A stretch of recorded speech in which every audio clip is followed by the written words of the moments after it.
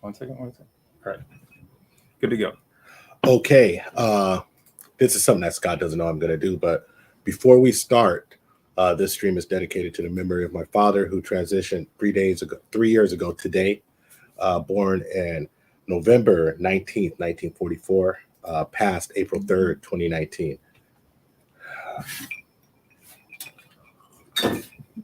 Yeah, you really got me unprepared on that one.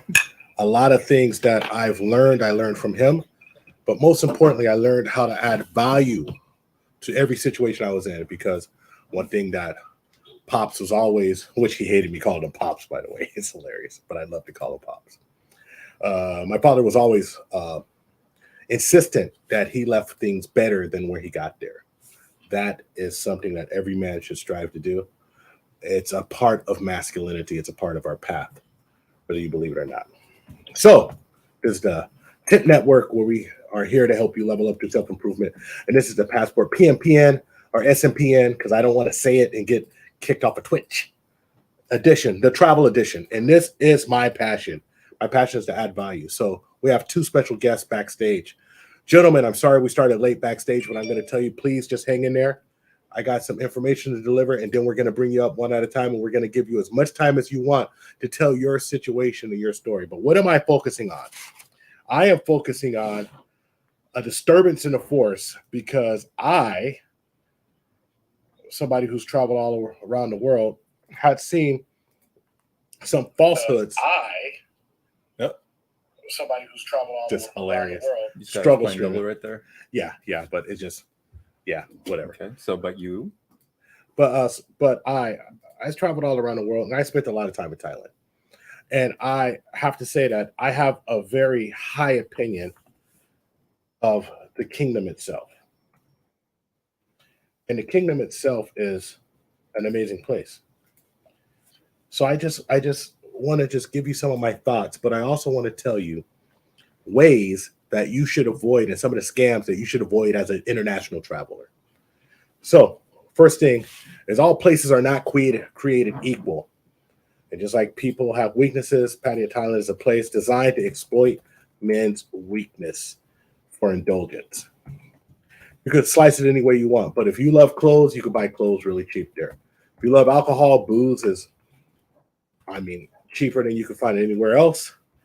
And of course, if you like women, there's plenty of women there for you. And they understand your weaknesses also.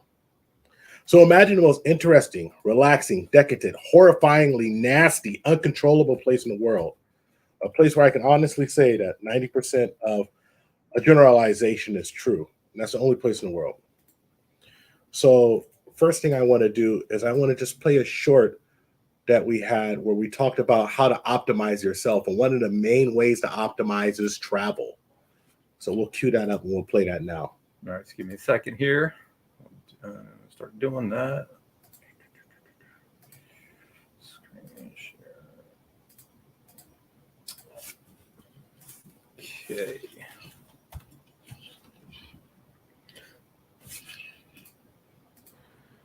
That's right, it's optimization time. So once you level up, once you start making a little money, get a passport and travel.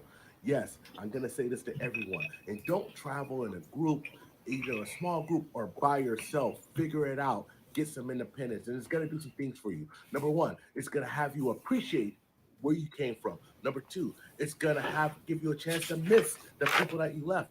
And number three, it's going to let you see different cultures and different places. Maybe you'll be the pick of the litter when you go there. You might go to a place and every woman wants to talk to you from a male point of view. And you might go to another place and no women want to talk to you. It lets you know the ebbs and flows of life and just not being stuck in the same routine. This is very important. If you want to optimize yourself, get out there. And like I said, don't go with mommy and daddy. Don't go with a big group. Go and figure it out yourself. Stand on your own too. It could be the best time that you've ever had. And so I put that out. And when I put that out, it was maybe 6 months ago, maybe a year ago. I'm not sure. But what I was doing was I was telling folks that you got to get out of your little bubble, especially where we were at the time. It was a height of the lockdowns or the end of the lockdowns, and people were just scared to travel. And I was trying to implore people that you have to get out of your bubble, and you have to see new things, because a lot of people, especially in the United States, less than 30% have a passport. And demographically, it gets less and less, you know. And so I just always say, listen, get out there and travel, get out there and do something. But then again, there's other folks painting a rosy picture of travel and not understanding that when you travel, especially if you're a young man with some money, especially if you're naive to where you're going, there are some pitfalls. So look, everybody wants me to talk about the ladies. Everyone wants that. Oh, tell us, well, ladies, how much and this and that, and what can we do? But before you get yourself in that situation, understand that it's very difficult to get to a place and really optimize yourself, have a great time, and fully relax without knowing the rules of the road. So I'm going to describe something, and this is something that I see a lot of creators. Shouts out to, there's a lot of good creators talking about Thailand, but most of the time they're painting Thailand through these rose-colored glasses to make people think that it's a paradise on earth and nothing bad can happen. And especially when they talk about Pattaya. So I'm going to make a distinction here. I'm not going to say that Thai people are bad. Thai people are Thai. And Thai people have a different way of thinking than us in the Western world. Now, that's good in a lot of ways. And it's bad in some ways. Meaning that, number one, you are not Thai. You're not meant to be Thai. It's a big game and you're not in it when you're talking about Thais. And this is what I mean.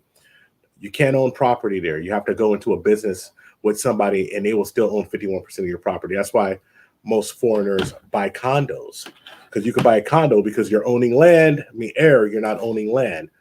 So now what's the result of that? Condos are super expensive and houses are cheap, because houses are meant for Thai. Condos are meant for the Falang or the foreigner.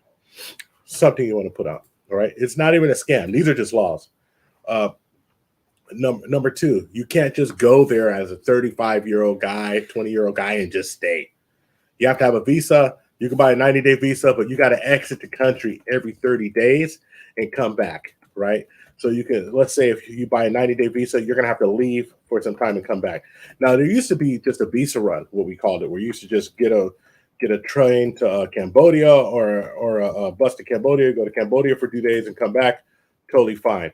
That does not exist anymore, or if it does exist, it's very limited if they brought it back. So what I'm saying is that, you know, you could go there and think you're going to stay, but you will be in violation of Thai law right away. Now, Thai law is very pliable. So we'll talk about a little things like that later, but I'm not going to go too deep in it. And also, I'm going to give you the scams today. So a lot of people, they want the juicy Scams. The scams. Not fake gurus? Or No. do you get fake gurus in there too? No, there's no only fake. Oh, well, only fake gurus in Thailand are people who are trying to get you to go there without telling you the game. And when I talk about the game, I don't talk about you having a game. I talk about the inside baseball. You mean the pickup game? Pickup artist? No, I'm talking about the game of life that exists in Thailand. So Bay Area game. Okay. Yes, the game of life that exists in Thailand. So number one, when you arrive, you're going to fall victim to the first scam that everybody falls victim for the first time they get there. And this is called,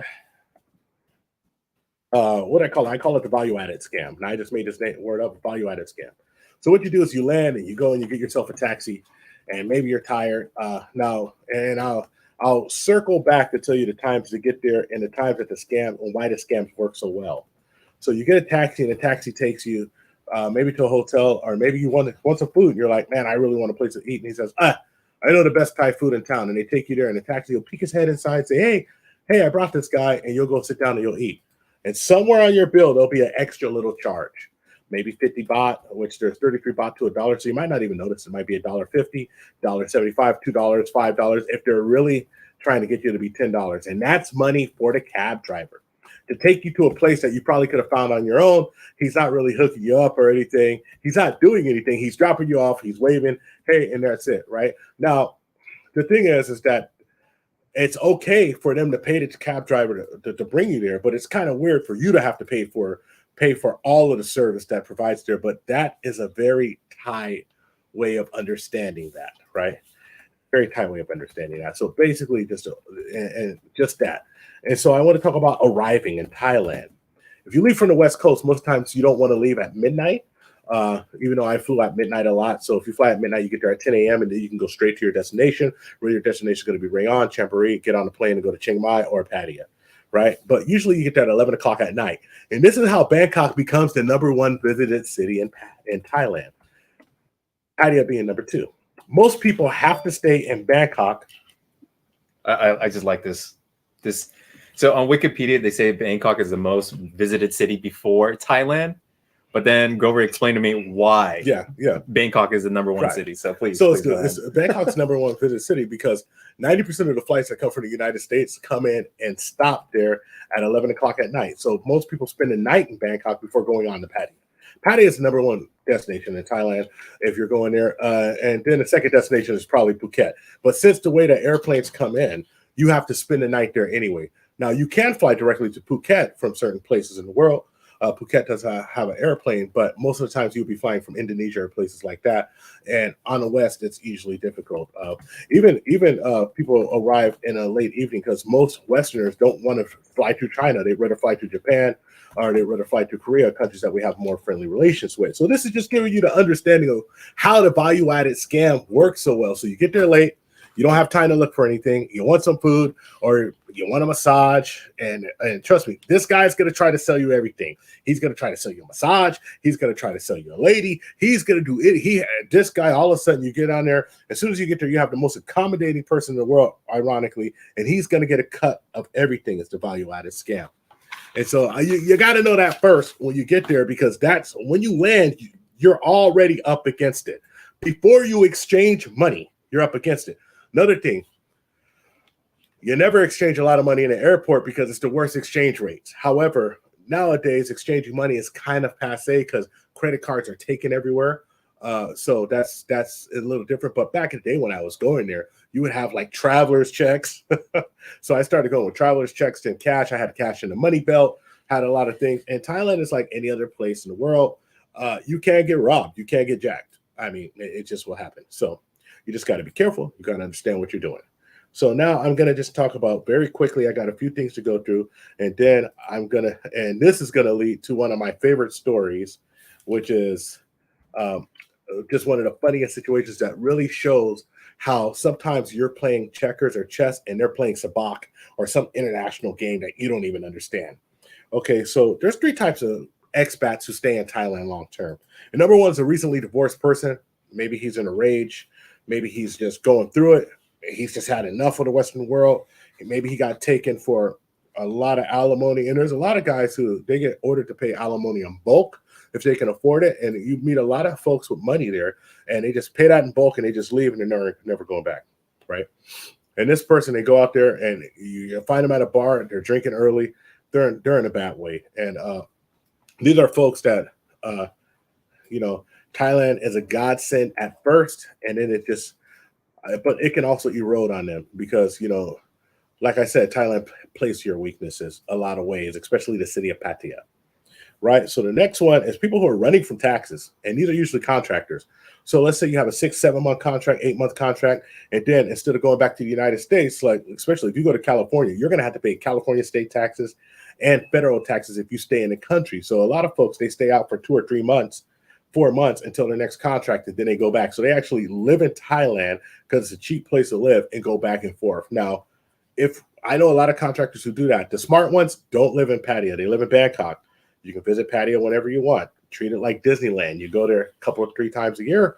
Or there's folks who they live in Chiang Mai. Shout out to ATL Swats who moved to Chiang Mai. And that was one of the things that he understood. He went all over and he was like, Chiang Mai is a normal city, which I don't understand why people aren't highlighting a city like Chiang Mai, talking about a normal life. And it's simply because Chiang Mai doesn't have the P4P action that Pattaya has. And honestly, a lot of these guys, it would be harder to find a mate. Spicy services? Spicy services. Oh, okay. So the next thing, the person is the person who have more time than money. And so one story I tell is about a gentleman who used to own a place called The Vault. And he got in a bad accident. He was from Chicago, got in a bad accident. He was a garbage man, and the garbage truck backed into him and just destroyed his legs. This person had more damage on his legs than anyone I've seen. And so he got $6-7 million, went to Thailand, and within 10 years, he was broke living back in Chicago. It's just one of the things. Well, we see a few people like that actually on YouTube. You introduced me to some person. You're like, that guy most likely ran amok the Thai authorities, and he's probably broke. Yeah. Yeah. Does that happen very often? It's one of the most easiest things to do to run amok at Thai authorities, because you don't understand the game that you're playing in Thailand. And the game you're playing in Thailand is that it's not your rules, it's their rules, and they change it when they want. I mean, and just like the visa to get, so to stay there, you have to be over 50 to get a retirement visa, or you have to get a work visa. And the work visa, a company has to get it for you, and it's complicated. But to get a retirement visa, and I know I'm giving you guys all this value. I'm trying to give you the game. I'm trying to make you understand, because so many people want to go and live in a different place, but they don't understand that you have to understand the game. You have to understand before you go there what you're getting into. And I could talk about this all day, and I don't talk about it a lot. This is not something, I'm not constantly telling people about rules and regulations to move somewhere, but you got to be over 50. You got to keep about 6 million baht in the bank, right? So divide that by 33. Okay. And you have to have a suitable income, which goes up and down according to the Thai currency. So this is something that really blew my mind when I first looked at it. And so I was like, okay, maybe I gotta have make $50,000 a year in retirement. That's fine. And they're like, no. It's never going to be less. You're never going to be able to go there for 45 or 35,000, even if the Thai currency crashes. It's always, they're going to adjust it, so it's always 50,000. And that is the reason why Thailand is such an interesting place, because the rules, they're not accommodating for you. As a matter of fact, one of the reasons why I learned so much is because I became friends with 3 people in Thailand. One was a mama-san who ran a bunch of bars. And I was trying to figure out, just for my own knowledge, how did you get so much property? And she divulged to me that she was married to a man from Illinois, and he passed away. And her life insurance, she got money. She moved back to Thailand and became a businesswoman. And so she would tell me a lot of things. Shout out to her. Tip has a lot of property in Thailand, has a lot of bars. Her name's Tip? Her name's Tip. TIP, not THPP. But, well, her name is like Rung Tip or something very long that I can't, but everyone calls somebody a nickname. Yeah. Scott's over there in the peanut gallery asking questions. Synchronicity right there. Yeah. So, and she would tell me like, no, it happens like this or it happens like that. So number 2 thing that people don't understand just going there is you need to pay the police. And the police and the mafia are usually the same people. What I'm saying is that if you're running any business, the police are going to come and they're going to ask you questions that are very inconvenient, like, who owns this place? And every Falong who's working there says, I don't own it. I'm just here hanging out. And they say, oh, okay, no problem. Because you better show me a work permit next time I come here, or you're going to get blacklisted. Blacklisted means you can't come back for 98 years. So what happens is somebody goes to the police and says, how much money do you need? And you pay off that police officer. Now, here's the biggest problem to that. If you're not paying off somebody high enough, you got to pay the next person up and the next person up. So you kind of got to circle around and pay somebody high, and so that money can trickle down. So you don't have to just pay everybody. And you got to find the right person too, right? You have to pay the right people. So how do you know who's the right person? You find someone who tells you it's the right people.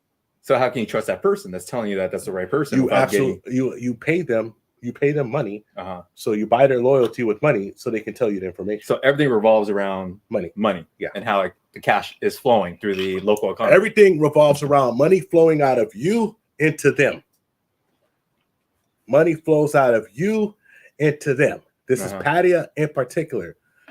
Tip told me she would be happy if half of the people landed, emptied their wallets, and got back on the airplane and left, and she didn't have to talk to them. So is that like kind of like the overarching Thai mentality is I don't come here to drop the money? I can't say it's an overarching Thai mentality, because I also can tell stories about going to Bulilam. I can tell stories going to Chiang Mai and finding wonderful people who are interested in you who don't do that. So let me. So I'm talking about Pattaya. Pattaya. That's what we're focusing. I would say Pattaya exists to take money from you. Pattaya exists to turn you into an ATM. It's funny when I seen the Matrix and I seen that they said they wanted to boil everybody down to a battery. I was like, Pattaya wants to boil everyone down to their wallet and just take it out. Oh, it's empty. Oh, this is no good no more. Get out of here. I'm gonna refrain from asking any questions. Just Yeah, there's a lot to go through. It's a lot. All right. So now the other people who wind up going there for short time is a middle-aged guy who's usually has a great city job. Police department, fire department, FBI, federal jobs. I've seen IRS agents there. Probably met some CIA.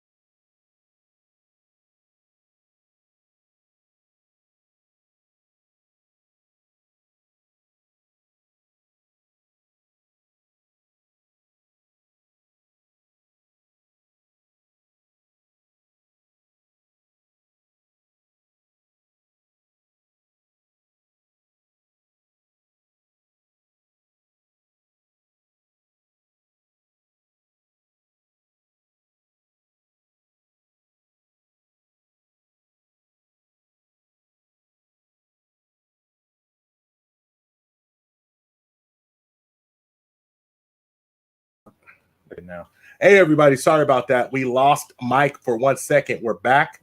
We lost sound, but we are back. We are, this is a thing with StreamYard. I've seen people that I've seen the lead attorney just break down like, I hate StreamYard. So, even though we've brought the licensing, we might, and shout out to BW. Last thing you heard was CIA agent. So let me just go to this right now. So CIA agents, I'm sure that they were there. I'm sure people from the CIA was there. I know a lot of contractors are there. But anybody who was doing any type of anything that you're not supposed to know what they do, it's obvious that they're doing something there, but they don't tell you, right? I met a couple of marshals, and the way I knew one marshal was that his brother of our tribal, his brother was in our tribal group. And he would always talk. He would always talk to us, and he was just kind of admitted that he was a U.S. Marshal at then. He was an Air Marshal actually, which is different from U.S. Marshal, I believe. I'm not sure about that, but I know he was an Air Marshal. And I have a very interesting story that I'll close out with the monologue. So those are the folks who go there. So look, I don't want to, because we've been going for 22 minutes, and I've been going fast and furious. I'm going to stop, and I'm just going to answer any questions that you have. Then I'm going to go to the next two scams that I'm going to tell you folks about. And when I say scams, I mean scams. Okay. And so I'm just going to look out there besides the StreamYard trip and see if anything's up here. Looks like nothing. Cyber went through all this. Yeah. So look, if anyone has questions, anyone has questions about Pattaya, has questions about Bangkok, I want you to enter it. I want you to enter it in chat. If you're part of any group that I'm in, put a number 1 by it. I will more than happy answer it for you. One thing I said is I will answer any questions you have, including questions face to face. But we also have 2 other folks that we're going to bring up. So I'm gonna speed this monologue along and give you the information. Then we're going to bring up the other folks. Poppy has a question. Other folks. All right. Poppy wants to know how everyone's doing today. Poppy Blanco with how everyone's doing today. We're doing stressed, but we're making it. The setup's messed up. It's because I set up most of it. I'm bringing my super editing PC, so we should not alleviate some of these issues that we're having. Yeah. So here we go. Now just go back, and I want to go back to how is this possible that so many people can fall victim? Well, I used to say that Thais were experts in American television because it's funny. Like, people want to know the difference between Thai and a Filipino. Filipinos, their mission is to come to America in a lot of ways. I could be wrong. Filipinos in the chat, they might tell me no, but a lot of Filipinos that I met in the Philippines, their goal was to go to the West and live a better life. Oh, I gotta tell you a story about that, because it seems like maybe because Profo Juan is in here, they're telling me a story how there would be. This is back in the 70s and 80s, And there would be commercials where, not a commercial, there was a newscast, and there's this Filipino guy that was on the newscast. And I think it was some kind of immigration or whatever. And everyone was always yelling Daly City. Filipinos were yelling Daly City. So people back in Manila, their goal was to come over to Daly City. So anyway, just got to research that. I can tell you why. I can tell you why. Go ahead. Because Daly City has the same temperament as Baguio, which is a vacation destination for Filipinos in the Philippines. So if they want to go to Baguio, then they would say, well, I don't want to go to the United States where it's too cold, but Daly City is actually foggy, but you actually get some sunshine. And so it's just a place that they know. Plus, there's more Filipinos in Northern California than any place else in the United States right now. They immigrated from Stockton to the coast. Okay, so I have one question here. And of course, and this is from Van Lee. And Van Lee says, I see working girls versus freelancers on a lot of Thailand travel videos. Elaborate a little. Okay, so this is for the P4P. P4P? Spicy services? Spicy services, right? Now, we're not going to get kicked off the platform, so I'm not going to go all the way into it. But I can tell you this. A working girl is usually someone who works in an establishment where they are tested for STDs, and they have to keep a health card on file, and they're tested once a month to be clear. If they're not clear, they cannot work until they are cleared. Also, if they contract diseases regularly, they are ran off. Freelancers are folks who don't work for any establishment. They don't have anything like that, which is safe to assume that freelancers may have been folks who ran off or have something, a type of disease. Now, how do I know this? I know this because the mama-san that I was friends with, that was one of the things she told me. And if you're talking about Pattaya, you're talking about the Coconut Bar, which is Beach Road, which is really, which I know a lot of folks who live in Pattaya live right by Beach Road because it's the longest road with Western-friendly housing in Pattaya. Okay, so I got a question for Self-Made who wants to know any holes to go. Okay, so what does that mean? All right, so this is referring to this, and I promise to answer any question would have won by it, and even though if it railroads a little, but it's spicy. So here we go. People, there was a video, and I don't know who the person's buying. I don't care. I believe he's a PUA. It's none of my business, right? Pickup artist, yeah, whatever. But what this person said was, hey, you know what? I'm sure that I've mistakenly slept with a lady boy before. Any holes a goal. And I said, that's bullshit. And the reason why I said it's bullshit is because if you're over there visiting and you're not living there, most likely you're staying at a hotel. Now, this is a law for Thailand that you need to know. Every man here who's going to travel, if you're going to travel single and you think you're going to pick up a lady, stop what you're doing and listen. This is the most important thing. This will save you jail time. This will save you embarrassment. This will save you money. This will save you mental trauma. Okay, so I'm just telling you right now, stop and listen. The Thai ID has to be in the original gender of the individual you are with. The Thai ID. So that means that if a lady makes herself up to be a guy and to be a couture, which is totally acceptable. Thailand culture is not like our culture. Nobody looks down upon them for doing that. They're not a Western culture, right? They're not a Judeo-Christian culture. They're not worried about the things we're worried about. It's totally normal. And so it's a lot of things that will happen. And the reason why this law even came to bear is because Marines would go up, and specifically U.S. Marines would go up in a room with a lady and find out that there was a Jimmy Bean pole bigger than his, and he'd snap the person's neck, go crazy, and then they'd arrest them. And then America would have to put their influence on them, pay off the family, and let the person go home, and that person would get discharged. It happened, and it started happening so much that the one of the things that they do is that the Thai IDs are an original gender. Now, why do I say this? Because in order to go to a hotel you're staying at, short-time hotel or long-time hotel, the lady, the Thai person, must present their ID. They must present their ID. And if you're on top of your game, if you have a good relationship, they're supposed to tell you anyway, but if you have a good relationship with the hotel, they're going to pull you aside and say, are you sure you want to do this? Because, are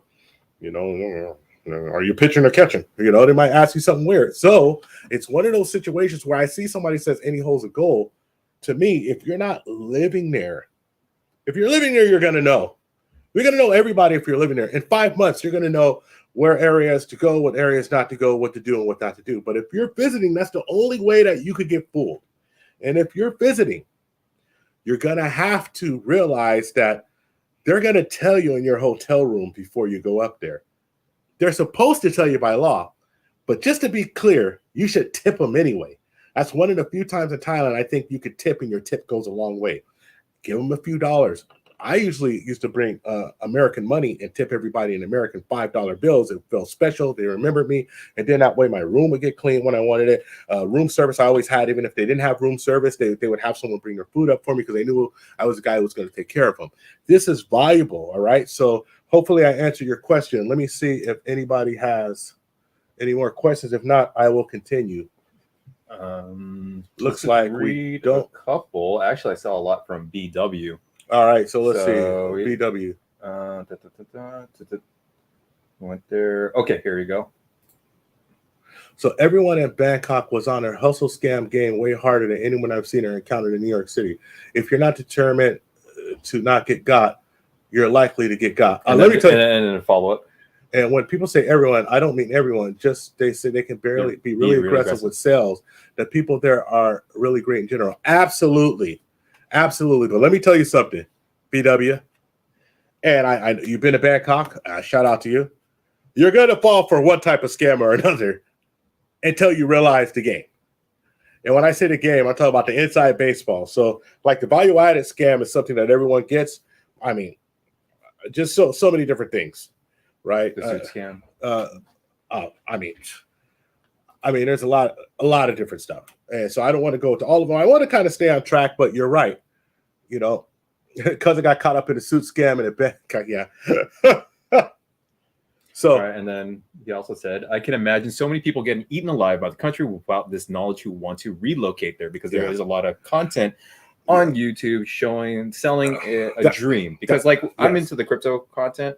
Right. And I also go through the different financial information content YouTube channels. And sometimes they'll keep talking about like Shiba Inu, or they talk about Dogecoin, and all they can do is just hype up that one coin and inject people with hopium. So this is the thing that our goal is to prevent people from getting that hopium and just going willy-nilly over into another country without understanding anything about the culture or the people or the customs or any of the things that go on there. You have to understand. You have to understand what's going on. And you're not going to make it if you don't. I'm just telling you, you're not going to make it if you don't. You'll be able to have a fun time there, but you, like a fool and his money is soon departed, and Thailand is here to make, and Pattaya in general is here to make fools out of everyone. Now, Bangkok, they hustle hard, but Bangkok, you get to some nice places, right? So here's another question from BW. Thank you for giving us all the questions and your experiences here on the live stream for tip. The videos of Pattaya I saw made it seem like walking the streets at night was like walking through a gauntlet of street walk. Would you say that's accurate? I avoided the place because of that reason. No. It's like walking to a combine, an NFL combine of streetwalkers. Not a gauntlet. A streetwalker. Here, guys, let me break it down so I can just try to tell you how many people are there. All right, I'm not going to say anything about freelancers, but there's about 12 bar areas. The city is about the size of Oakland, California, 49 square miles. There's at least 4,000 to 5,000 brothels there. Okay? A lot of stuff you can do there besides brothels, but everything revolves around, the economy revolves around that trade there. So if you say, I would say that if you don't want to do that type of stuff, go to Chiang Mai, go to Rayong. There's plenty of places to go in Thailand where you could just have a great time and not flip out, okay? Here's one thing that I want to go. I want to go to the next thing, though. Okay. And this is the last scam I'm going to talk about. So hold on. I talked about the value-added scam. No, I got two more. Next scam I'm going to talk about is, I call it the plus-up scam. And this is funny. And I actually witnessed this before. So, it's a girl trap usually, but sometimes guys do it for you. And so somebody comes to you and says, hey, I have a great idea of a property you can buy. And you say, well, hold on, I can't buy properties. No, it's a bar, it's a hotel, you can buy this, right? But you can't own it all, but you could be my partner. And we're going to buy it from this person. And you're going to be I can help you run it. I'm going to own 51%. You're going to own 49%. Now, that's going to make you mad, but that's the way it is. You cannot own over half. You cannot be a controlling partner in any business. So that's why you see 7 or 8 foreigners owning a bar, and they all own like 10%. And then I'm serious, they all 5, 10, 3, 2%, whatever. And then you have one Thai person owning 50%.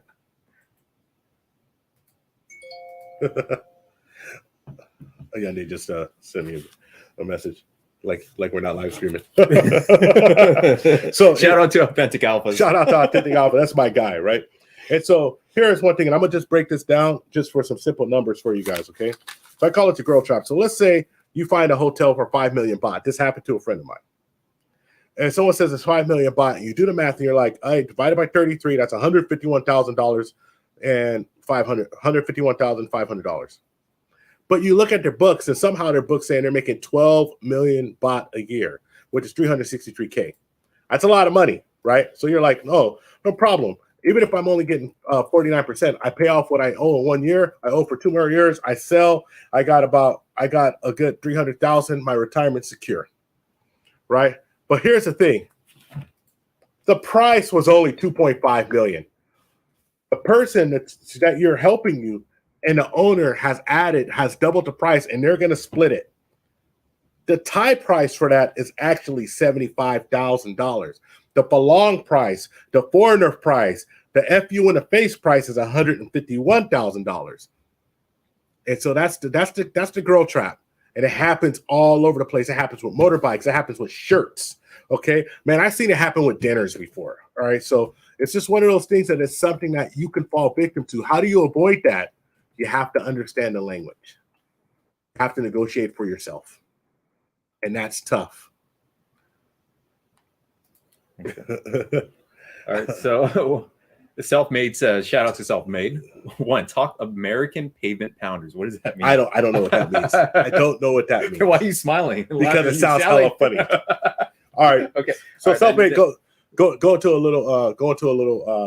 little more detail, and if I know, I'll tell you about it. So Van Lee, and thank you for leaving us the comment earlier in our last video. Yeah.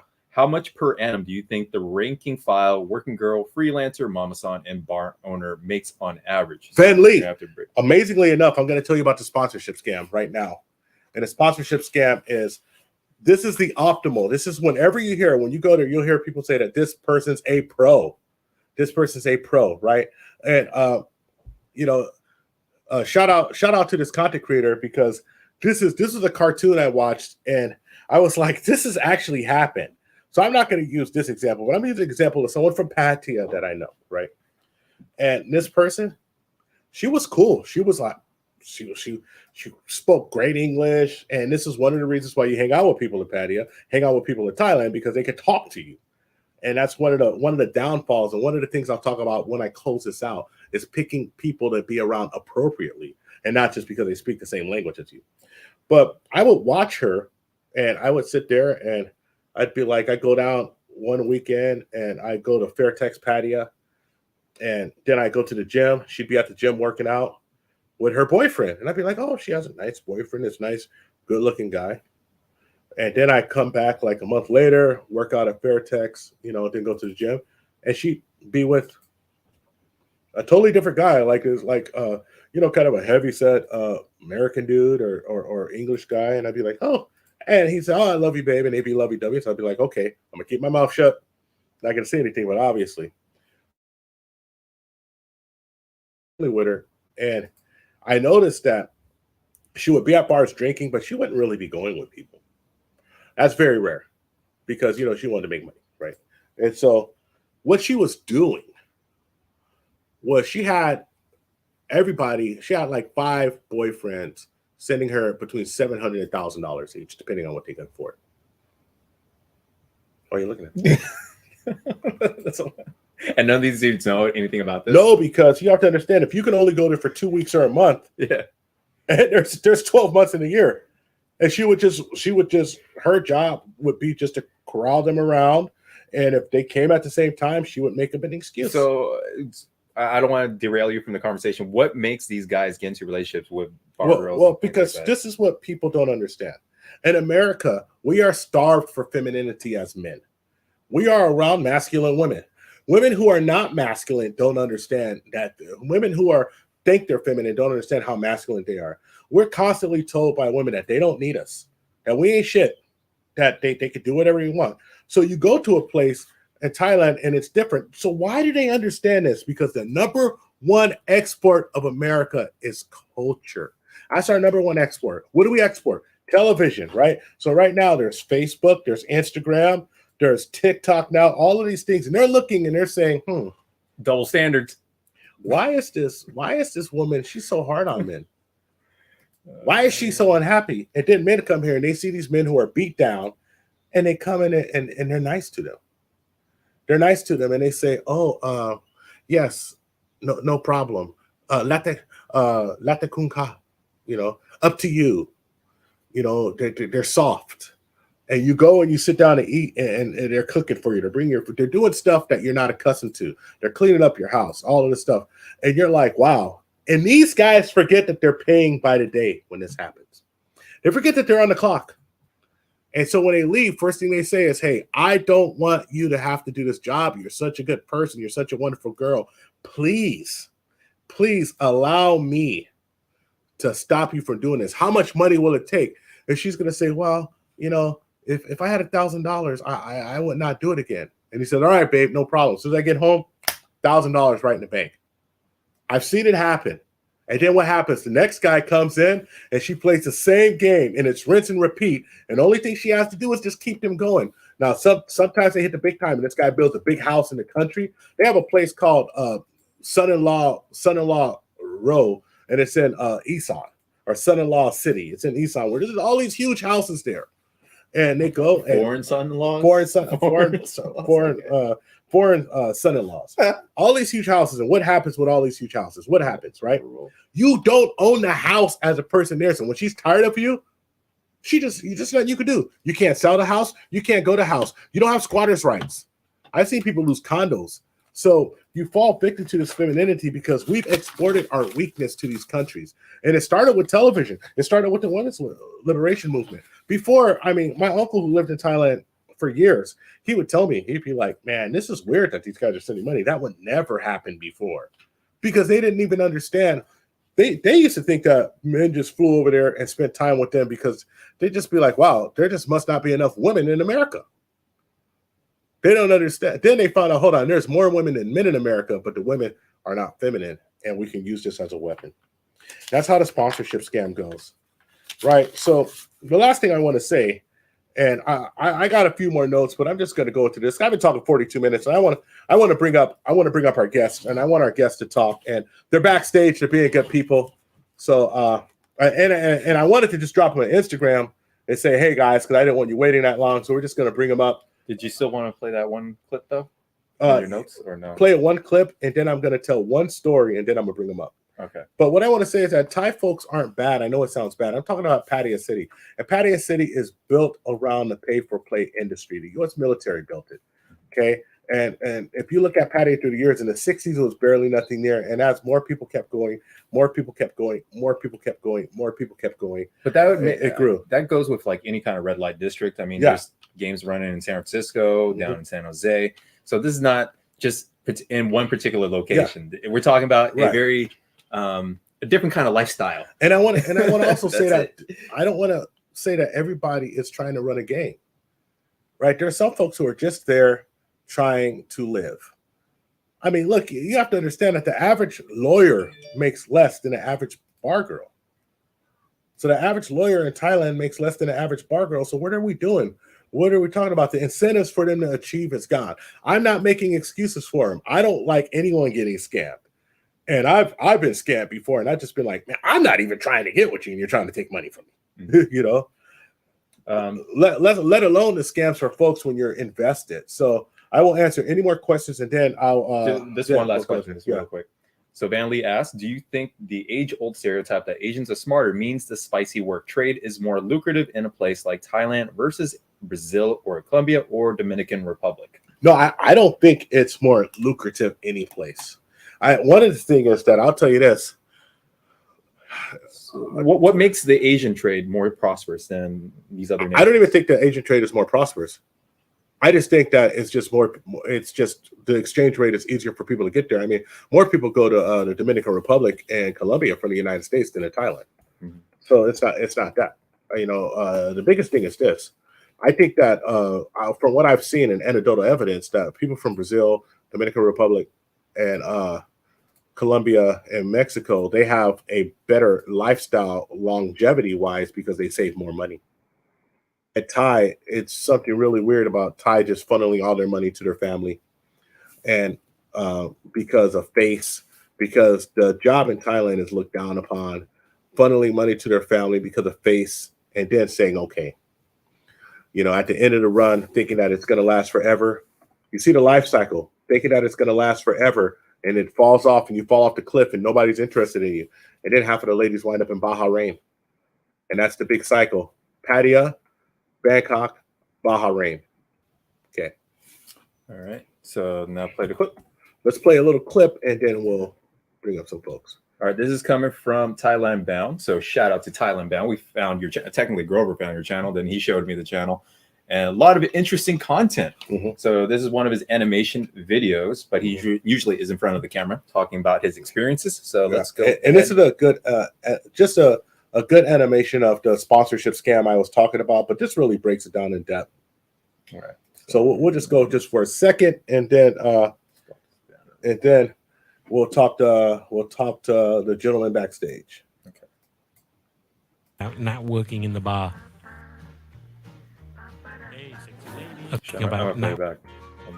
They chatted online, and Dave was certainly getting more and more jealous, thinking about Nat working in the bar. A few weeks went by, and now Nat was gaining more confidence. Her friends had helped her learn the ropes, and she was now brave enough to go on stage and dance. Nat was an attractive woman and would have several customers buy her drinks each night. She would also have men asking her to go out with them, but she didn't go that far. Not yet. Around a month into the routine, and she was speaking to Dave online. She told him about the work and that she was doing okay, but feeling very tired. Do you get many drinks each night? Yeah, I got a few. I had to. Okay, guys. So it's just one of those things where I really suggest that if you have an hour, and you don't have an hour, so play it on fast to watch this video. It breaks down a sponsorship scam in depth. This is from Bangkok. So Bangkok's a little more, it was a little more business minded than what I've seen. What I seen was just collecting money. Bangkok, it was just more from this was just more of them just getting more and more property. But the idea was that being a pro was very important to them. So this is what we're gonna do. Okay. I got another story to tell, which I think is hilarious and really shows like the idea of what things happen. But I want to bring up our guests, and I only asked 2 people to guest on this. Of course, I'll open up the panel for anybody who wants to come up later. But one of the things that I'm trying to do is make sure that our guests, if they're plus they're waiting back so long. So what we're going to do is we're going to bring up QB first, because he's talking about Mexico and it's closer to the United States. Then we're going to close it out, our guest, with Papi Blanco. Unless you guys got to go and that order is okay, then I can put you up at the same time. But I always want to bring somebody up and give them the time to talk. So let's welcome to the stream QB Passport Flexin'. You are in the stream, my G. How are you doing, sir? I'm doing great, man. Doing great. How are you doing? Man, I'm doing great. I just wanted to add some value to this travel thing, because I see a lot of folks talking about the great side of travel, which is good, because traveling is an upside. It's an optimization for life to travel. It lets you know, and it's good for you. But I know that just like I know that there could be some bad things that go on. And so I just, I contacted you because I mean, you've been hitting Mexico hard. I've been to a lot of places in Mexico you've been to, but you've been there more recently than me. So I'm not gonna act like I got the up-to-date information. Even in Thailand, I mean, I haven't been in Thailand for years, but I was there long enough that I have some inside information. So just go on and introduce yourself. I know you have a channel. Tell us about your channel, and then go on and tell us anything you want us to know about your time in Mexico. No doubt, no doubt. QB Passport Flexin', sub to the channel. Yes. Also, QB Willie B on Instagram. Find me on the gram. Basically a travel maxer, black pill maxer. Somewhat live like a bachelor life away from the whole matrix. And when I say the matrix, more so of the United States. So rather than living a single life being a pickup artist, I take my talents overseas, with the passport. Someone have a vacation girlfriend, participates in P2P, and then every now and then I like to go out and hunt, whether if it's, out at the nightclubs or, meeting girls online, be it, Tinder, Bumble, but basically just a brother that likes to have options, period. So when you're dealing with women overseas, of course, there's going to be always pros and cons, and I'm happy to shed light on that on the stream. The floor is yours, man. The floor is yours. So, Right. Now, of course, this is not the Patreon. So, Right. I mean, I just see some of your videos. I was like, right.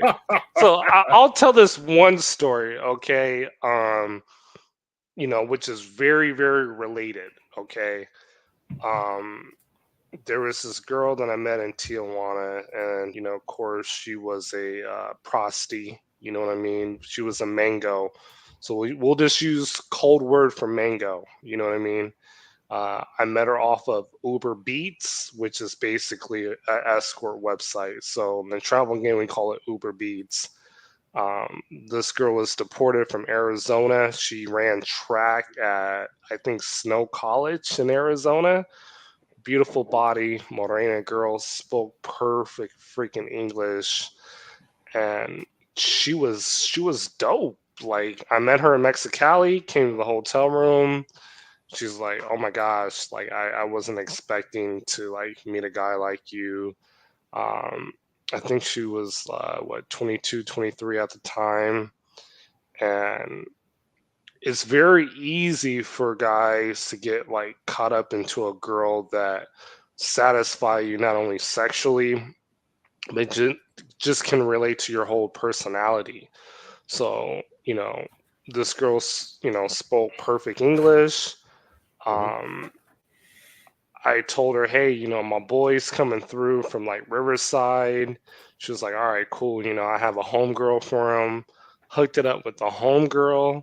She let me smash one of her friends.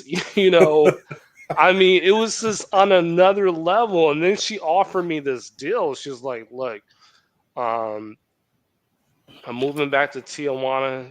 My rent is about like $400 a month.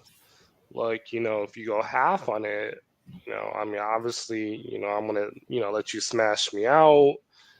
I'll give you rides to the airport, because she was like kind of being like my Uber taxi too, like all of that is covered.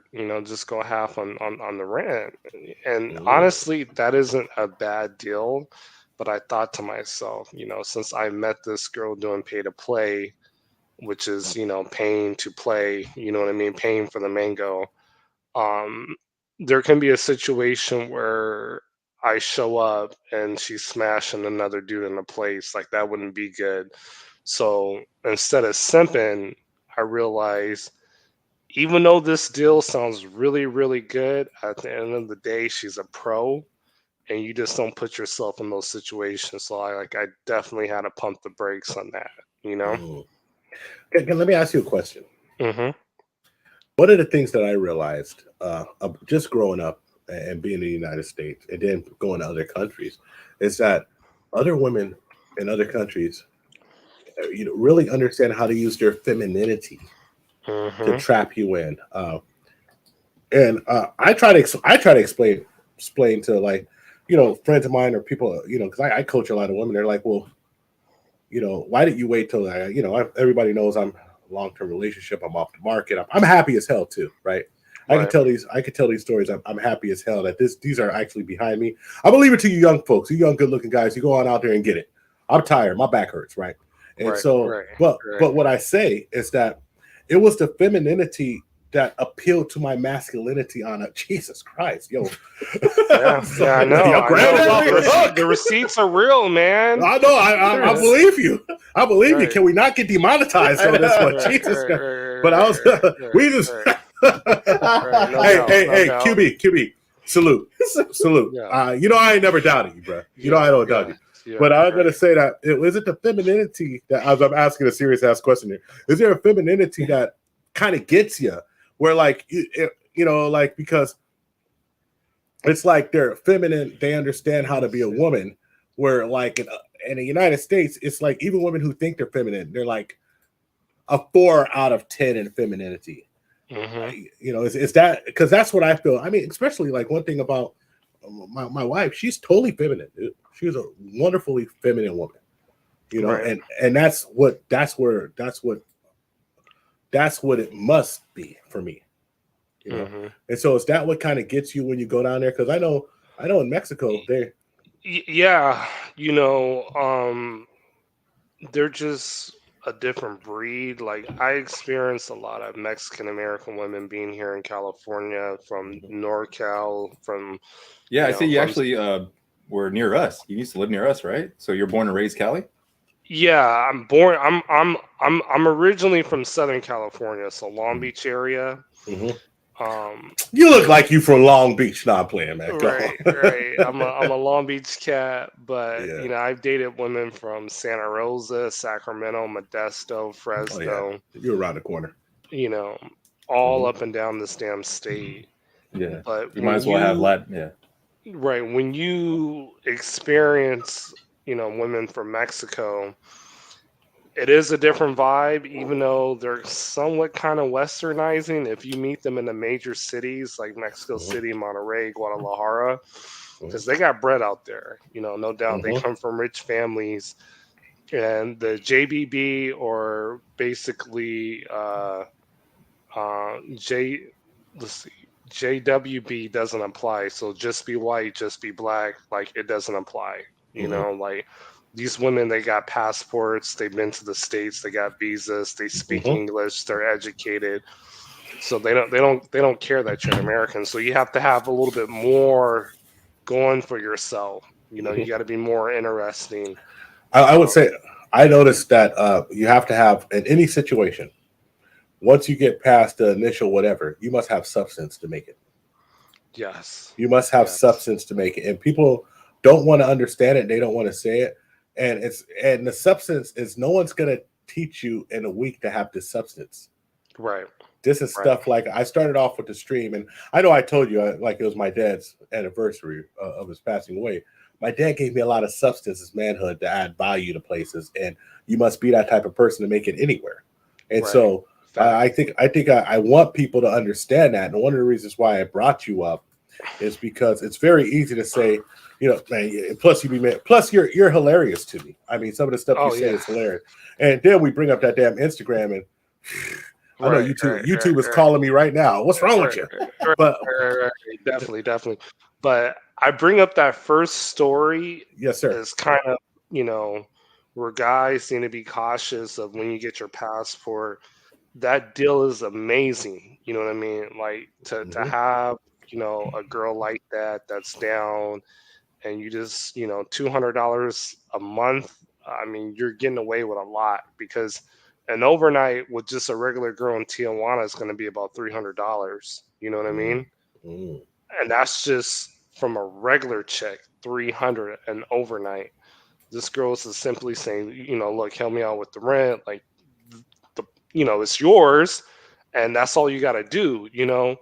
But being a guy that knows female behavior, knows, you know, manipulation, that's a sucker move, you know, in my opinion, because it's like, again, I'm investing into a woman that's a pro, you know, and nothing against a pro, but, you know, short term, long term, that's not ideal, you know. Like, I can't make a girl like that my girlfriend or my wife, because, you know, of her past and what she done and the way that I kind of met her, you know.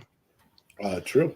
So passport bros, especially if you're kind of like an incel and you kind of meet a girl like that, it's very easy to say, yes, I will do this. I will take this deal. But for me, I've never struggled with women in the United States at all. And, Mhm. a lot of guys are going to be like, okay, well, QB, we need to see the stateside receipts. Yeah, I got plenty of those. Yeah, please don't, please don't show them. Right. I know what you do already. I know, Mhm. I know what you're gonna do. I know your phone gonna come out. I already know how you do it. But Right. listen, I'm the dude that used to go to like Hollywood, Las Vegas, Austin, Texas, Scottsdale, Arizona, Seattle, Washington, and would do the whole bottle service, $2,000, $1,500.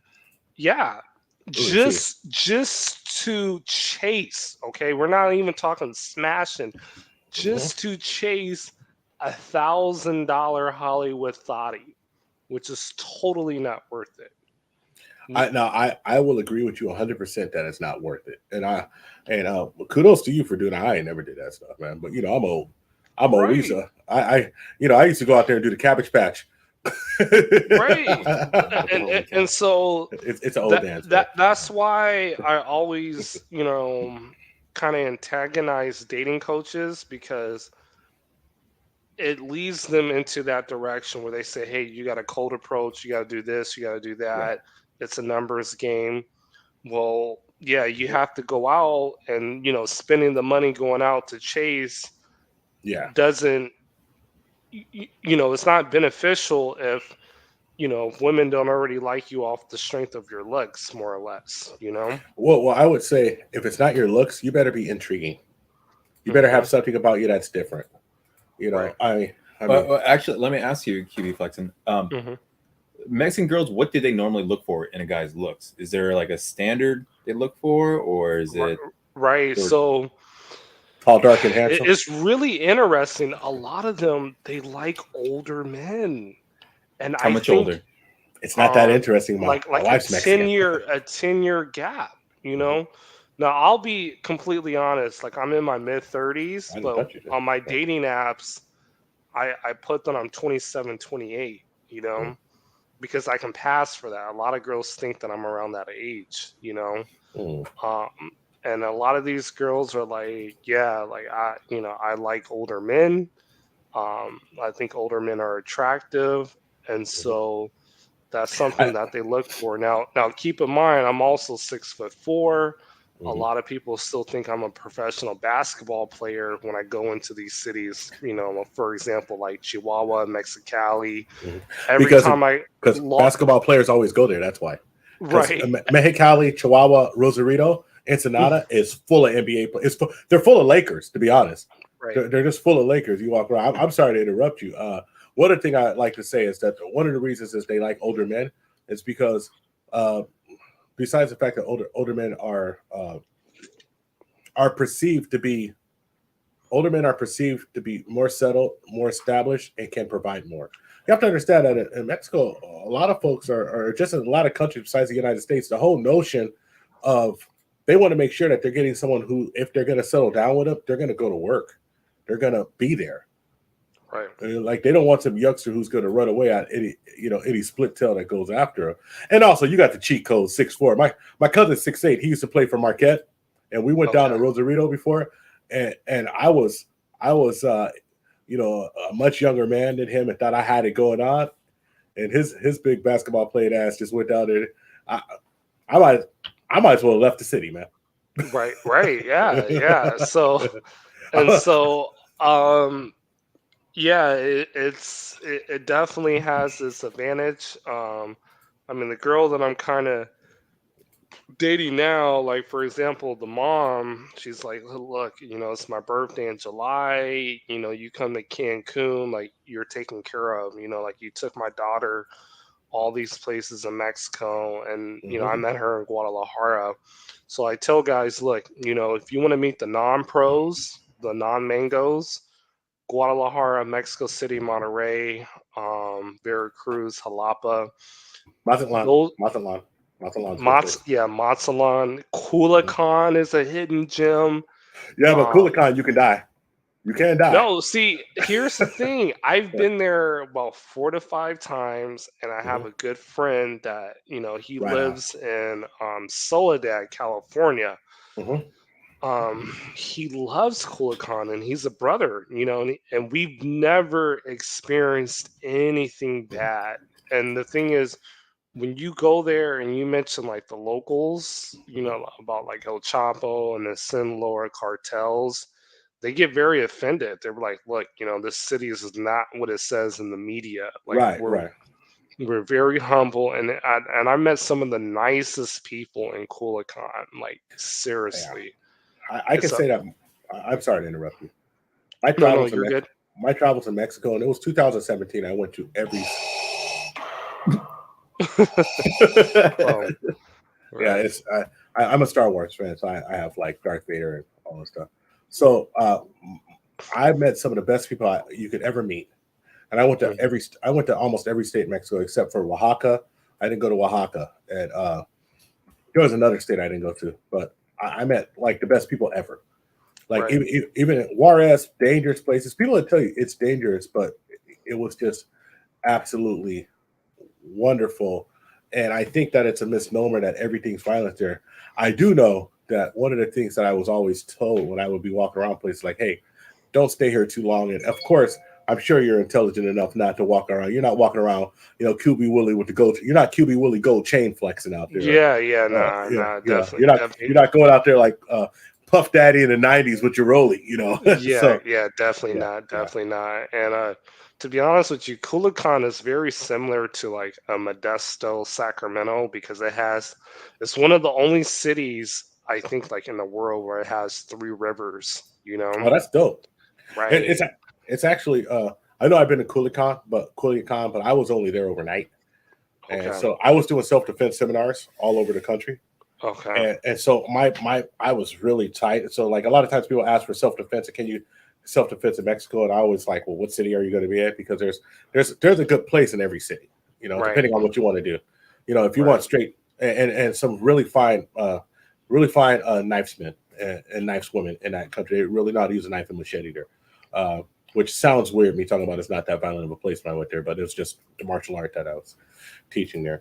You have anything to close us out? I mean, there was some value added there, especially I think one of the things I want to highlight what you said was that I think you were about to fall victim to almost to a sponsorship scam where like you weren't Yes, going to be paying, someone else is going to be yes. paying. So because look, $200, if someone understands, they're like, oh, it's not that much, right? $200, but then you got 10 people paying $200 and they can come through whenever. You just got to have Google Calendar to Right, like right. keep everybody straight. And right, and the thing is, I'm still cool with the girl till this day. Mhm. Like Still smashing. honestly, she's Anyway, a cool still smashing. I know what that means. Go on. right. But Self-made is really insistent on asking him this question. All right. okay, Is let's see, ask him how to avoid the cops. Yeah. Okay. All right. yeah, So go on. But I think you dodged the sponsorship scam, and please tell us how to avoid the cops. right. So just to kind of wrap up the sponsorship scam, it's when guys get a passport, especially if they're a guy that is like a borderline incel, you know what I mean? Mm-hmm. You don't want to take a pro serious. If anything, you can have like the friends with benefits, kind of pay as you go, but you don't want to make a pro into your girlfriend. Like, do not do that, no matter what country you're in. It can be Mexico, it can be Colombia, it can be Thailand, it can be Brazil. Like, no, you just Facts. don't want to do that. So, Facts. you know, knowing what I know, and knowing that this is a deal that's too good to be true, like I kind of had to fall back on her. Even though she is great in the bed, she's cool people's. I mean, I can leave money laying around in the Mm-hmm. hotel room. I don't have to worry about that. But at the same time, it's just long term would not been beneficial for me. Man, Um, you are super intelligent. You're giving sage advice because let me tell you right. something. I've seen dudes who claim to know it all Hmm. fall for the scams. Right. and it takes. And I think that the reason why I was successful of not getting scammed, and I got like little scams here and there, value added scams and stuff like that. But I would never got the big scams because I stopped and said, I don't know it all here. So I'm not spending no damn money. I don't understand, so I'm not spending money. But man, I've been how long I've been talking about this with you? I've been talking about doing this for like 2 months, right? Yeah. And I want to apologize to everyone who I bent their ear talking about it. I really went into I took notes every year I was in Thailand, and I took notes of things I seen, and I really went back through my notes and organized them so I could like talk about it and really, really understand what I was talking about, because memories kind of mesh together, and I don't want to like say this and this and that. I wanted to make sure I was precise in the things that I was presenting, but I knew that you were going to have some great insight. Now, tell us about how do you avoid the police? Yeah, so place specifically like Tijuana, when you cross the border in California, that's where most guys from the United States go. And they go to the red light district, which is on a north day. So the best way to avoid the police: do not drink in public, do not piss in public, do not talk to people, whether they're American or Mexican, that you do not know randomly. So, for example, the Tijuana police, they were in on like this last scam where basically a guy will approach you, as it happened to my boy. They'll approach you, they'll speak to you, in English, like, "Hey man, how are you doing? What's going on?" And you're talking to this dude for like literally like less than 5 minutes. And then the Tijuana police comes up and they'll roll up and say, "Hey, this guy, he's a drug dealer. He has drugs." So the dude will, once they search him, he'll come out with something out of his pocket, and they'll be like, "So were you trying to do drugs with this dude?" And of course you're gonna say no, but they can't prove it. You know what I mean? So it's like, "Look, we got to take you in. And you got to see the judge."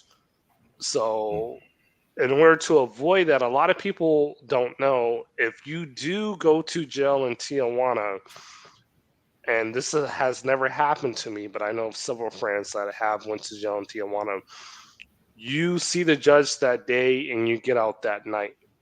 Okay, so if a cop tells you, "Look, you need to pay me $500, $300 so you don't go to jail," you'd be like, "Look, take me to jail, we'll go see the judge." And if you're in any type of infraction violation, let's just say you were drinking in public and you're actually guilty, instead of paying the cop $500, you go see the judge, you're going to get out that night, you pay about $20 for the infraction. That's good. That's gold knowledge right there. That's gold knowledge for anybody who's there. So everybody, please sub to QB Flexen's YouTube channel. So we got just QB Passport Flexing, yes. QB Passport Flexing. And I will make videos breaking that down, what to do if you get stopped by the police. What do you do? How to get your passport, how to cross the border, because this is literally like basic stuff that a lot of guys don't know. Like, for example, a lot of people don't know that you can still enter into Mexico without a passport. You just got to pay them $30. You got to pay the Mexican Border Patrol, the immigration, $30 to cross. And then when you cross back to the United States, even if you don't have a passport, Border Patrol cannot deny an American citizen that was born here in the United States entry into the country, regardless. Right. Also, I think something like everyone wants to cross the San Isidro, but I forgot what it's called. It's about 3 miles down the road. Yes. It's way easier pass. Otay Mesa border. Otay Mesa. That's how I go all the time. I walk across Otay Mesa all the time.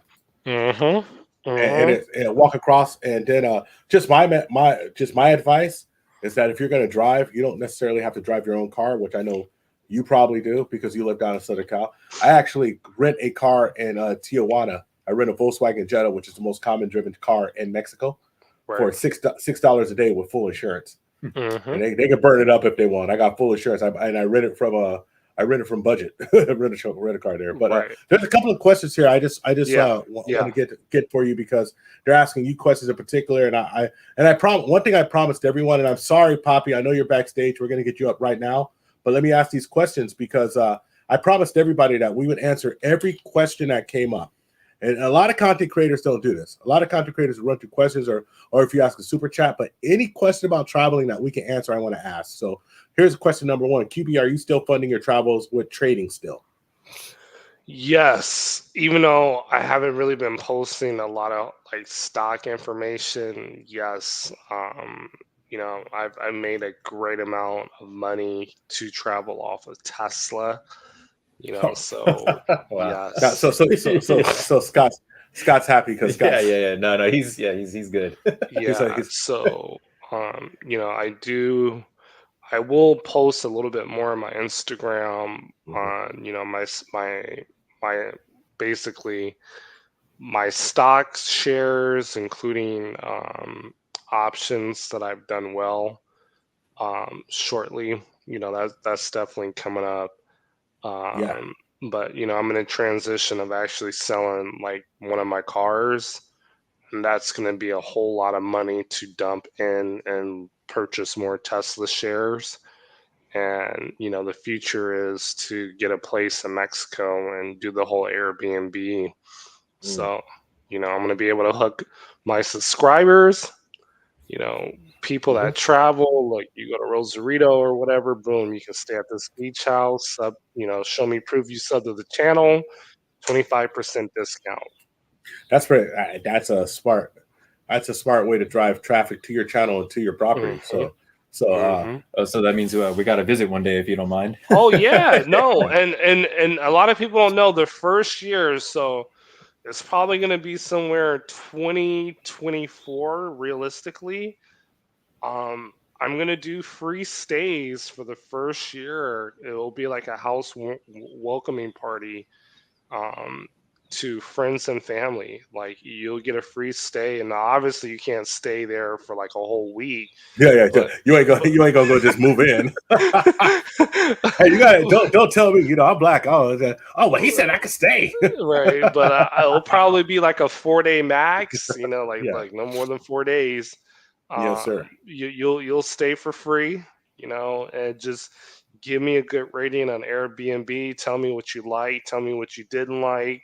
Tell me what I need to upgrade. Like I want to hear all that because I want to make it, like the best destination, moving forward. Because that's going to be part of the whole, traveling experience. As part of my channel.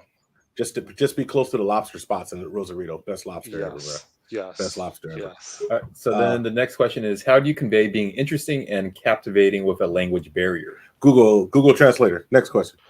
Right. No. That's a very good question. I definitely, I try to learn Spanish every day, and I spend an hour a day hacking Spanish.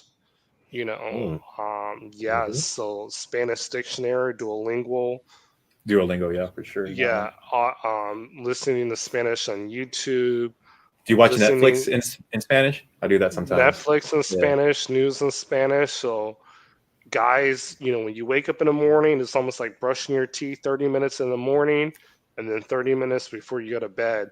And the real hack, since like I like to, obviously talk to girls, so I will do the whole Spanish dictionary where it translates, and then I'll write it down, and then on WhatsApp, like I'll say the message in WhatsApp, Oh, okay, that's dope. So yeah, you gotta hack it always to learn.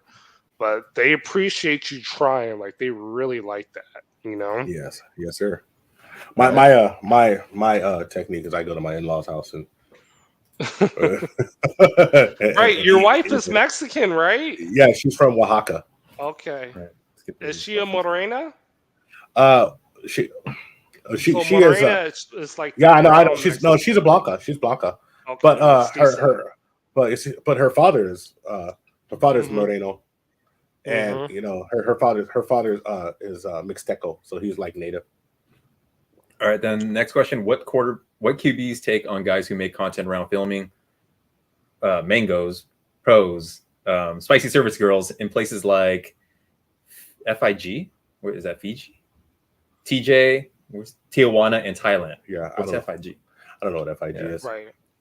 So what do you think about guys making content around women that live in those areas? Yeah, I get it. Well, here's the thing, the women they only kind of let you film them unless like they like you, they feel attracted to you, you know. So I mean, if guys are filming pros and using it as content, more power to them, but not every guy can do that. Mhm. So and then you have guys, I gotta be honest, there's guys that will hate. It's happened to me, it's happened to other dudes. So when you make this content and you post this girl or whatever, then they'll go back to that girl like, hey, this is what he's doing to you, because you also have a lot of passive simps, unfortunately. Plenty of them. A matter of fact, they are the ones who I made the stream for, and trying to just tell some of the folks who I know are going to fall in for problems, try to just you just can't go someplace and hit every branch, especially all the youngsters that on social media that's watching YouTube. I mean, we didn't have YouTube back in the day or social media, so they're watching all these guys, these content creators, selling a dream about these places, and you're going to get an 18, 19, 20-year-old going to those places and you learn real quick. I mean, I've seen people get fleeced. I'll be right back. You keep run a couple more questions. No problem. So you run a couple. Guys kind of have to be careful of that. Now, of course, on my channel, I pretty much show like my main chick, but like, again, it's like that's all me, So like, it's definitely not an issue. But guys doing that, I mean, look, more power to them. But at the same time, if they want to establish like even like a friends with benefits relationship, any more questions, or? They have to keep that in consideration. Okay, and then so what's the best bang for your buck time money wise in Mexico? Vacation girlfriend, play to play, or old fashioned headhunting via bars and online dating? Right, that's a very, very great question. Out of all three, I do like the vacation girlfriend as the best experience. So I would say that's number one. Number two will definitely be to go out and hunt. And the best places to hunt for local women non-pros: Guadalajara, Mexico City, Monterrey. And the hidden gem would be Culiacan, Sinaloa. But here's the thing: when it comes to Mexico, it's not a black culture or a sub-black culture. So a lot of brothers, they definitely feel out of place because there's not a lot of hip hop. There's just not a lot of black people in general in Mexico whatsoever. True. Compared to Colombia, compared to Brazil, compared to Dominican Republic. So it's only 3% of Mexico's population is black. Right. So when you're in these establishments, mainly like bars and lounges, you have to address to the occasion. So, the whole fitted tee and the baseball hat, like it ain't gonna fly in Mexico at all. So that's really good to know, actually. That's so you guys look like a gentleman. They're very strict on dress code. And not to get sidetracked, but there was a situation, like even before I even tapped into the whole passport movement, I was in Mexicali.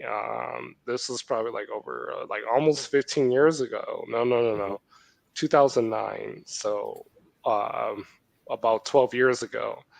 I literally had to like buy this guy's shirt and exchange shirts so I can get in the club. I'm like, hey man, I'll buy this shirt off of you $10. You know what I mean? You can have my shirt on top of that, because they wouldn't let me in, And I just saw like all the beautiful girls like waiting in line, And I'm like, yo, I got to get in this place. So he was Right. like, okay, cool. You know what I mean? So that's how strict it is over there regarding dress code. So Yeah, you have to, it's definitely a trendy environment, and you're going to feel out of place kind of like in like Mexico City, Monterrey, Guadalajara, because it's very Eurocentric, you know, because a lot of people think, oh, you know, Mexican people are like the people you see at like the hotel and like working on the farms. No, when you get down there, they literally are very like Anglo descent, hardcore. So excellent. So I want to No, that's also really good to know because I mean, and it's not like that in Thailand. In Thailand and Asia, in some places in Asia, you can dress wherever they don't care, especially in Pattaya. Yeah, I've seen some photos of but it's also 100 degrees, so Yeah. they're not going to worry. But I know in Colombia, I dressed up in Colombia, I dressed up in Brazil, you know, certain parts of Mexico. I honestly, I was working a lot in Mexico. I didn't go out a lot, and then I would usually, my thing is, and I would just rent a house and I'd throw parties with people who we do a self-defense seminar, and then we do a house party, had a bunch of folks come over, and we just drink and barbecue and stuff. So, you know, it was more of an easy transition for me. I wasn't really going out and looking for anything in 2017. You know, when I spent like the entire year there, so I would rent houses all the time, and then I'd have like an entire self-defense school at my house, and then they would call up girls they knew and stuff. So it was more of a house party vibe, and they all wanted me to play hip hop and stuff. You know, they were more interested in. It was more of a culture exchange. So let's see. So Van Lee says or asks, can a semi-attractive gringo reverse engineer a Mexican cougar? It's an older lady, I guess, for lodging or other miscellaneous stuff. Is that a thing there? Well, here's the thing, and I'm going to say this: there's no reason for her to take care of you, because it's not a and this is something I know. It's not this westernized civilization where women think they can do everything. You know, it's a civilization where men, if you're going to get with somebody, men are going to be taking the lead in that situation. So I would say it's highly unlikely. Can it happen? Yeah. I'm sure it can happen, but maybe you disagree with me, QB. And if you do, you know, I'm a man. I can always be disagreed with, and I'm not going to flip out. No. I would agree that you're pretty much right. I mean, the only time that I kind of experienced the reverse was actually in Chihuahua. Like, I had this super baddie. This girl is a dentist. She's 26 years old, no kids. She picked me up in a Tesla. So another hack, another dating hack I'm giving you guys real game is showaround.com. Showaround.com is an app where you can get a tour of the city by the locals. So this girl spoke somewhat broken English. Her family, yep, there it is, right there. Sign up. You know, for Scott be trying to do his Young Jamie thing from the Rogan show. She picked me up in a Tesla. Okay, and you know, it's like, all right, you're not gonna cut my head off, you know. And she was very attractive. She gave me a tour for free. You know, I just treated her to dinner. I mean, she was gorgeous. I mean, I somewhat try to holler at her, but you know, she just wasn't feeling your boy, which is no big deal.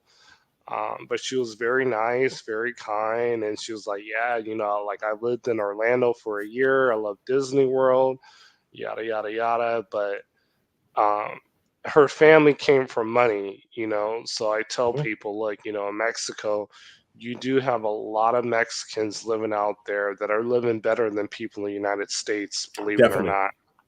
With a lot of land. A lot of land. And we're not talking cartel money, okay? These people. No, we're talking working class people. Right. We're talking working class. I don't think people understand. And one thing I just want to say is that you see, now everybody here says, oh man, Mexicans have the greatest work ethic we ever seen. You hear that? Like, I've heard that my whole life. Do you think that the work ethic is just here? Oh, wait, go back up. That's her. Which one? Sandra. Yes, that's her.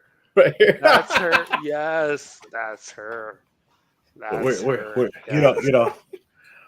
That's yeah. I mean, All right, QB. I want to. With that being said, I don't know That's a perfect way to end it. First of all, thank you for sharing your knowledge. no Thank you doubt. for doing this with me, man. I mean, you know, you've been up here talking for like an hour. We I'm good.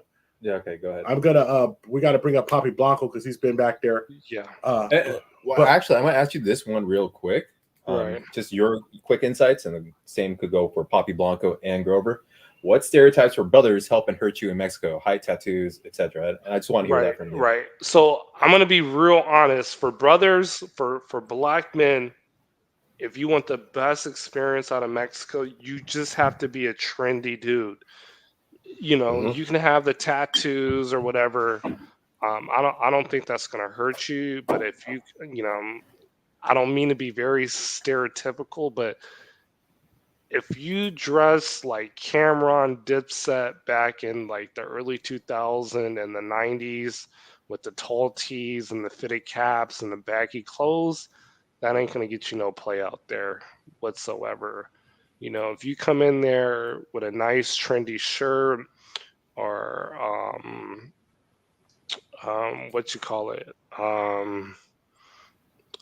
not a suit jacket. Well, basically a suit jacket. I can't think of the name of it right now. I'm trying to, huh? Sport coat. A sport coat. Yeah. If you come in there with a sport coat, and you just look like, you know, you're a trendy guy, you're gonna get mad play out there, like mad play. And again, you're adjusting to reggaeton, house. They love house. Hold on, motherfucker, it's your birthday. Huh? It's your birthday. My birthday was on Wednesday. Yeah. Well, all right. Well, happy belated birthday. Belated, yeah. Happy belated, QB. So From the tip now. Go on and finish up. So to wrap it up, as long as you guys are open-minded to being in a trendy environment, you're gonna do well in Mexico. Because here's the thing: when you're in those upscale places, 70% of those girls speak English, so that's even better, you know. And then it's like, hey, you know, my family's from here. I've been there. Like, you're good. You're golden. So as long as you just get out of your comfort zone, you're good. But if you guys want more information on Mexico, hit your boy up, QB Passport Flexing, Instagram, QB Willie B, and yeah, that's it. Excellent. Thank you. We're gonna pull up Poppy Blanco, but we do have a big dog in the house, so we're gonna pull up Poppy Blanco. We're gonna talk to him, but yeah, thank you for coming on QB Flexing, and we will see you again. So, and Poppy, thank you for being so relaxed. But we're also gonna have a special guest talk about Brazil. But how are you doing, sir? Hold on. Poppy Blanco, the king of the barbershop talk. Yo, how you doing today, man? Yes, sir. Can you hear me? Yeah, go on. Can you hear me? Yes, sir. How's everybody doing tonight? Doing great. How are you doing today, Poppy? Yeah, I'm doing okay, man. Thank you for having me. I heard bro. you did a 10-hour live stream the other day. Yeah, man. Yeah, I did that. I wasn't trying to go for 10 hours. It just played out that way. Happened. Groover came, and then people started coming in and out. Next thing you know, I was on the goddamn computer for 8 hours. I'm like, I might as well round it up to 10 hours. I like even numbers. It's always good to have an even number. Why didn't my? Yeah. And it seems like your channel is growing, so make sure you guys subscribe and check out Poppy Blanco's TV. So, what can you tell us about your experiences? I mean, you are Colombian, I'm assuming, correct? Yes, I was born in Colombia, and I was raised in the States, so I'm more American than anything nowadays. When did you emigrate over to the United States? Well, bro, I was a youngin. I was rocking here. I was what, maybe 8, 9, 10, something like that. It was a minute ago. Oh, but you still spent like a good amount of time living there. And so how often Yeah, would you go yeah. back to visit the country? I usually go because I still got most of my family's here in America, and they're all located in New York, Jersey, Florida. My family's huge from both sides, mom and dad. Um, so I still got like my old ancestors, like my grandparents and stuff like that. They out there because they don't really like America like that. I mean, they don't like America to live. They don't mind coming over here. They just wouldn't want to live here. So the whole family got to go see them over there. So you actually go back to Colombia quite often then? Yeah, I try to go over there once a year. You can see my old people. You know, they're getting old. My grandma just passed, like a year and a half ago, 2 years, I believe. May she rest. My grandpa is all alone. Oh, okay. I'm sorry I had to step away now. We may have a big dog pull up, Poppy, and we may have a Wapple from Beautiful Eyes pulling up. Just sent him the link, and if he wants to come up, of course, he's welcome. But I know I had arranged for you to get here. So one thing I wanted to talk about with you is I know you see a lot of dudes go out there and fall for them Colombian ladies because, you know, they fall for the femininity or they fall for this or that. What are some of the downfalls that you see? Or what happened to some of the brothers who pulled up in there? Oh, man, I mean, I have been, let me see, about 7 countries. So I got a little, you know what I mean? But I'm different because all this country that I have gone is, I actually got family in there. So when I go to this place, I actually go with the purpose to see my family. You see what I'm saying? Right. Like an auntie or an uncle or something like that. It's been a couple of countries that I've gone because of partying. Like, for example, in Canada, me and my boys we usually like go and fight, like go to the main events, like a Super Bowl. You know what I mean? Or I mean, the Super Bowl is done in America. But I'm talking about like when they All-Star Weekend in Toronto. We went out there, me and my homies. You see what I'm saying? We go over there like partying and mingle with the people and stuff like that. So I never went there. I never went to none of this country with the purpose of chasing women like that because I was going to see family, and then obviously I was going to go out anyway. So I was going to be around females no matter what. But going back to your question, Colombia, it can be dangerous. You know what I mean? It can be dangerous. The reason why is because, first of all, you don't know the language. And that's right there, like 70-80% of the work. You don't know the language. Yes, sir. And you talking about going to a third world country. And it's those countries that don't get it twisted. Those country people be hurting. And I'm talking about countries that would rob you for your shoes, man. They will smoke you for one of these. You see what I'm saying? Man, like for fun. Absolutely. You know, something that I had a good friend of mine who was living in South Africa, and he was building houses there. And he said, Grover, the biggest crime we have are people getting killed for iPhones here. And it just blew my mind. That's the number one crime, is somebody just go up and rob you for an iPhone. And I was like, well, why wouldn't they just give up their iPhone? And he was like, stupid. Some people have worked their whole life for an iPhone. And I was like, what? And he's like, they've worked their whole life for an iPhone. It's a status symbol. He's like, an iPhone. Does it matter what model or anything? Well, I never got that deep because I was caught. I was caught in somebody. So it doesn't even matter. Like, let's say I had a iPhone from 3 generations ago.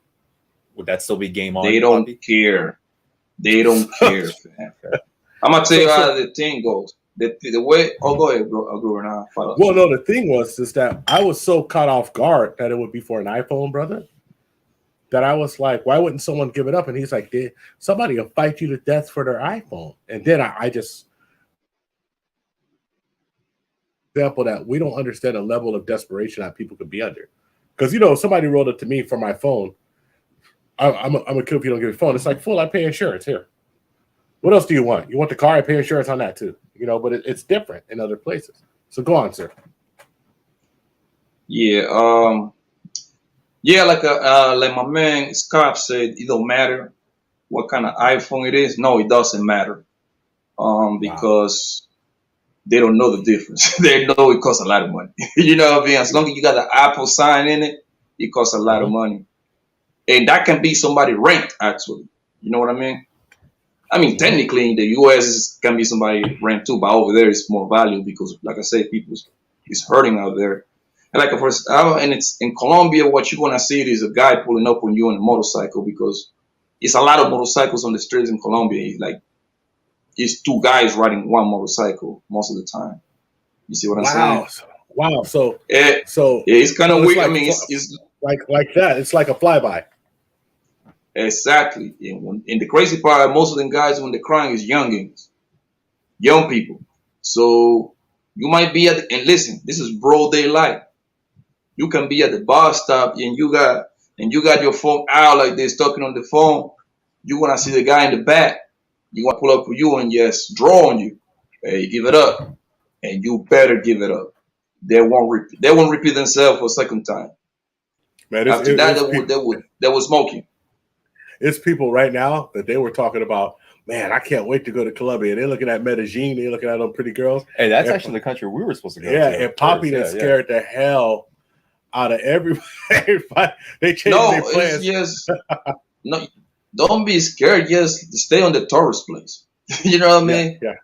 You got to stay on the decks. And it's like in Jamaica. Most people go to Jamaica. In Jamaica, I've been in Jamaica. Jamaica is beautiful, right?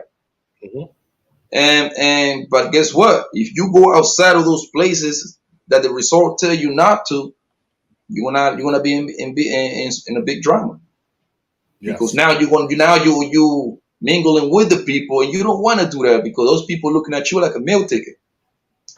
Definitely. And so, in what way do the girls play a part in like some of the dangers that you can experience in Colombia? Do they run with these dudes? Do they get people trapped? Do they use different tactics to get people out of their money? So can you provide us any insight on what the girls do? Look, yeah, well, first of all, there's a lot of beautiful women out there, bro. You can get blind by the ass, bro. You know what I mean? These girls be having little waists, small booty. I mean, big booties.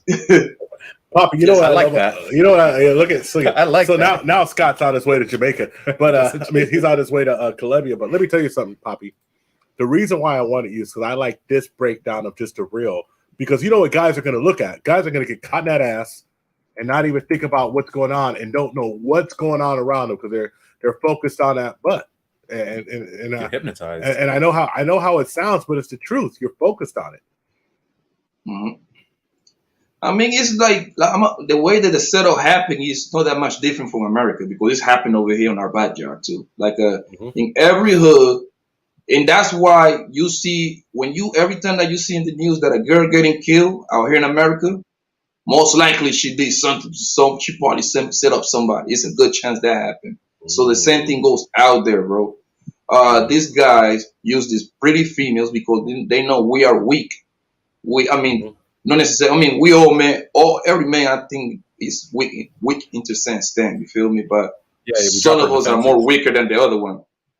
Oh, no, definitely, and like I said, being in the West and being in the United States in particular, I'm telling you that it's very easy for us our masculinity is mourning for femininity. I mean, we're looking for it so much that if a lady comes and starts doing that feminine stuff and just talking to you a certain way, it's really easy for you to get hypnotized by them. And I don't care what anyone says. They can say, "Oh, Grover, you're just simping and this, that." No, I'm telling you, I've seen it. I've seen the hardest of dudes sit there and says, "I'm the hardest guy." You know, killers on the field. I'm talking about killers in the military, but she could talk to him and he will do whatever she says, you know. Mm-hmm. He just, they use these beautiful women because everybody know. I'm not gonna say there is nothing 100% first of all, but everybody knows that I'm gonna say I want to say I'm gonna go as high as an 85% that the men that go to these countries, they're going over there chasing ass. They know that. They know Yeah. that. You know what I mean? So what they do is they got these girls trained to be around the tourist place. You see what I'm saying? Like I don't know if people notice, like most tourist place gonna have like if it is a big resort you stay in, they're gonna have a bar in there, and it's gonna be some pretty women sitting by themselves at the bar. That's your number one red flag right there. You know what I mean? Women sitting at a bar. Yeah. And it's just like here, bro. It happens like it's gonna be pretty women sitting at the bar by themselves, and they know English. Like that's kind of crazy right there, because that's not even their first language over there. I mean, people study it, but they don't be focusing like that. And they speak English real good. You walk up and they got a Beverly, hi, hey, how are you doing? You're like, hey, hold on a second. Yeah, and also like you gotta have your antennas up, bro. You see what I'm saying? Because that don't make these girls trying to rob you. Sometimes they're trying to sell you some ass too. Which that go hand in hand too. Because if you in the prostitution business, that means you got ties with the underworld, with the gangsters in the hood over there. You see what I'm saying? They work hand in hand. So she's the one that gonna bring the information. Oh, we got this gringo. That's how they call the American people. This gringo or Yankee. Oh, we got this Yankee over here, man, and he got a little. They can tell the difference if it is a real Rolex or a fake one. So, but they're gonna assume it's real because you're coming from America, and the assumption of people in any country isn't even just is that Americans are rich. Like everybody's over here is rich. That's the assumption. So they're looking at you like a $1 million man, like a meal ticket. Yeah. Yeah. Hey, so Poppy, we're gonna have that snap. So look, we have to do something. We got a big dog in the house who popped in on us. We're gonna drop you down. We're gonna pull you right back up after, but we're gonna talk to El Wapo from Beautiful Lives. All right, sir. All right. Thank you so much, Poppy. We're gonna come right back to you. Okay. And blast your channel on the chat too. Yeah. But right. So we're gonna remove you. Okay. But we have a big dog in a house. We have the voice, and actually someone who I communicate with him. And the only thing I ask him is, how do you do a dialogue without saying and as many times as I say it, I listen to myself and I get mad, and you have 0 filler words. And if I can learn anything from you, that's what I want to learn. Man, let me tell you something. It's Toastmasters. Salute to you guys. Salute to the THPP Network. Salute and salutations. Scott and Grover, what's good, fellas? Poppy, what's good, man? Poppy, you're back on. How you doing, man? Want you on. Man, I'm good. I'm good. Yo, I'm sorry it's taking me so long to come through, man, but greetings. Good to see you all. Thank you for having me up. Forgive my sweatshirt. You need me to change this because it says Nah. We're happy you're here. LaBea, man. She fed me. My hair's all jacked up. Where's my hair? Yeah, there you go. How you guys doing, man? Man, we're doing great. We were doing our travel edition, and and I was actually following you. You were in Brazil, and I had shouted you out a couple of times there, and I was like jealous because I'm at home. But my background is I've lived in 2 different countries. I lived in Thailand. Besides the United States, I lived in Thailand for a couple of years, and I lived in France for a couple of years when I was a younger man. And I was telling the gentleman about the scams that you could fall into, because a lot of folks, they go into Thailand and particularly Pattaya, which I know a lot about Bangkok, Pattaya, Chonburi, and they kind of like, if you go there without your head on a swivel and understanding, you are going to get played and fleeced. Yeah. And so I just went through 3 of the more common scams I knew, but I would be really interested in about your time in Brazil, and a cautionary time, because I know you go to Brazil a lot. Yo. And or anything you want to talk about, but just some value we can add to the young gentlemen who are getting their passport. Because look, you guys got people getting their passport. You out there showing them pretty women eating good. This is your fault, sir. Yeah, I know it. Listen, first things first. Can I drink my beer on camera? Is that okay? Oh, yeah. Matter of fact, we got our beers too. Matter of fact, we're cheersing my dad's three-year Cheers, anniversary. salute to you fellas. All right. Leaving So the earth I want to talk to day. Poppy. Can I talk to Poppy real fast? Talk to Poppy, man. Poppy, what's good, man? Yo, I appreciate all the love and support over on my channel, man. Thank you so much for stopping by and dropping comments, dog. I appreciate it. I didn't realize you were Colombian, bro. Yes, man. I was born over there in Cali, Colombia. My whole entire family is. I've been to Cali. from Yeah, Colombia. okay. Yeah. That's where the Negroes. That's the most concentration of Negroes in the whole country between Cali and Cartagena. Yep. So, you know, my fiance, maybe you don't know, my fiance Lebea is Colombian. She's from the mountains outside of Bogota. You know what I'm saying? And so, she in the woods. Yeah, she's up in the hills, bro. But I love it up there, man. And we're talking about building the house, man. And I'm gonna be an old man with a rocking chair, get some chickens and stuff running around, man.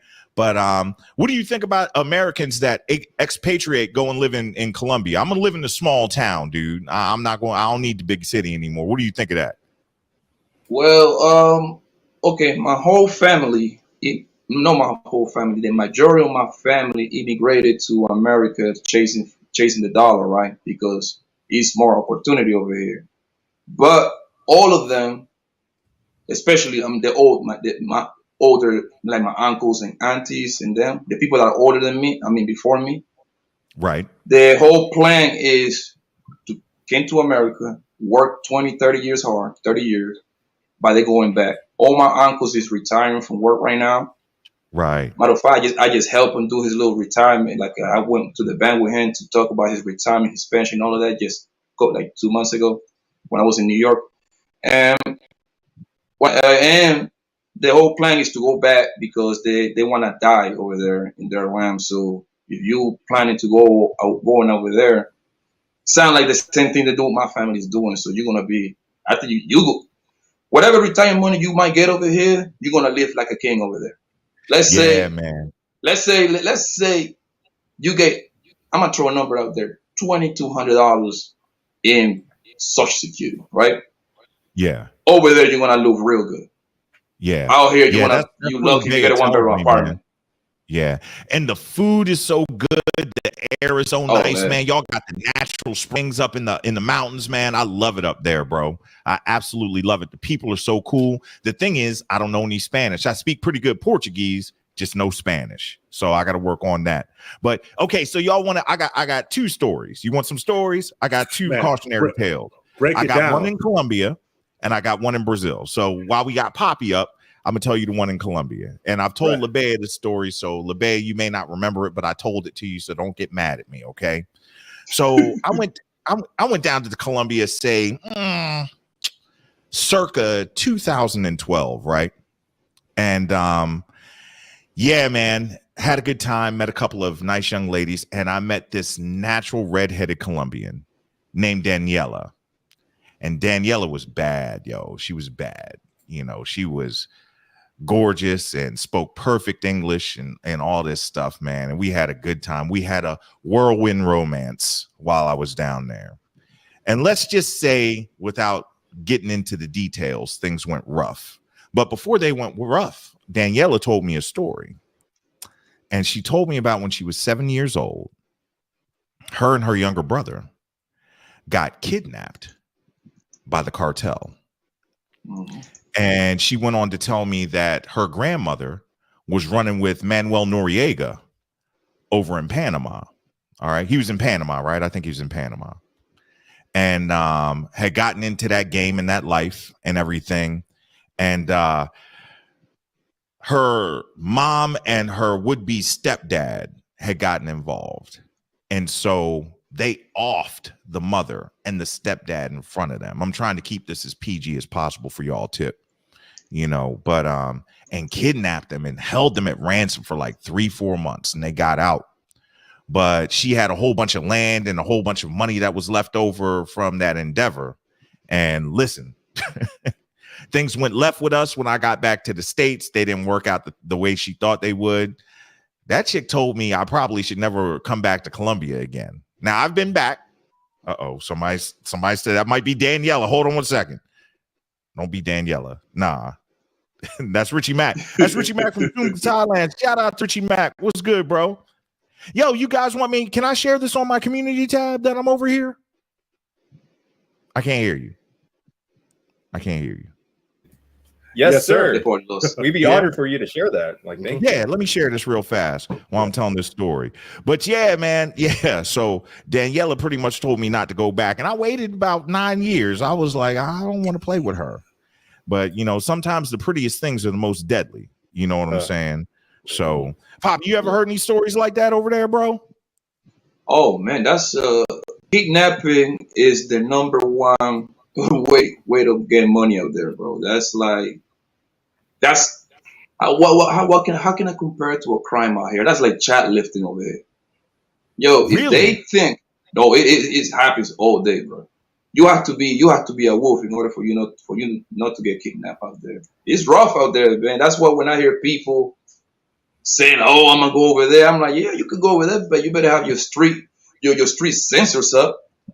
Like for example, like for me, when I go over there, even though that's where my family is from, and I'm good in a lot of neighborhoods out there because I got a lot of uncles. They are very known out there, and I got a couple uncles that used to engage in a whole lot of violence, so they're very well respected out there.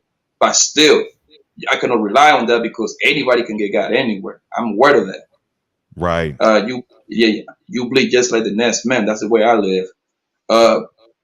I still move, and yo, if I tell you the places that I be going, man, you're gonna be like, I think I never shared that with I think that's the first ever video that I posted on YouTube. It was like when I was in Colombia. It was like a block party. I bet that it was real short, but I didn't want to post the rest because it was little kids, 12, 13 years old with big old guns, man, with a 50 caliber. You know what I mean? With an AK. I'm telling you, bro, these guys that be like 120 pounds, yo, but they got them big old guns. That's a block party out there. Like every time that me and my family go over there, they close the streets and they bring the music equipment outside, and we throw like a block party out there. And then we buy the food, and I'm talking about it be thousands of people's coming over there. Man, I want to go. I looks popping. Yeah, it's nothing but black people. That's what people don't know out here. It's a lot of black people out here, but the only thing that people see is the white Colombians out here because they are the one that got, white people got the money everywhere pretty much. But that's nothing but colored people in there. I mean, white people, black people in there. Yes, sir. Give me one second. If I would Richie Mack to stop through too, yo. Okay, cool. Drop on the link. I'm doing it right now. I just shared it on my community tab too, yo. Let's see if we get these numbers up. What's the most you've ever had in a live stream before, fellas? Oh man, we've like maybe 25, 30. We about to break that tonight. We about to break that tonight. I didn't even got a community tab. Yeah. I don't even got a community tab. Yeah. I didn't know you had a channel, Poppy. I didn't know you had a channel, I just got you right now. I just got serious with it like 2-3 months ago. So I'm a struggle streamer to the fullest right now. So I'm just getting warmed up. So am I. Well, we all start from somewhere. For sure. But Poppy did a 10-hour stream the other night. Yeah, right here. I don't know how you do it, man. I'm 43. I'll be 44 on April 20th. And what's today? The 3rd, in 17 days. I can't sit for more than 2 hours, bro. I got to get up and use the bathroom, do something. Bro, we have the studio set up at the house, specifically made so we have exits to use the restroom. So if you see us pop off, it's because we got to get a drink or go to the bathroom. But Poppy, get it, Poppy. It was so epic. I jumped on there and said hello. Show my love. I went to sleep. When I woke up to go to work, I get out to shop. I'm ready to go to work, and Poppy is still talking. Damn, that wasn't the song, man. He was like, "We're gonna do it again." I told her, "You ain't gonna hold my ass hostage for no 10 hours. I'm gonna just have to say hello." Hey, I see you like the video though. Hey, oh yeah, no boo. The next time I'm gonna go a little higher. I'm gonna see whatever. I think it's the free stranger only allow you to do for 12 hours, I believe. Yeah. Is that what it is? But I'm not trying to go for the. Yeah, I'm gonna go for 12 because I'm trying to get this watch hours up, man. Yeah, After you go a certain amount of I've seen Mr. Beast do like a 24-hour live stream, man. That joint is wild. It couldn't be me, 26. man. I don't want it that bad. No, before the billion had a whole stream for 26 or 28 hours. One of those. Yeah, Actually, online 28 young, hours, bro. Yeah, Y'all are young. I can't do it, man. Hey, as the oldest one on this panel, I'm gonna definitely say, right about 4 hours, man. I go cross-eyed and turn into a pumpkin. I can't even do it, bro. Oh, cool. Wapo, what are the things I think the first time I seen you went up to the Lapeef Network and you were talking on the Lapeef Network. And one of the things you were talking about was that really, really inspired me and really actually changed the way I was thinking about the game was like mentorship and leadership. Right. And one of the reasons why I did the stream, look, it's very easy for me to do a stream, talk about this. Everybody wants to talk about ladies. So I talk about Thailand, and I know Richie Mack lives in Pattaya. I lived in Bangkok. I had a condo in Pattaya. I mean, you know, I can draw a map of the city. I've been there so many times. Soy Cowboy. Yeah, Soy Cowboy, Nana Plaza, Jesus, Grace Hotel. Yeah, I'm telling on myself now. But even Pattaya, like, you know, Soy 6, Soy 7, Soy 8, Walking Street, all these places that I know. But what I really wanted to do was just kind of give some mentorship and like, listen, I know you guys gonna go there and you're gonna wild out. You can't help it. You can't help but to wild out. Because you, especially young men, you're 25, you're gonna go crazy. But I wanted to just I showed a couple of cautionary tales, you know, which I have 900 of them because I was there for a year and a half. But just cautionary tales of how not to fail and like, yes, it's there to have a great place, but there's so many scams upon scams upon scams. To navigate it, you got to be tough. And like, you know, we did a reaction, a Zoom to Thailand. Where he was covered by MTR, and one of the things we did was I just said, okay, this is what I'm talking about in Thailand. This is what I see. But I mean, we were really respectful because I was like, Richie Max, he's a good content creator. He's a Don, bro. That dude is the truth. Be on the lookout. I sent him the StreamYard link. Make sure he's not in the back. Oh no, we're looking right now. Yeah, we're keeping an eye on it, so he pops up. But what about Brazil? Can you tell? Because we had somebody from Colombia, we had somebody talking about Mexico. So any information on Brazil would be just valuable. So they run the gamut of scams in Brazil, man. So, but I'll put it to you like this though. Like, I want to talk about the scams, but I love the country so much. I don't want the first thing I talk about over here to be the bad stuff, but I'll do it for you, okay? No, Wapo. I even like that better because the first thing I said is that Thailand is one of the most beautiful, wonderful places that I've ever been to in my life. However, there's certain pockets where you go there and it's just like, whoa, it's just. But it's like any place in the U.S., man. Like it can be block to block in certain cities in the U.S. I'm from Baltimore, okay? So you go 2 blocks the wrong way in Baltimore, you will find yourself in the lurch. You will be in a bad situation. But if you hang out in the right areas and everything, Baltimore is one of the most beautiful cities in the United States, man. That's how I feel. So when it comes to Brazil, it's really like that. And unless you kind of have to be doing something stupid in Brazil, interesting, or in a place you clearly have no business being, your American privilege, it's kicking in, and you think that your ish don't stink. Hang on one second.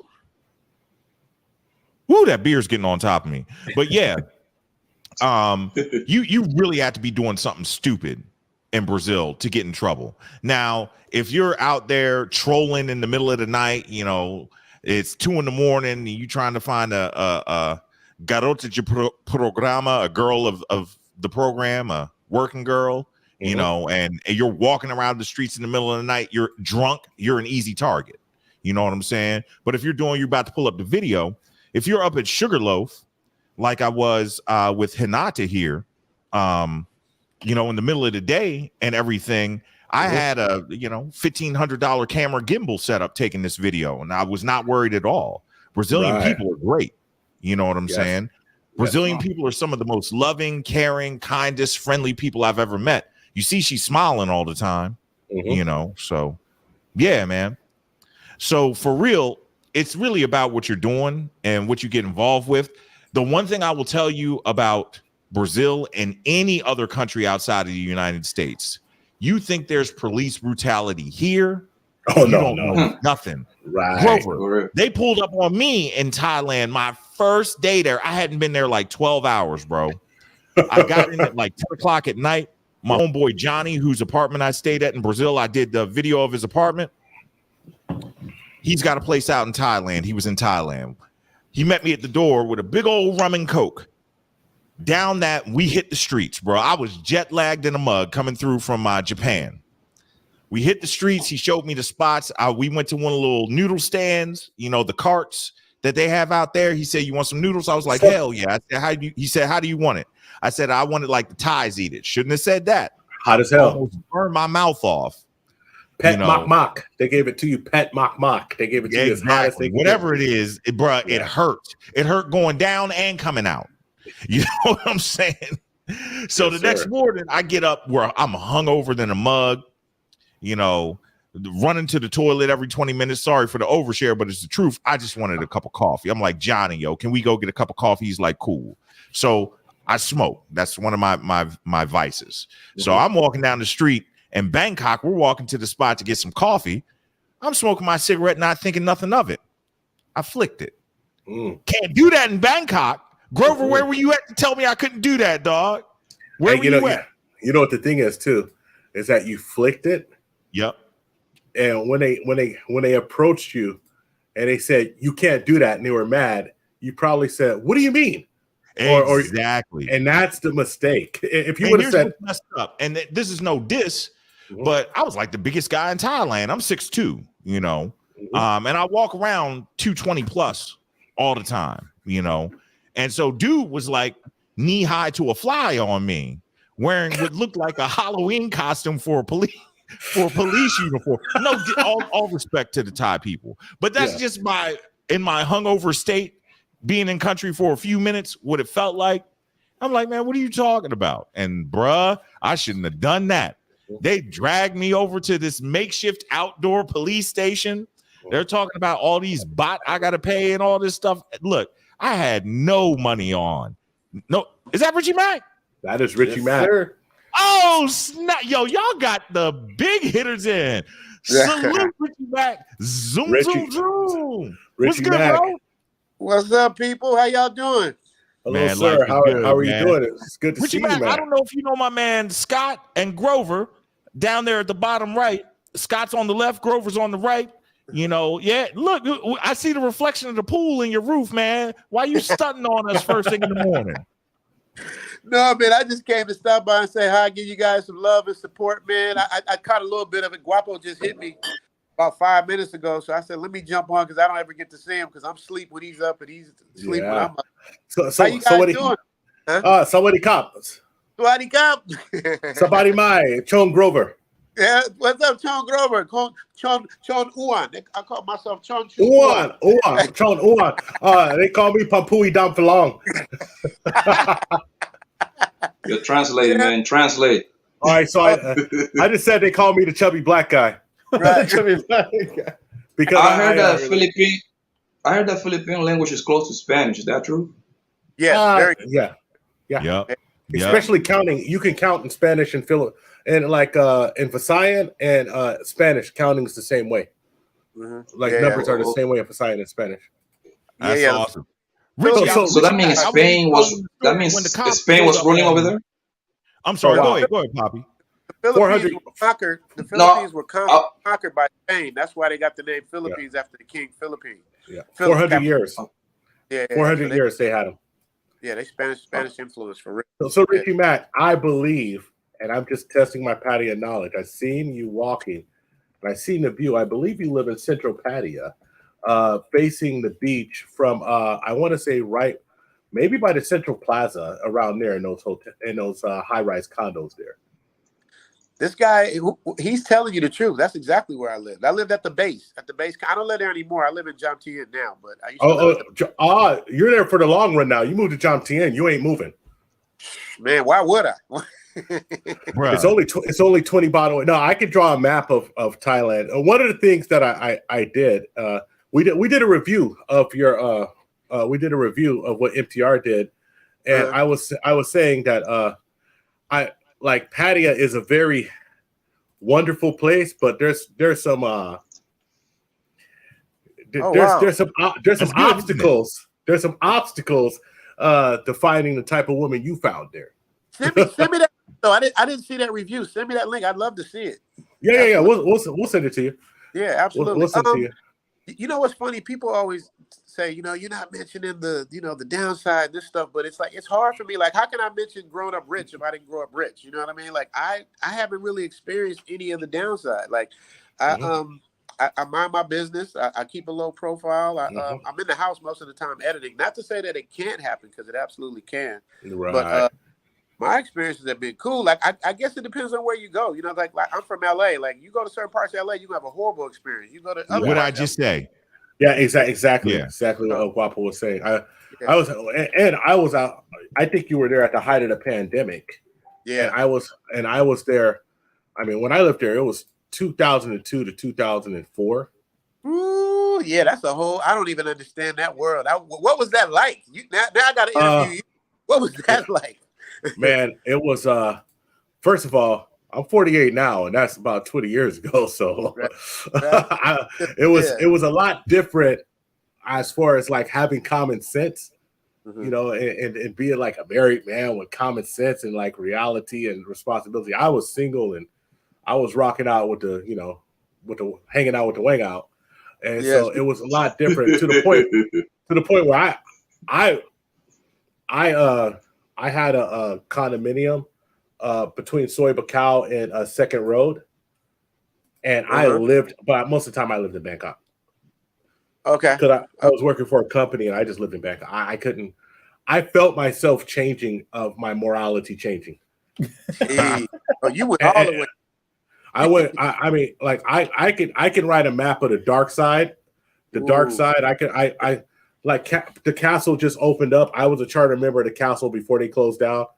What is the dark side? What is that? Is that dark real? Side, the dark side is the dark side is the side where all of the locals go, or people who've been there for a long time. Okay. So like you like the Thai bars and stuff like that. So other side of Third Road and like the outskirts of Thailand. So it's like what I'm telling you, that I got into a situation where I was like, okay, listen, I was raised a certain way. I got to look in the mirror. So I'm going to go back to Bangkok and start. Then I went to Buli Lam. I went to Chiang Mai. I went to Chiang Lai. I went to Rayong. I went to every place else. And then I had a greater appreciation of Thai people when I went to every place else. But, I told some very common things that I seen there. Last time I was there was 2018, but I've probably been in Thailand about 40. I counted my receipts, and since I was 14, I've been there 47 times. Jesus, wow, that's what. Tell me what bad experience you had? A bad experience in Pattaya? Is that what? Oh no, I didn't have a bad experience in Pattaya.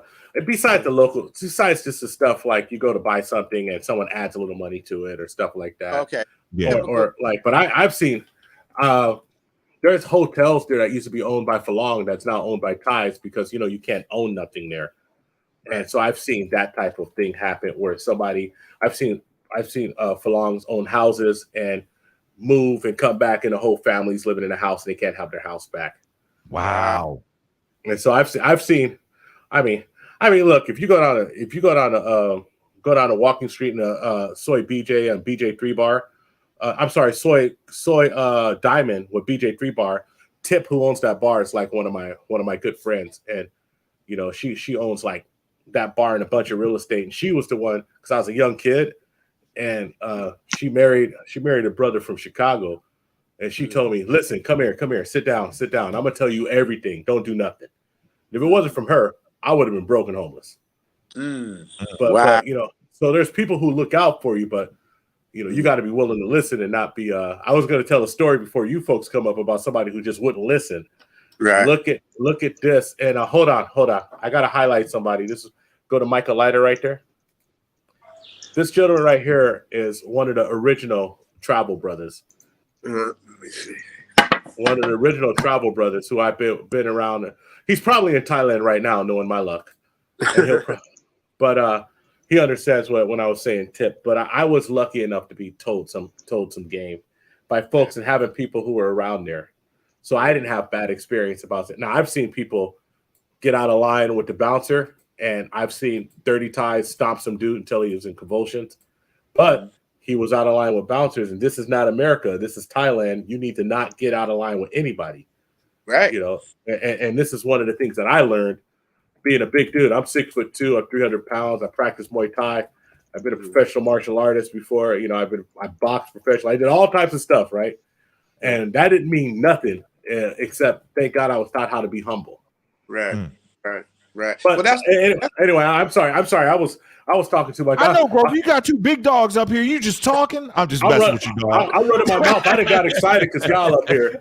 So you know, tell me about it. How y'all been? How you been, Richie?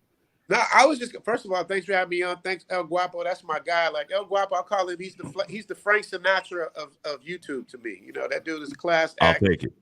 Scott's the golden voice. Like, that's my guy. If he calls me, I'm gonna be there if I'm awake. So shout out to him. Shout out to you guys. No, I'm just saying my experience is different because, you know, I don't know, man. I just try to like stay in the light in terms of like just positive stuff. Like usually, like what you said earlier, like usually if people get into a bad experience, that's usually because they created something. Like usually they initiate. Usually, I can't say all the time, but usually we come as foreigners and bring our energy and our shit with us, thinking that we're, you know, sometimes better what we want because we're who we are. And it's like they let you know this is not your country, and they will. And 5 taxi drivers will, motorcycle guys will jump on you. I've heard those stories too. I haven't seen them, but I've heard those same stories. But it's usually based on somebody getting out of line first. Is that true, or am I wrong? Did they just trip out? In my experience, usually it happens because somebody argues with somebody in an aggressive way and doesn't understand how to argue with a Thai. How you argue with a Thai is you keep your voice low and you smile and you say, no, that's just not the way it is. And you have a conversation. But we're so used to being over hyper masculine and like hyper, like trying to win a conversation with volume instead of winning a conversation with words and not being logical. So like, I think a lot of times we're not raised. Shout out to my dad who passed away 3 years ago today, and he taught me how to be masculine, even though he raised his. I mean, he was a sergeant in the army. He raised his voice all the damn time, but he taught me how to be masculine. He did every word of it too. Right? Trust me. And I was bigger than him, and that meant nothing ever. Right. But he was masculine in a way. When he would talk to me, he said, "You can have a conversation with somebody and get your point across without yelling at them." And sometimes anger isn't the best tactic. Right. And so he told me everything has to be tactical. So when I went there and I seen people getting angry, and then I see everybody paying attention to them getting angry, I was like, this is not the best tactic. And so I didn't get in those problems because I was a big, happy guy. Right. I was a big, happy guy. And I'm happy. I'm a short, happy guy. I'm happy anyway. You know, I'm a smiling dude, want to talk anyway. So, you know, Wapo, you were in the Air Force, right? I was. I'm an Air Force veteran. Yeah, you know, so something that I was, you know, thank you for your service. Absolutely. But and did you travel in the Air Force, or no? You went to Germany. I know you told the story about being in Germany. Not Germany. I never went to Germany. I've never been to Germany. Iceland, Middle East. I've been to Spain. I've been to Italy, the Azores, which is just off the western coast of Africa. All those places. But no, I've never been to Germany. Nope. It was Iceland because that woman was trying to get you. And yes, the tall Nordic. Yes. Yeah. In good old Reykjavik, Iceland. Yep. Yeah, I was 19 years old and I was not ready. Richie Mack, that's why I have a propensity for these lighter shades now. I blame the Icelandics. Right. Man. Yeah, man. Yeah. Hey, that's real. Guapo, though, man, been killing the game, man. He's at a live stream. He had his biggest live stream the other day. He was popping yesterday. This dude is just like blowing up, man. I'm so happy for everybody. I'm gonna subscribe as soon as I get done, man. Like I believe we stronger in numbers, man. We got to support each other. And me, I always believe that. Like, and here's something that I believe and that I really strive to. Like, and it's something that you say anybody I've been on the stream with. I apologize for talking so much. I got excited with both of y'all here. But, he talks a lot normally. This guy's known me since he was 19 years old. Imagine having to edit his voice too. Yeah, it's all good. But real fast, before you do that, hold up, real fast, Grover. I'm sorry, LeBay. If you're watching this, can I have another beer? I'm done with scotch. Can I have one more beer? Go ahead, guys. I'm sorry. She might not be watching. She might be asleep. He just flexed. It's not a flex. I just don't want to get up and leave camera. Yeah. So, but the thing I believe is that we have to get to the point in the manosphere, and this is important. Like I featured you on one of our streams of professionalism in the manosphere, and we have to get to the point where not only are we professional acting, but we could disagree with people without it turning into some nastiness. Like it has to be this. Like I mean, do that, bro. We're the only ones that do that, man. It drives me crazy. We don't have to be like that. Because like I told my experiences in Pattaya and some of the downfalls that a young man can go through, right? But I never at once crapped on you. I just said this is what I've seen, and we shouted you out as a really dope content creator. That was one of the things that we best production as told by the lead attorney. Yeah, like bruh, your production's off the chain, Richie Mac. Yeah. In fact, Richie Mac, can I tell you something? Yes, sir. So LeBay and I are always talking about how to get ahead, marginal gains and stuff like that, competitive advantage. She talked about today she wants to learn to edit like you do. I was like, man, just join this Patreon. Spend that money, baby. Help me out. I'm doing everything over here. You didn't do shit today. I'm just playing. Yeah, but I'm serious, man. Richie, you know you got it. And I'm sorry that I tried to join today. I was in that conference. When you see Big Bads, tell him I said thank you, yo. You know what I'm saying? Please do. I was trying to get in, but I was working. And they're talking about professionalism. I'm wearing a daggone sweatshirt that says I piss excellence. So that's not a good look, right? Well, I mean, for the Tip Network, that's pretty damn professional. You understand how we struggle. It falls in line with our brand. So no. It's like usually. Well, this is. I don't know if you understand this, but this is Silicon Valley dressed up. So I know, like when you work in tech, this is how I could go to work like this every day, and like they'll be like, "Oh, this is great." Oh, I remember that. Yeah. Look at that. Who's doing the thumbnails? The thumbnails look great. I do it. Yes, thank you. That's the thing. Like, and that's 100% self-taught for everything. Like from the thumbnails to the editing to like, I do all the music production for the projects. So if you hear a song playing in it, that's like you don't know where the song came from. It came from me, and so that's like we're like in house. We strive to be content creators. So like, from everything from ideas to everything. A matter of fact, I mean, we have groups where we consult with people where I just like I'll throw out an idea to anybody for like, oh, this would be great for you to do. What do you think? Let me work with you on it. Because I sincerely think that regardless of what your philosophy is, that we're far stronger when we're working together than when we're not. And I just don't think people understand that. It's like we're far stronger. So like, and I push people too. I'm like, because to me, Poppy has the best barbershop talk ever. If you ever hear Poppy just go in on somebody, he'll go in on somebody. It'll be hilarious and it'll be real. And so I always I try to talk to anybody who, if I see something like, man, this is what I would do if I was you. And you never have to take it. You could just discard it, Right. Nothing wrong with good ideas. I would listen. Go ahead. Who's that? Maybe did. Gotcha. Did she bring you a beer? I'm calling her now. She's probably knocked out. I'm gonna have to go get it myself. Life is hard. You suffer from these first world problems. I know, right? Nah, she actually has to get up and go to work tomorrow. I work from home, so yeah, for real. So, fellas, while you got us, you got any questions for us?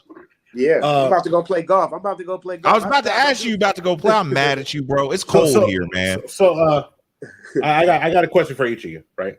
Yeah. So and I'll start with Richie Mac because I don't want to keep you guys forever. You're about to go play golf. So Richie, what made you choose Pattaya over the Philippines? Because I know you're looking at Pattaya in the Philippines. I've been to both places multiple times. Shout out to Clark Air Force Base as a youngster. So what made you choose? Well, I did an episode called Thailand versus the Philippines. I've seen the versus. Yeah. It's your number one streamed episode. Yeah, believe it or not, it really is. Like people think it's the grits winner. They think that's the one because they say that one went viral, whatever that means. Based on what I showed you in that episode, like number one, the internet's better. Anybody that uses a computer needs strong internet. That's number one. Infrastructure is far better in Thailand than the Philippines. In terms of internet, it is. But when you go to Makati, BGC in the Philippines, it looks just like metropolitan Los Angeles. It looks great. You guys are on it, boy. Y'all just run straight. That's awesome. The food is better in Thailand. You got more of a variety. I'm not really a big fan of what's that burger spot the kids love out there? Google. What's it? Jollibee. Jollibee. Yeah. Not a huge fan of that. So food, internet's better. The people are better. Like if I was gonna get married, like if I was looking for a wife, I would definitely go to the Philippines. But if I just want to just be me, and do my thing, like I said, I was looking for an Airbnb out here. I think it's more active out here, more tourist friendly. This would have made more sense financially for me to invest out here. Those are the main reasons. But you can't go wrong with either place. And I went to at least like 7 or 8 different places in the Philippines, and they're just beautiful. Like Boracay is beautiful. Like it's a lot of nice places. So it depends on your age and where you want to settle down and what you want to do. You can't lose either way. Have you been? Yeah. You been in the Philippines as well? I've lived in Metro Manila for a little bit. I had a place in Bacolod, with the Central Visayas.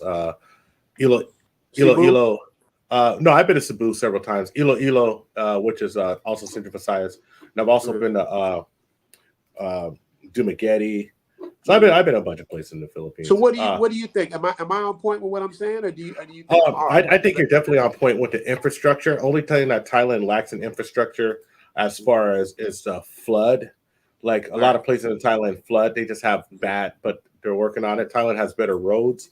Thailand also has, if I'm looking at infrastructure wise, just breaking it down, Thailand has better emergency access to things, and healthcare is cheaper, more accessible, but you have to be careful because they'll eat up your insurance and ask you for money. I've seen that happen a couple of times. So you just got to be careful, because in Thailand, the advantage of the Philippines is that you can understand what's going on, because English was the national language until 2006, where Thailand, you're going to have to speak some Thai. You're going to have to speak some Thai. You're going to be able to say hello. You're going to have to be able to say Nitnoy pet, my pet, pet mak mak, or you're going to just be eating the hottest food you've ever ate in your life. And that's the thing, because if you say pet mak mak, they'll just assume that you want it Thai hot, and so you got to tell them that. And so it's just some of the things that I've seen personally, not really. As far as the Philippines, I definitely think cultural wise, it'll be easier to get along in the Philippines than Thailand if you're staying a long way, because of the understanding English and being a Judeo-Christian country. Certain things may be a little better. You got the big "I'm cool as hell" shades on. Huh? Got the what? I'm cool as hell shades. No, you know why? Because I was outside, and then I only slept for 3 hours, man. I looked like a crackhead. So I said, let me. Damn. This is what the boxers do after they get in the boxing match. They get beat up. They put the glasses on. That's the only reason. I look like a damn. That's that grind. You're gonna play. You're gonna record on the golf course, Richie Mack. Yeah, I got to do my caddy of the day. You already know. I got to show the other side of playing golf, man. So it's a lot of fun out here. I don't know if you got a chance to do that when you guys are out here, but if you play golf, there's nothing better in the world than I was just talking about it coming out there, because I've never been to the Philippines. I've been to Thailand, man, and I want to come out and see you, but I need to find a month that I can get off. Dude, just this Brazil trip, and it was 1 hour time difference. I'm so freaking jet lagged still. Getting old, bro. You know what it is? But I want to come out there and hang out with you for a month. My buddy Johnny's in Bangkok. I'll hang out with him for like 3-4 days. I'll come kick it with you for a couple of weeks, get some suits made, we'll play some golf. And then I want to get over to the Philippines and see it. You know what I'm saying? Yeah. Richie, let me ask you one more question. Are they still yelling Steve Harvey suit when you walk up on Beach Road, right boy, saw Yamamoto? Are they saying Steve Harvey suit? Steve Harvey suit, come here, Steve Harvey suit. Boy, that used to make me. I used to blow out my. By the way, I had like 9 suits, man. You get enough suits. I used to have to wear a suit to work, so that was my suit connection. You know what's funny? Like, I'm not a big Steve Harvey suit fan guy. They never said that. They never said to me, like, I'm short. I'm 5'8" on a good day, right? So, like, me, like, buying suits, I'm like, look at little man in his little suit. I'm going to show you what I did with my, when I get my stuff tailored. You going to break it out? No, I don't got much. I got mainly shirts. I don't know if you can see. It's probably too dark. But I got a couple suits and shirts. Like, I don't know. Can you guys see that? Yeah. I got my little tailor made with my little initial on it, that kind of stuff. dope. Like, you got initials on it? Yeah, I got a couple blazers, like, you know, just basic stuff. But I've been here 2 years. I've never had to put a jacket on. You know what I mean? So it's kind of like ridiculous. You know, I got a couple. And you got I see the Ralph Lauren checkered shirt from the open market there. No, that's my tailor. My guy. Your tailor made that. Yeah. I just picked the material and then he made nice. the shirt. You know what I mean? That's a very nice shirt. Yeah, I got a question. It's cool, man. I think Guapo is going to get the most out of it because he's a suit and tie guy. Like, he's going to love it. I can't wait, just the way they treat you. You know, the way they bring out the water and the drink and whatever you want to have, and then they get you all sized up and do their thing, man. It's a really good feeling, man. You really feel like utterly respected out here. That's why when you were saying about the negative stuff that happens, it's like people start with respect here. They start with a smile. They start with true. just being cool. You know what I mean? So you really got to create that scenario in my mind, because usually people from drinking or whatever. I'm not a big drinker. I guess when El Guapo come, I'm gonna have to have a little sippy or something like that. I'm about to quit, man. I'm going on vacation next week. LeBay and I are going on a cruise, and I got to, man. I'm trying to get sexy by 4th of July, yo. So I got to hang it up for at least 90 days, bro. So, Guapo, you ain't sexy for your shirt. You could quit the cigarettes. If you could quit the cigarettes, I got challenged. Yeah, okay. I got challenged by one of my subscribers to do a 60-day do a blog every day, not smoking. I need to quit that too. I've been smoking. God, I'm 44 almost. Yeah, that's a hard habit to quit, bro. That's a hard habit to quit. That's worse than crack. I'm serious. Hey, this is something interesting about the stream. The last cigarette I had was in the Philippines, April 2nd, 2006. Wow. And I was just drinking quit cold turkey. I was drinking Red Horse, and I got really, really, really drunk. And anybody been in the Philippines know Red Horse. And I took a drag off a cigarette and was sick for 2 days. And and said ever since then, a taste of cigarette make me feel horrible. What is Red Horse? Tell us what that is. Red Horse is Filipino. We call it Filipino Colt 45. That's what Red Horse is. And Red Horse is like, you drink it, and you drink one, and you're cool. You know, they even sell it in 40s too. So I always said they market it towards the brothers. But you drink one and you're cool. You drink two and you're cool. You drink three and you stand up and you can't. And you look at it and it's not really regulated. So I'm like, I see one bottle with 7% alcohol. One bottle was 10%. Oh, wow. So I got totally messed up. So I just That's didn't old have English. You talking about old English right now. We getting into the old English. Yeah. That 8 ball. 8 ball. That Steel Reserve Deuce 11. Steel Reserve. Yes. I got a question for Richie Mack, and I know you got to go play golf, man. But I respect you so much as a filmmaker and a content creator and everything, man. Dog, how did you like my video, Sugarloaf, me and Hinata walking around? That was my new camera setup. I was like, if Richie Mack says it's good, it's good. What'd you think, man? What, man? First of all, I love you as a human being. So, anything good what you do. But outside of me not knowing you, I still think it's great work. I love what you're doing. And like I tell everybody, man, I appreciate the stuff about the editing, but it's not a contest, man. We're all doing our own thing and doing it effectively. We just got to support each other. You know what I mean? Like, I'm not trying to compete with nobody. I'm just trying to just create my lane and support as many people as I can. And hopefully we can support each other and keep it pushing. I love what you're doing. I love the fact that your channel's growing. I was so happy to hear you had 3,000 people in the room? Yesterday I had 4,200 people in the live, bro. Come on, man. That's good. Salute. 4,200. It was crazy. It was really crazy. It was wild. Out of nowhere. Listen, I'm in a business conference this weekend, and the information came out about the news, and I was like, yo, we got a 4-hour break. I told LeBay, I was like, baby, I'm going live as soon as this thing breaks. This is a virtual conference. Went live. I didn't expect it, but it is what it is. God is good, man. Man. That's how it works. You know what I mean? Like, I didn't expect people, like, all the work I put in and y'all talking about grits. I know, right? Damn, like, really? It'd be the most BS video. You'd be like, not that your video was don't take that the wrong way, but I'll put it to you like this: the video I did on in November, where Kevin Samuels was talking about Will and Jada. I did that in November. In the last 7 days, that video alone has done like 350,000 views. I made it in November, bro. Wow. It's crazy, and the video to me sucks. Like I couldn't even watch the whole thing because I've gotten so much better. I'm like, damn, yo, I wish I could go back and remake it. You know what I'm saying? Shout out to Will Smith and Jada and Chris Rock. Yep. Shout out bringing to that Chris moment Rock, back. Copy Blanco.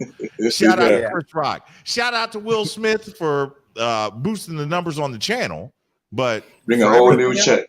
Hey, bro. Will Smith is like the OJ of social media now. Like everything, anybody that touches him or mentions his name, they numbers go up. Yeah, you know? Except for me. Like I tried to defend Will, and they jumped all on me. So I said, all right, I did the same thing, Richie Mack. But I put Anthony Bourdain in there. You have to give a more. That was so dope how you did that. That was so face. dope how you did that. You broke down I watched it. You did the ex-girlfriend. You explained. I didn't even know where she said she was from, Spain or Italy. You broke it all the way down. Yeah, Spanish chick that helped start the meet. I don't want to say it on here. You said it. The M2. There you go. The M2. Yeah. Yeah, the M2. Yep. Yeah, it was beautiful the way you put that together, bro. Like I was so happy for you, man. That's what I'm saying. It's not a competition, bro. Can't nobody be El Guapo. I don't care how hard you try. I can't even be El Guapo, bro. Like I said, you don't get recognized. I was like, who? I'm trying to hide. Listen, don't tell LeBay. I might have been in some places I shouldn't have been, but I'm trying to hide. Like they be like, "Hey, El Guapo." I'm like, "Yeah, man. No, I don't even want to be El Guapo half the time, man. For real, real. Right on. Yeah. So, guys, let me grab a beer. Y'all good? Yeah. Yes, I'm gonna off you guys, man. But man, thank you so much for having me. Please send me that link. I'm gonna subscribe to your channel, of course. Now, Richie Mack, I didn't watch this video, so if the video that they did is jacked up, it's not on me. I'm sorry. Hey, it's all love, man. It's all love.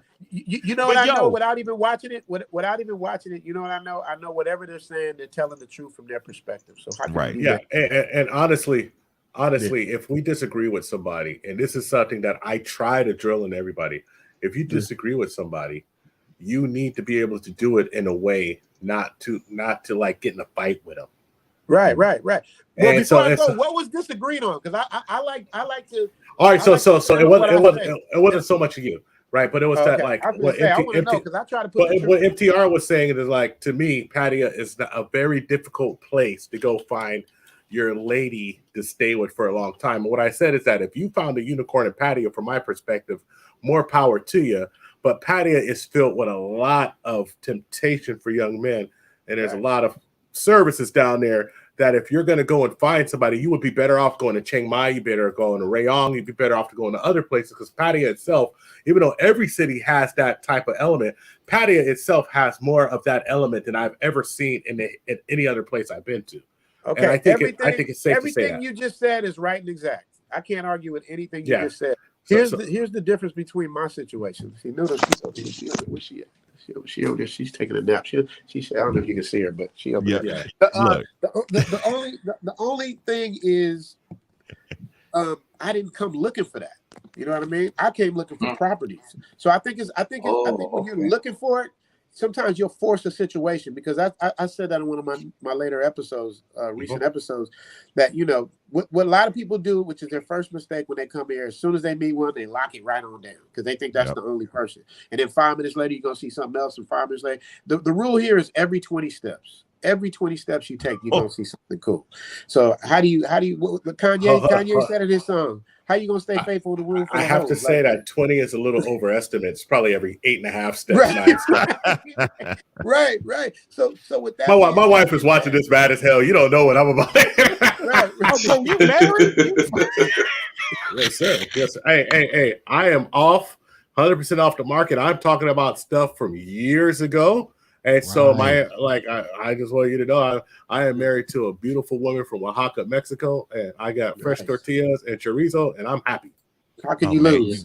How can you lose? We're going to sleep on the couch tonight. Yeah, right. Hold on. I do not sleep on no couch. I pay bills. There you go. Stay out for the bottom for you for that one. Hang on. Boom. There it is.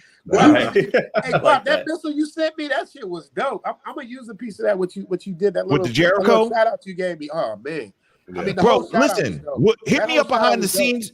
Do you use OBS yet? Or Nah, I'm not sophisticated yet. I'm still using Bruh, StreamYard. I got a team. I'm gonna put you on. I paid somebody to set this up, and it's not gonna break the bank. You got enough bot, you got it. Right. Well, we're gonna see. My whole thing, I need another editor. I need somebody to help me, dude.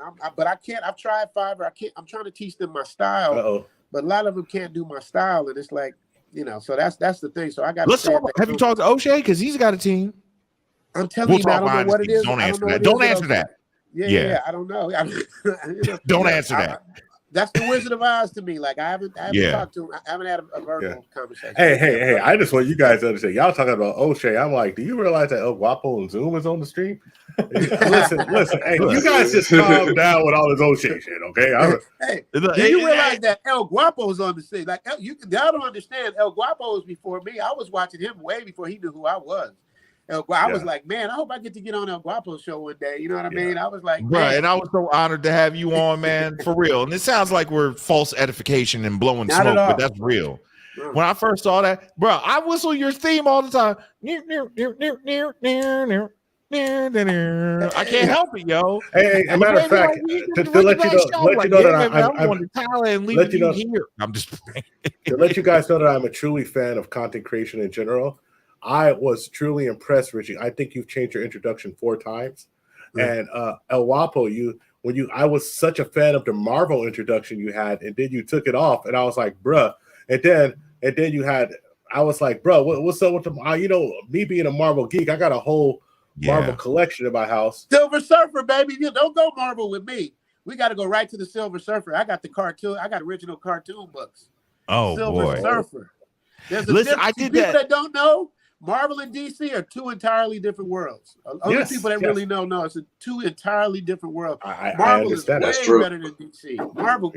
So anyway, that's just something. That's my little nerd. Yeah, DC is dirty, man. Yeah. This is dirty. Yeah. I got an uncle in DC and I got an uncle in Baltimore, so I know. Hey man, you got to show some love to Baltimore. That's my city, man. Yo, Baltimore's a good city. Baltimore's a good city. You just got to be built a certain way to survive in Baltimore. That's all it is. I mean, I was raised in Baltimore. Look at me. I'm fan. Yeah, like I was raised in New York, so we used to take that drive to Baltimore and DC. So it's like what 3-4 hour drive. It's like real close, like. And man, Baltimore. Look, I ain't gonna lie to you, Baltimore ugly as hell. But New York is ugly too. I don't know why people always want to go. Bro, we're about to have an East. It's about to be an East Coast showdown. Because listen, I talked about this. Lee and I were talking about this months ago, yo. And Richie Mack, you'll understand this. Black men need to learn how to beef across the chessboard and on the golf course, so we can have a civil discord. Yeah. Here's what I'm saying, Poppy. You live near New Jersey. Do you know how terrible New Jersey looks? Come on, man. I know. That's what I say. Have you been to Philly? Are you serious? Oh, it's nasty. Yeah. Yeah. No, but no. Baltimore looks way better, bro. We got one of the 3 Triple Crown. Baltimore's all right, man. You might have gone to the wrong place. Next time you come through, hit me up. We'll hang out. And I'll change your opinion. I just want to point out that none of y'all has an app to show you where the human poop is on the streets like San Francisco does. We have an app that lets you know the hot poop zones. You said the human poop zones? Yes, the human. This is like, you may want to avoid this or look down when you're here. Yes, we have an app. Wow. You're based in San Francisco? Yeah, we're a San Francisco Bay Area podcast. The most expensive real estate in the country next to New York. Yeah, I definitely know San Francisco. Very familiar with San Francisco. Yeah. And we're not in San Francisco here. Richie Mack, if you leave, I'll catch up with you behind the scenes. Give me 5 minutes. I'll be right back. Okay, cool. All right, I'm not going anywhere. I promise I'll be right back. You guys, any more questions before I go? Because I want to make sure I touch everything. I got a question. I do have a question for my man. And I love your accent. You can ask me whatever you want, bro. That accent is dope. I need you to drop. I need a drop from you. Oh well, let's do it. But look, I want to know, how long you been in where's it, Thailand? 2 years. How long you been? How long? Okay. Mhm. When you move out there, do you move out there with a purpose to like you were looking for a while, or that organically happens? Yeah, not at all, bro. That's the last thing. I had a real rough divorce, man. My ex-wife's an attorney. So I had a Oh real, shit. real unnecessarily difficult Let's see what Doctor said. 4-year drag out, damn near lose everything type of divorce for no reason. Didn't have to go that way. But no, that's even now, like marriage is the last thing on my mind, man, in terms of anything like that. I don't see the benefit in it. I don't understand it. Like I said, if you get a chance to look at my episode, I did an episode on how I met Elle, and I explained the whole thing in detail, man. I was out looking for property. I went to go get a foot massage, and there she was, and we've been together ever since, man. It just happens like that, you know what I mean? Like people are saying, Pattaya has a stereotype, and a lot of it is deserved, like it's true, but it's not everything. It's just like just like San Francisco. There's stereotypes about San Francisco. There's stereotypes about LA, Baltimore. There's everywhere, but that doesn't apply to everybody. So. So to answer your question, no, I did not come. I've been here for 2 years, but I came 3 times in 1 year. I came in November, and I came in July first time, 2019, November 2019. That's when I started looking for property there in the Philippines, and then I came back again in the end of February, March, and then that's when the thing hit. COVID, and I never left. So I didn't plan on it. Like I'm no genius. I didn't figure this out. It just all happened, and I just figured out a way that I could stay here and work and make money. And then I said, well, let me try this YouTube channel and see what I can do. Because the one advantage I had, this is the advantage I had. This is the way my mind worked. My mind worked. Everybody and their mama is doing podcasts now because everybody's at home, but everybody ain't in Thailand. Right. So that was my angle. I'm like, okay, I'm doing it from Thailand. So I'm gonna automatically separate myself from everyone else. Now all I got to do is just do the work and keep it interesting and do some fun stuff. So that was basically the blueprint of how I got here and what I did. So I would say, have you been to Cambodia and Laos? That was where I was on my way to. I was going, actually not Laos, I was going to Cambodia and Vietnam. Yeah. Cambodia. I never made it there. I never made it to Cambodia. I haven't been to Vietnam, but I've been to probably every other country in Southeast Asia. It's really cool, dude. Including Burma when I wasn't supposed to go. I actually did judo with the Burmese Judo Association and got thrown around by this really nice little lady that made me feel bad about my life. But I digress. But I would like to. Sorry, go ahead. No, go on, Poppy. I would like to ask my man, as a black man, right? You live in a whole different, the other side of the world, pretty much. I'm gonna assume you don't have none of your family members over there, right? Not one. Okay. How does the people over there embrace you? Because you don't look like them, you don't dress like them, you don't cook like them. You know what I mean? How the people, not necessarily your wife. Is she your wife now? No, I'm not. I told you, marriage and that's my girl though. That's my baby. Okay. All right. Your girlfriend, outside of her family, I'm pretty sure they embrace you. Outside of her family, how the people over there embrace you when they see you out there, and they obviously know that you're from. I'm pretty sure they know you're American. You walk like American. You look like an American. So they know what time it is. How they embrace you over there when you out there like on business? Because I'm assuming you looking to invest money out there and stuff like that.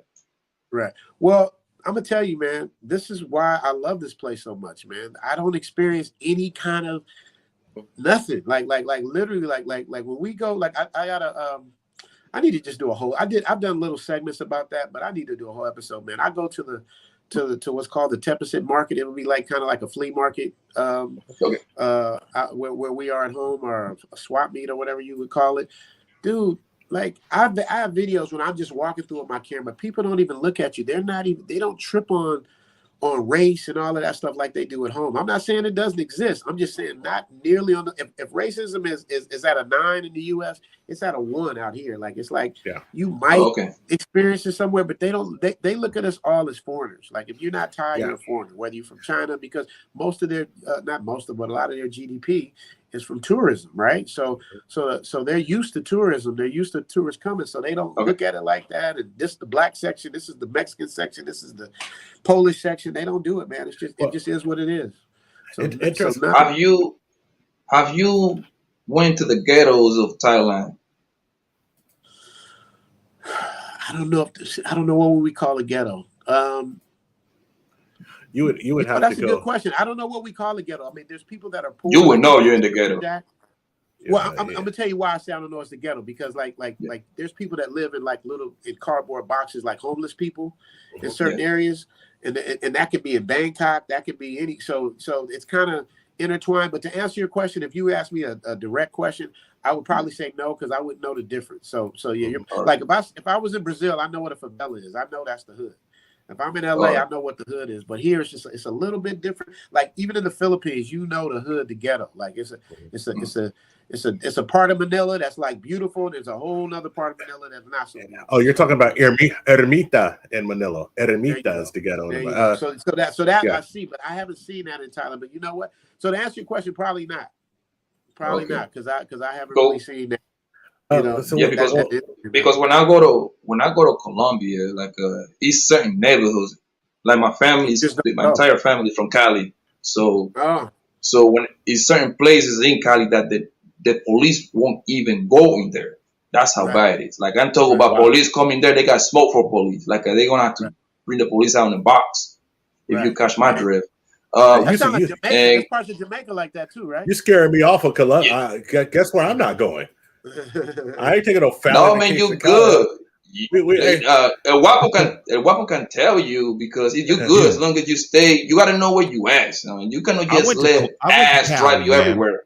Yeah, I went to Cali and had nothing but the best of experiences there. It was beautiful, man. Cali was dope. It was so much fun. Yeah, it's a beautiful place. You went to the salsa clubs? Of the hood. Yeah. Say again. You hit all the salsa clubs in downtown? I might have done a little dancing. That's when you see all the bad girls. The movie theaters and I remember it was a good time, man. It was a real good time. Yeah, man. To piggyback on something that Richie Mack said, you will not that you're not Thai in Thailand and you're for long. But I mean, one of the biggest things, and Tip told me this, a friend I was talking about earlier, she said, look, we're not from Europe. We don't care that you're black. You're all just not Thai. Right. And you need to understand the customs. A lot of customs people don't understand in Thailand, like the king, especially. I was there for the king's funeral a few years ago. So the king the year after he died, when they buried him. So the king is very sacred. So like people would do stuff like tear money with the king's face on it. You go to jail for that. You can't disrespect the king at all. And it's like they play like a ode to the king that everyone has to stand up like their national anthem before movies, and people don't understand that stuff there. But that's Thai culture. So like a lot of times, like if you go there, you understand that you're in Thailand. Like we used to say TIT, we used to say this is Thailand, but we all just want to say tit. But we say like this is Thailand, and you have to understand rules about Thailand. One thing that I'll say about Thailand, like I've seen people in relationships, and it's impossible. It's very hard to, it's very hard to vet a family.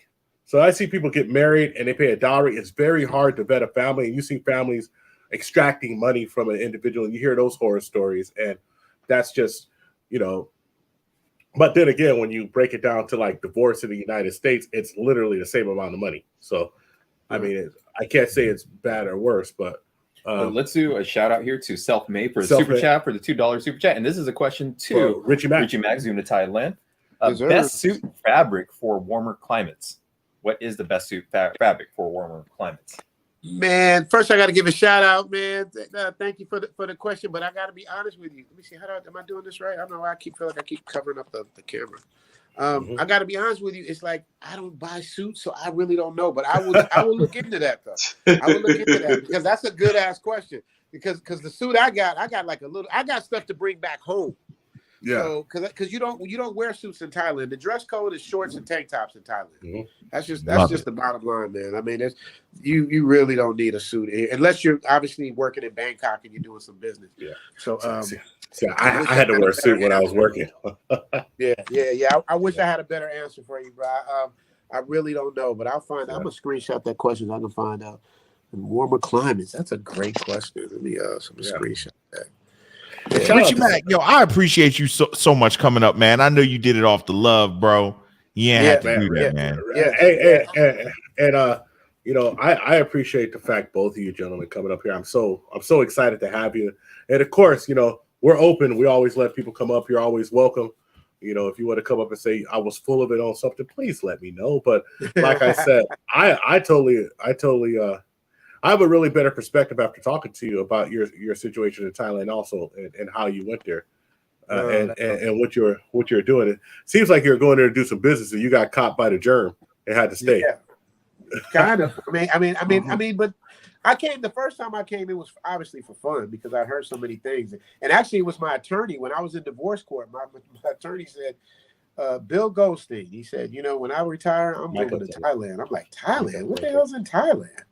He's like, man, you can get tailor-made suits for $60. Once again, with the tailor-made suits, you get like a tailor-made suit for $60. Now that's an exaggeration. You can get a tailor-made suit for $60, but depends on the material that you're buying. You buy some cheap ass material, yeah, you can. If you buy expensive material, for $200, it can be up to $200. Yeah. It depends. It's gonna be cheaper than the States, but yeah, it varies. So just to make sure you guys know, it's not every suit is $60, so that's not how it works. But then when I came and I saw how popping it was, because I have a successful Airbnb in LA. So when I saw how popping it was, I'm like, I could bring my show on the road out here. I can live here 6 months out of the year, live at home 6 months out of the year. When I'm not there, I can rent it. It was making financial sense to me, you know. And then you know, and then when I watch the news every day, man, not every day, but I watch the news back home, man. It's so depressing, man. When I watch what you guys go through every day, you can't go to work without something getting shot up, a grocery store, a mall. It's just like everything's so stressful, dude. You're arguing about wearing masks. You're arguing about not wearing masks. You're arguing about getting the shot. You're arguing about not getting the shot. Like everything is beef everywhere. Rappers are getting killed just for being rappers, and I just don't miss any of that stress, bro. I really don't. It's like that's the main takeaway about Thailand for me is like it's stress free. I wake up every day and I thank God, man. Even when I go play golf, when I'm just walking on the course, just the stress free lifestyle I'm living, I think it's added years to my life, bro. I mean, I really do because that stress at home is just not fun. What's gonna add years to your life is the non-GMO in the food, man. The non-GMO and the food's gonna really add stress. But man, look, we appreciate you. I've been holding you. I know you've been trying to leave. I didn't see you move to 8 rooms. You didn't move to 8 rooms. We gonna be on the golf course with him in about 10 minutes. So right. I'll be like, hey, y'all, I'm about to hit this ball. Hold on. So we ain't gonna hold you no more, man. Thank you for your time. Thank you for being so generous with your time and telling your story. So you know, Kapung Kap. Kapung Kap, Travis Sweaty Kap, Kapung Kap. Yeah. And that's another thing too, you guys. He's doing really well because the language out here is a super hard language to learn, man. You know, you say the same word, you go up on it, or you just say it normal. It means two different things. So different thing, yeah. The language. I got a couple of boys in the chat right now who speak Thai who make me sound like a 3-year-old. But you know, I be doing my best. We got some OGs from the tribal group I used to be involved with. That like when I say I've been there amount of times, and people are like, wow, and you know, one of the cats in there is like, bro, that's cute. He probably gonna bump into you. He probably there right now. Right. Hey, well, send him a shout out, man. Tell him I said what's up. Yeah, you know? Yes, sir. But what you guys are seeing is literally where I'm at. Like this, I don't even go out, man. I'm just in this room editing most of the time. Watch Thailand versus LA, though, man. That thing's gonna be hot. Oh, I can't wait, bro. Looking forward to that. Let me know when you drop it. I'll put it on my community tab, man. Okay. Yeah. Hopefully this week, man, if I get it done. But I always get caught up, you know, being on live streams and talking and running my mouth too much. Like it's not just y'all fault; it's my fault too, man. I love to give the information. and Poppy, I'm gonna hit Colombia too, bro. So I'm gonna do that. Andre and Andrea love crossing borders. That's my guy. He's in Cali. Oh, okay. So I'm definitely gonna hit that up, man. Gonna do it, bro. So yeah, appreciate you, man. I love your accent. Don't whatever you do, don't lose your accent, bro. I don't care how long you in Jersey. Don't lose. Keep that accent, bro. That's gonna take you everywhere you want to go. No, this is ingrained in me, man. It's not going nowhere. It's part of my DNA now. Yes, sir. Yes, sir. Yes, All right.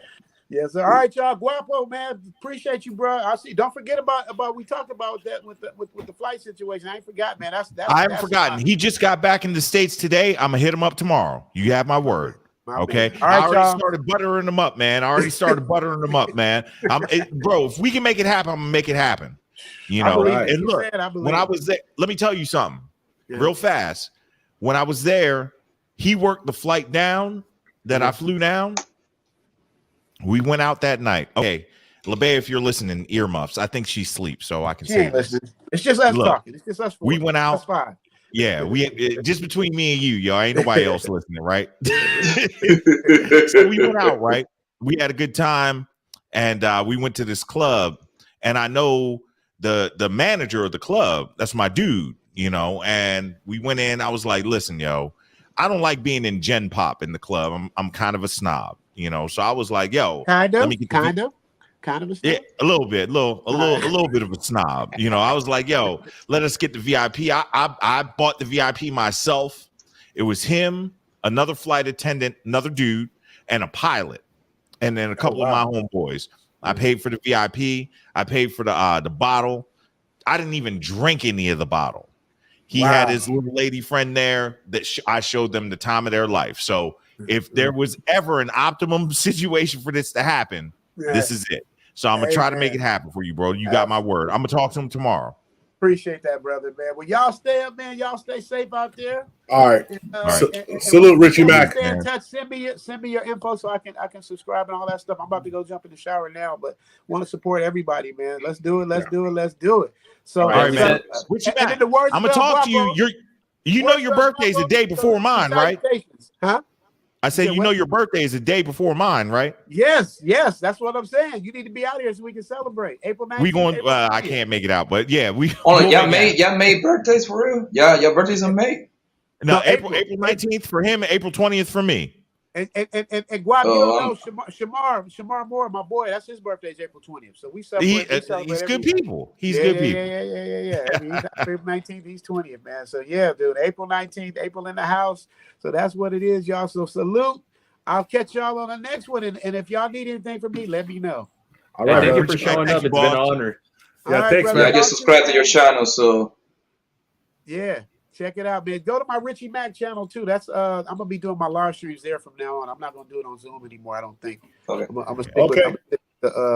I'm gonna stick with the Zoom to Thailand on Zoom to Thailand and live streams on the Richie Mac channel. That way I can say what I want, do what I want, have fun when I want. So look out for that too, y'all. All right. So that is Richie Mac. This y'all who is on it so fast, man? I need somebody like that on my team. I'm telling you, this is young Scotty right here. Scotty's killing it, man. It's like, hey, Scott, can I rent Scotty for a couple months? Damn, like I need Scott dropped out of kindergarten because of recess. He don't play. I love it. Scott know all the tricks. I love that. Oh, that's great, man. All right, y'all. So I'll catch up with y'all, man. All right. We locked in now. All right, boss man. All right, y'all. All right, thank you. Have a good night, sir. Peace. All right, Wapo. Man, that's all right. Wow. Can I say this real fast? Let me say this. Please. This is what I believe the manosphere is supposed to be. Because real talk, Richie Mac pulled up just off the strength, and I love that he's like that. You know, his channel's 3 times the size as mine. You know what I'm saying? And I was like, yo, Grover and Scott been hitting me up in the back. Yo, come through, show some love. And he just came through. So that's dope, man. You know, man. And it's not about the size of the channel or anything like that. It's just about us as men supporting us as men. That's really all it boils down to, you know, and it doesn't take anything more than that to be successful. And I'm glad to see that he did that. He's a real one, dog. Richie Mac is so cool, bro. Lead attorney is the same way. Right. O'Shea, once you get to talk to him, is the same way. He really is, man. So it's so many good fellas out here, man. And I'm thankful to be a part of this space because I know that we need it. I know we need it. Will needs it. Will should have his ass over here Yeah. for real. So excuse my language, but yeah, it's okay. You know. That's real talk right there, because Grover, he have helped me a lot. So this is a guy that calls me, take time out of his busy schedule, and just call me, start getting like I'm talking about. Just call me, talk to me for like an hour and a half. Him and Scott. You see what I'm saying?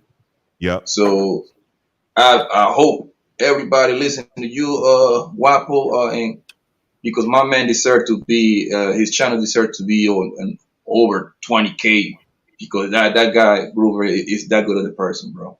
I'm telling you, he genuinely helped me, because because like he telling me, yo, do this, do that. I'm just getting warmed up to this YouTube stuff. I only got like 400 subscribers, so I'm like a nobody on this thing. So and that's fine. I got. Can I back you up just for a second, Poppy? Can I back you up just for a second? Let me tell you something. I'm going to do a show on Tuesday, an anniversary show. And I have a video. I put it out there before. I think I put it out when I hit 10,000 subscribers.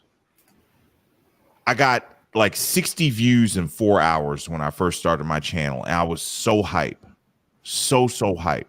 Because to think of having like in my studio, right, 60 people that took the time out of their day to watch what I had to say meant a lot to me. That's dope. The fact that 400 people have decided that they care enough about what you have to say that they want their day to be interrupted, so they're notified.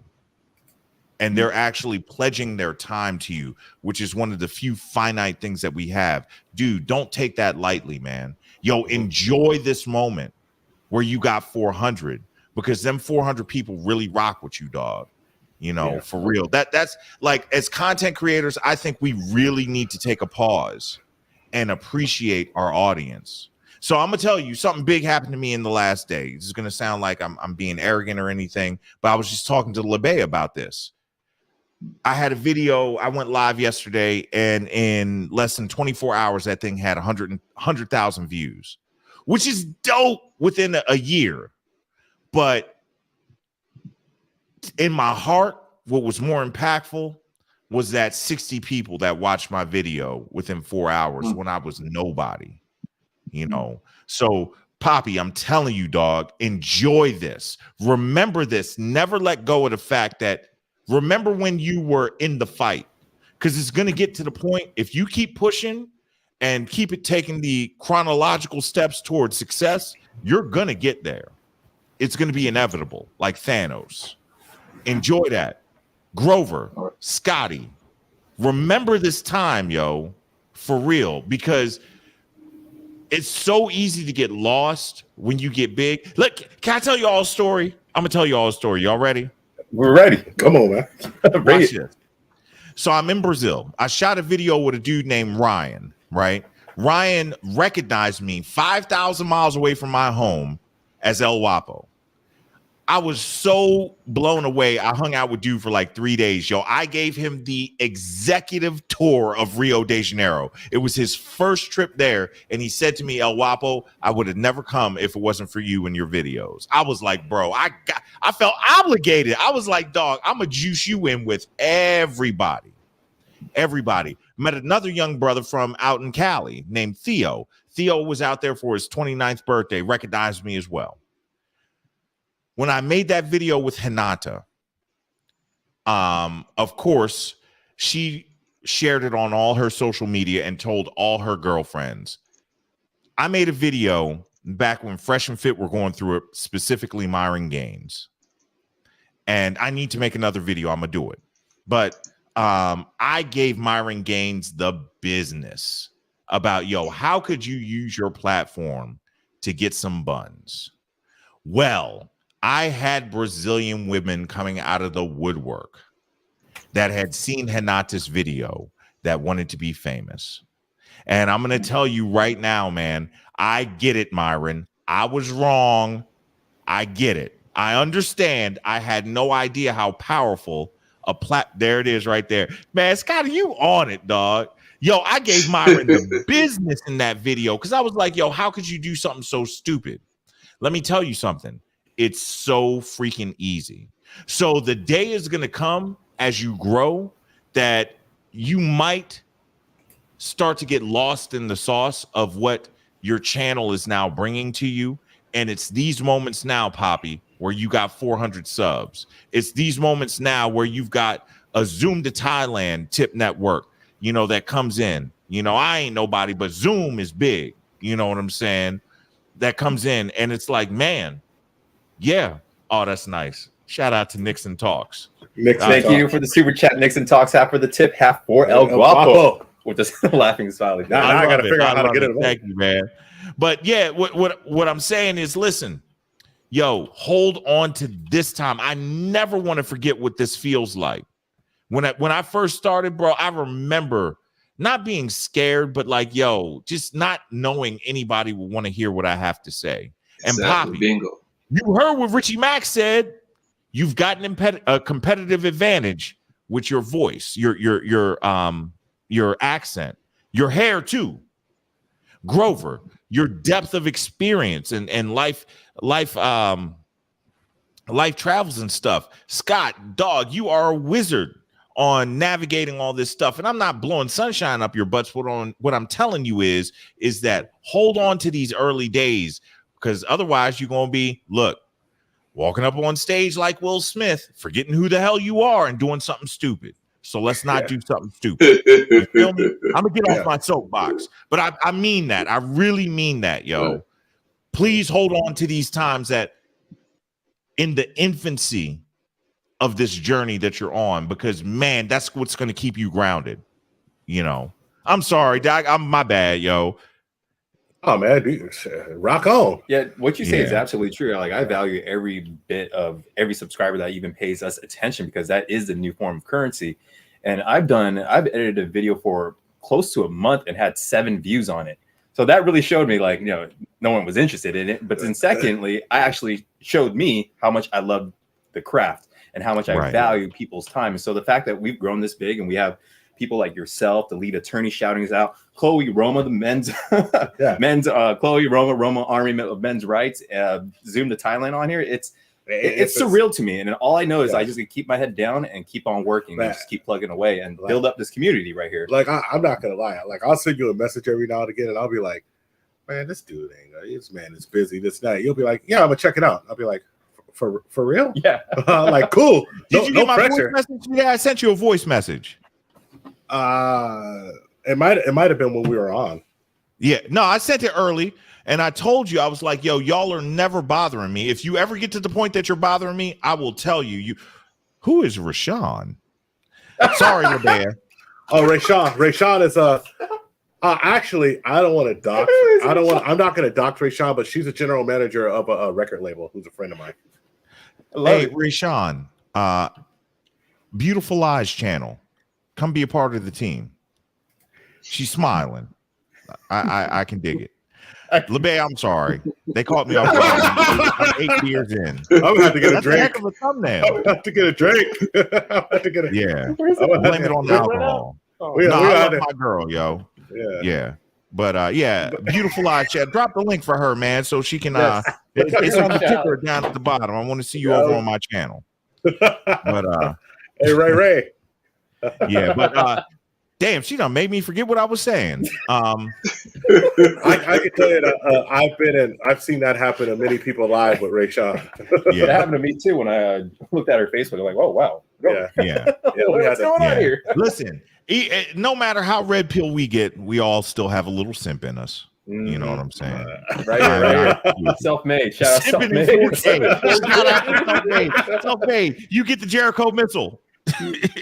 I was called a simp before. I was called a simp for taking a girl out to Outback Steakhouse. we all still got it in us, man. We're men. What does Manosphere Highlights Daily say? Because we men, ain't we? Yeah, we're men. It's gonna happen. So, so there's actually. I always said we're gonna pay for it one way or another. Either with direct hard cash, option A, or taking them out, option B. You know what I mean? That's the way I look at it. Yeah. Nixon Talks has a question for El Guapo. Sure. So a question for El Guapo. what got you into the YouTube game? I first saw you on the lead streams late last year, and you've blown up something big, man. Well in.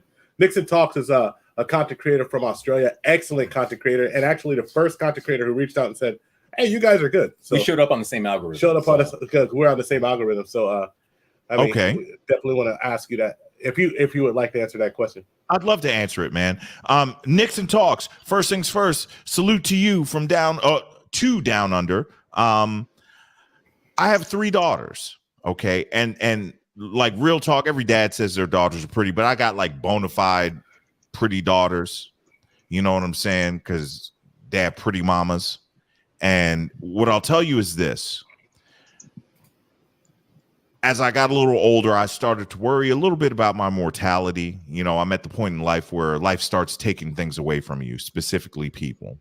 And I thought to myself, if something were to ever happen to me, what would I want my daughters to know that they're not quite old enough to know yet? Like my oldest daughter is 12, okay? And there are just so many things that young ladies, you know, are susceptible to and will fall into the trap that can hinder them and hobble them in life. And they're just beautiful lies, like the Disney narrative that is preached to young ladies. You know, when young girls find out that men are attracted to them, a lot of them tend to stop maturing. They tend to stop developing mentally and emotionally.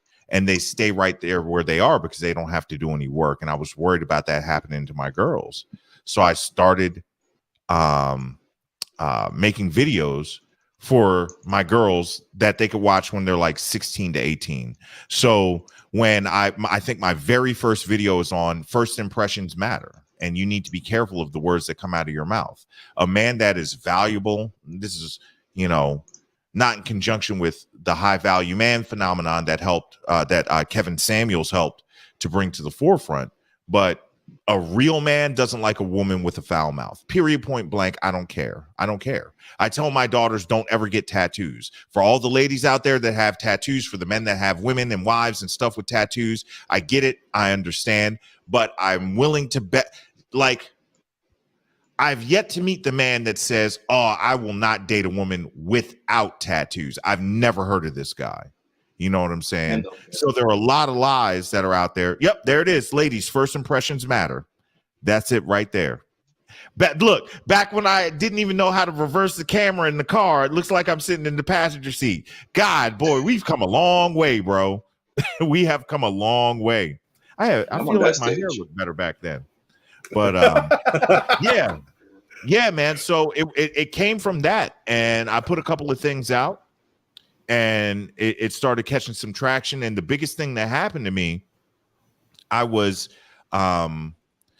supposed to be in a meeting. And I ended up, is this my fiance? Oh, what happened? I'm sorry. Random DMs. Guys, get ready for the random DMs from ladies. LeBay, I'm not even paying attention to this. But that disclaimer. Yeah. But look at poor Scott, yo. It's wild. But yeah, so as I started talking, I saw the lead on, and he was talking about, God, it had something to do with divorce and were you still willing to get married? And I've always been like a relationship guy. I've had my fun. You know, Grover, you've lived overseas. You're married, so I'm not going to ask you to get yourself in trouble. But you've experienced life. Let's just say that, right? I have experienced beautiful women from all over the world. And as great of an endeavor that is, it's a waste of time to me. So I rather have one real good one. That's just me. Because I can spend my time coming on here and working with y'all. You know, we could build something big that actually changes lives. You know what I'm saying? So I know that's kind of a long answer, but it started for my daughters.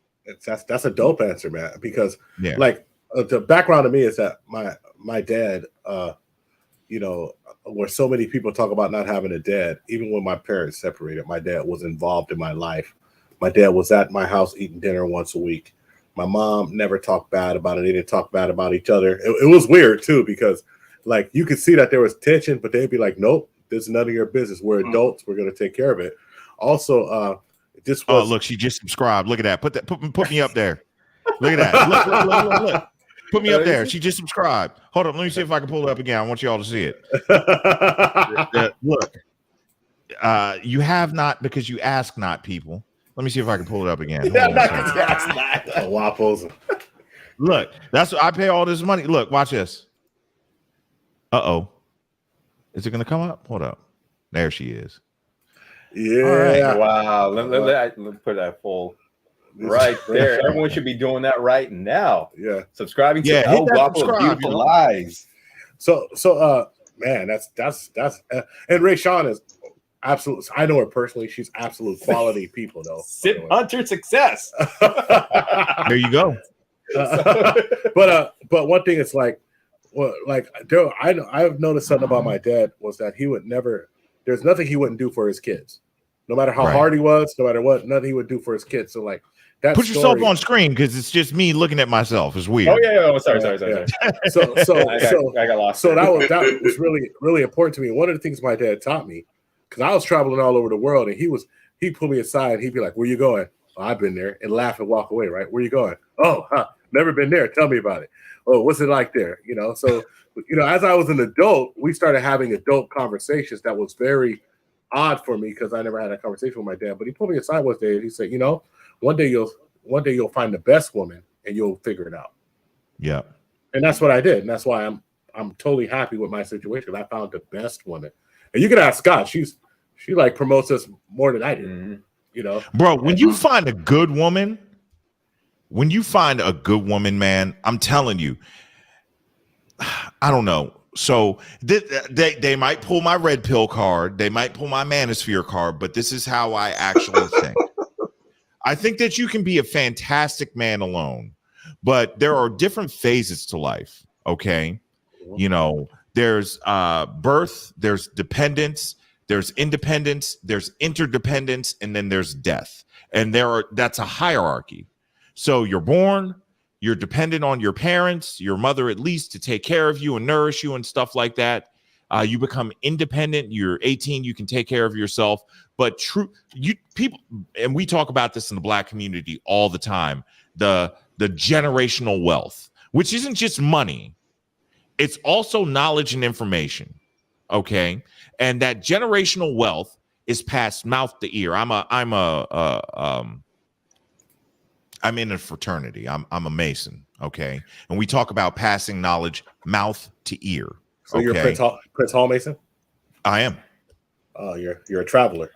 I'm a traveling man, in the truest of sense. Yes. Yes, sir. But my grandfather was a Mason. But yes. All right. Yeah. So things understood don't need to be explained. But that's no more talk needed, sir. Knowledge is passed from mouth to ear. That's a generational thing.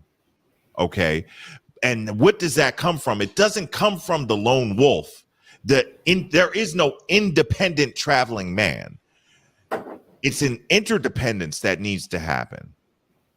And that's what I believe in. I believe in interdependence. I think that is the highest form of human existence that you can have, to have those strong bonds within a family and stuff like that, those strong bonds with your lady. So you could be a really good man by yourself, but I don't think you'll be a great man unless you have a good woman in your life. I don't believe it. I think that you'd be a head on a set of shoulders with no neck. That's what I believe. I'm the head. LeBay is the neck right now. You know what I'm saying? Right. So that's what I believe. Y'all can say what you want to say. Well, I'm not gonna say that. Yeah, here and not you guys, but I'm just saying anybody in the comments or sees this. Yeah, I'll put my results success-wise up against anybody's with my philosophy versus theirs. I will put my results with my network and even my first wife is in business with me. My second wife is in business with me.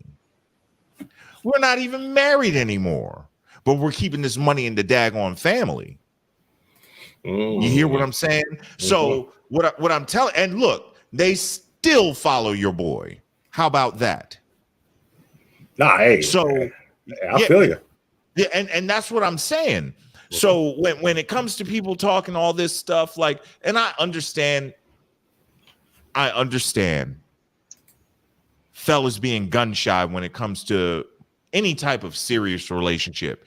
It's not advantageous in this country anymore. But I will tell you this: nothing ventured, nothing gained. And if you can find the right one, boy, oh boy, the upside is so great. So Grover, I feel you, bro. I feel you. Well, I tell everybody, and it's not only do I tell everybody, but my OGs who know me from when I was younger, they're like, you out of all people, you, and I'm like, listen, you find a when you just if you find the best woman you've ever been with in your life, then what are you doing? And that's how I was raised anyway. I was raised in a family environment. Unfortunately, I wasn't. Maybe fortunately or unfortunately, I wasn't raised with not understanding what a family can actually do. Right. I was raised understanding, because even my family history in Texas is all about family, to the point where somebody who people think was an uneducated sharecropper brought over 125 acres and have a family homestead right now that I have a place to go to right now. That's because of family. And so family is important to me. And if you come into my circle, that's why a lot of people get treated like family. That's why I'll call Poppy's my brother. So I'll call Poppy and give him every idea I can, because I want him to win just like I want Scott to win. Right. You know, and there's other people that I call them and say, hey, do this because I want them to win. And it doesn't cost me anything to give knowledge that I spent my whole life acquiring. Why did I acquire it? I didn't acquire it to hold it. I acquired it to give it away. I'm not gonna lie.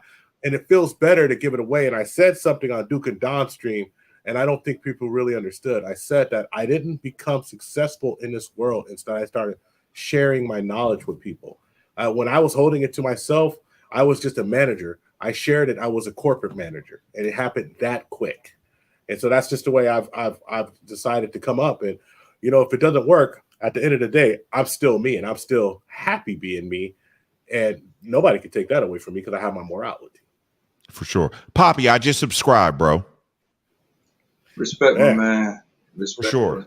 Good job dropping it in there, because I would have forgotten.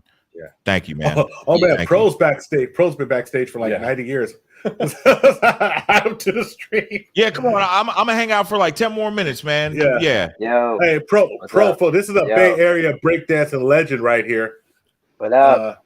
What's good, man? 40 and up, man. I'm older than you. I'm 46, so. Bro, you make it look good. I'm hoping to look like that when I get 46. Yeah, man. Won a competition yesterday. Like, competed against people literally half my age. Which is that's a clip. Yeah, that's a clip. That's me. Old man getting it. Old man. That old man dance right there. Is that in California? Oh, yeah, that's in San Jose, California. That's me. Bro. Is that still considered the Bay Area or no? Yeah, it's Bay Area. Yeah. It's Bay Area. Wait till this part though. You gotta watch it till the end. Yeah. This really part, dope. yeah. That's Pro, right? Yeah, that's Pro. That's me. Boom, boom, boom, boom, boom, boom, boom, boom. 47 or 4 months, 47 years old right here. Yeah, yep. Bong, Unbelievable. bong, Look at that. Oh bong, my God. Bong, bong, bong. Keep going. Bong, bong. Keep going. Keep going. Show these young ones how it's done. Bam. That's it. They break. Bro.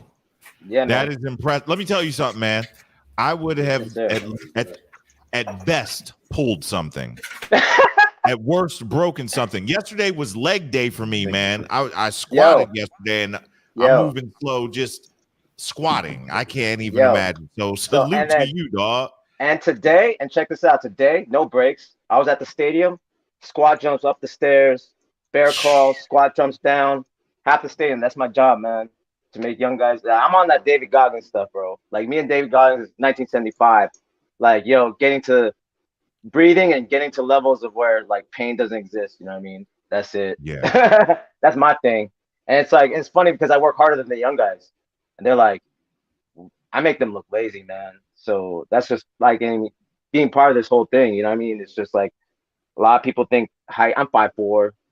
I call myself the 5'4" giant, bro. Like I'm Asian, Filipino, all that stuff, all what's required and this and stuff. I work hard, man. That's all it is. And that's what we're trying to teach the youth. What me and Grover talk about all the time is trying to teach the youth. I was supposed to originally hop on here and talk about Philippines, but then it got into some like deep content creation and stuff like that. And even My Grover, bad, dude. and I did that. I know it's all good. Nah, man, it's good because it's like it needs to be talked about. And the whole thing is like even Grover and Scott got me like, you know what? I was dead on YouTube for about 6 years, and then just being around these guys, like, all right, I got started again. I'm gonna plug my podcast, Gearheads, this Thursday. We're gonna have actually Grover. I asked Grover to go on because he's a musician and he plays jazz and he understands the history from jazz to soul to funk.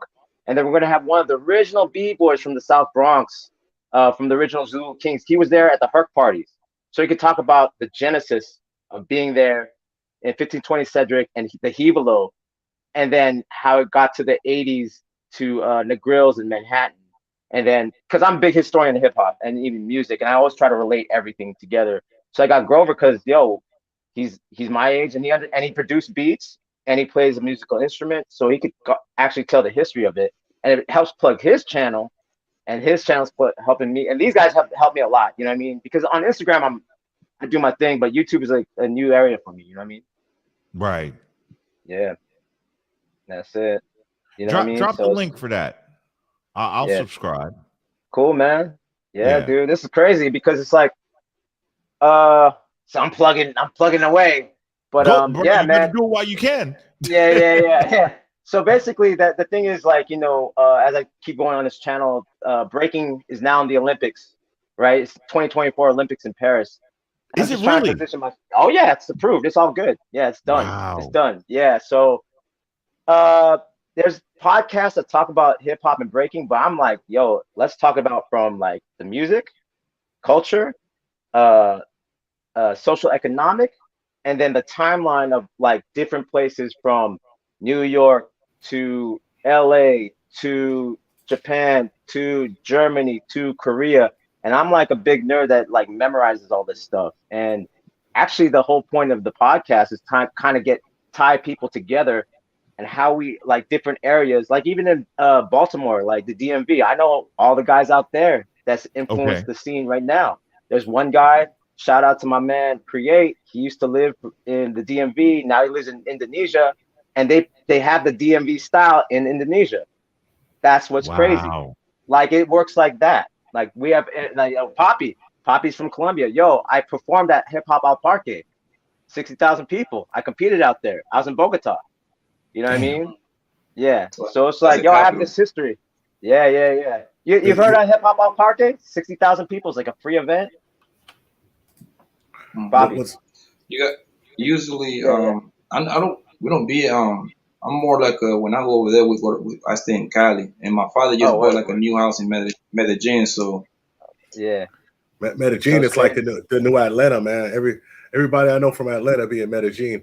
One thing is interesting because, you know, Pro being from the Bay Area is that my whole life, like the Filipino cats were really pushing the dance and the breaking in the Bay Area. So the Bay Area is such a unique place because it's one of the few places where racially everybody really messes with each other and it really blends. So it's kind of unique because I remember I went to LA and they was like, why are you talking to this Mexican cat? And I was like, because I talk to like everybody's Mexican where I'm from. Right? Or everyone's Filipino, everyone's Samoan, or everyone's you know, and so it's really like it's just natural for me for that he's a breakdancer. It's like all the brothers rapped, all the Filipino cats breakdance. That's how it was. Now, 100. My plan is to break down jazz music from the Congo Square in New Orleans all the way to Congo Square, New Orleans, and progress all the way up to the horn players to the JBs who are great jazz musicians and horn players to the JBs, and how that changed, how James Brown just used rhythm and everything. And then we'll take it from there. But I mean, I've actually been doing some research for you because you know, I like to come correct. Like this whole stream, I did research for 3 months when we were just talking about pitfalls and the things that I seen people fall into when I was living in Thailand. And I never thought it would be this dope. I never thought like a Wapo and Richie Mack. Right. Yeah. I thought I was going to be talking to 4 people. I didn't know. That's why I was sitting backstage. It's like, yo, I was going to talk about Philippines. And like, no, I'm going to wait, hold on. Let me listen to this real quick. Like, I'm going to shut up and like listen. You know what I mean? Because it's important. Like we all like what Richie Mack said, man. We're all in this together. You know what I'm saying? It's like, and even from like, I'm not really Manosphere, but pulling people from the Manosphere just to plug each other up. Like that's why it's like I'm getting Grover. Yeah. Scott helps me out, and it's just like just like what Richie Mack said. I'm giving a different perspective. You know what I mean? And I'm showing the possibilities. You know what I mean? And that's all I'm doing. Because like people think, oh, it's impossible to do this and that. Look, you know, Grover knows, man. 33 countries around the world, 100 cities. You know what I mean? Like that's what I've been doing. And that was what I was gonna say about the travel stuff. Let's go back to the main topic. This is a hack. And I kept saying on the chat, your network is your net worth. Yep. You should have people in these other places. Let's say you have a friend that's from he's Mexican. He has a cousin in Mexico. Yo, do you trust him? Boom. That's your connect when you go out there. So that way he could show you not to get hustled, right? Like even though I've never been to Thailand, I know mad people in Thailand. Because the whole thing is when I would travel around the world, it was, of course, people flew me out to perform or to judge. But the whole thing is because I had that connection, it was easy or I didn't get played. I didn't get hustled. I didn't get finessed. You know what I mean? And if you could do that just by yourself, of course I'm the performer, but if you make a network within it's the same thing I'm going to say over and over again. It's your surroundings. They know people that know people. And if you're a stand-up dude, they're going to vouch for you. And when they vouch for you, boom, you're in. You know what I mean? Well, it's just the same way. Like we all found each other. Like I was a super big fan of the PMPin Network. I seen a Wapo on it. This cat came on. I was like, what's this dude with the? I said, and anytime someone has a voice deeper than mine, I'm like, all right, so what's up? What's up? Because my voice, I'm like, I'm not gonna make my voice deeper to compete with these folks, right? And then like me, I'm a fan of speech patterns and how people deliver a message because that's my weakest point. I feel like I have everything in me and I just can't funnel it right. And I was really a fan of like just a while. I was like, dude, just tell me how you deliver a monologue without filler words. And he told me Toastmasters. Okay, cool. That's a tool that I can use, right? And then I seen the lead on El Wapo and we went up on a lead and he the lead attorney actually pushed us over 1,000 subs on New Year's. Nice. Yeah, he stopped everything and said, I don't want to go further. These guys only need I was there for that. I was there for that. Yeah, man. Yeah. I was in a car with the family, right? And I pulled over and the wife's looking at me like, why did you pull over? And I'm like, you don't understand what's going on. And she's like, is it important? I'm like, it's super important. She's like, okay, well, wait. And he did it. And I was like, we're over 1,000. And she's like, yay, what does that mean? I'm like, all right, let's go eat. But hey, so really quick story. Before we had 1,000 subscribers, and Grover said we're going to Grover Damas right here because it's play on with Paul Mooney's. I can't really say the Negro Damas. Negro Damas. It was Negro Damas. Go ahead, man. I said Grover Damas. So it was under 1,000 subscribers, and Grover said we're gonna get 1,000 subscribers by the end of 2021. So December 31st, 2021, we had 981, something like that. And I'm there. We had 981. I'm just chilling, and Grover's like, "Hey, Grover or Scotty." And actually, he was trying to call me, and I kind of ignored his phone call because that's what I do. Because my introverted self, I'm like, I need some time alone right now. And then I saw 1035. I'm like, what is he talking about? What is this? So I looked at the phone, and we had 1,000 subscribers. December 31st, 2021. Grover called it, and the lead attorney helped us get us there. Yeah, and so that's a big shout out to he is the man. He really has shown me the power of having a community because I come from the traditional old success models of YouTube where you're doing everything by yourself. Like, so that's why everything that you see that I'm doing is because I've learned it through that way. So this whole new concept of building a community together and promoting each other, like these older YouTubers, and this is all respect to them, is that they don't really do that. They really push up any other smaller content creators. And to see the lead attorney doing that and now seeing all our group doing that, it's literally an amazing thing because we're building this very strong network. We are strengthening the ties with our community, and we are expanding into other niches because we are adopting similar values and a similar mindset. Can I jump in? Let me jump in real fast because this is what my channel is all about, is success. And success principles are huge. And one thing that I think that the lead attorney gets better than anybody else, except for maybe O'Shea, is that the best way to get what you want is to help as many people as you can get what they want.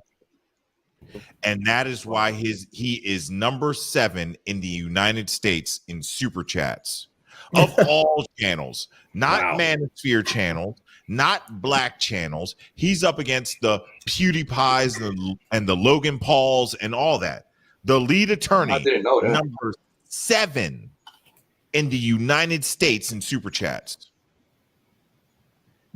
That's why, because he understands that concept. Do you know how much? Do you guys? You might not be there yet, but there's this thing called Social Blue Book.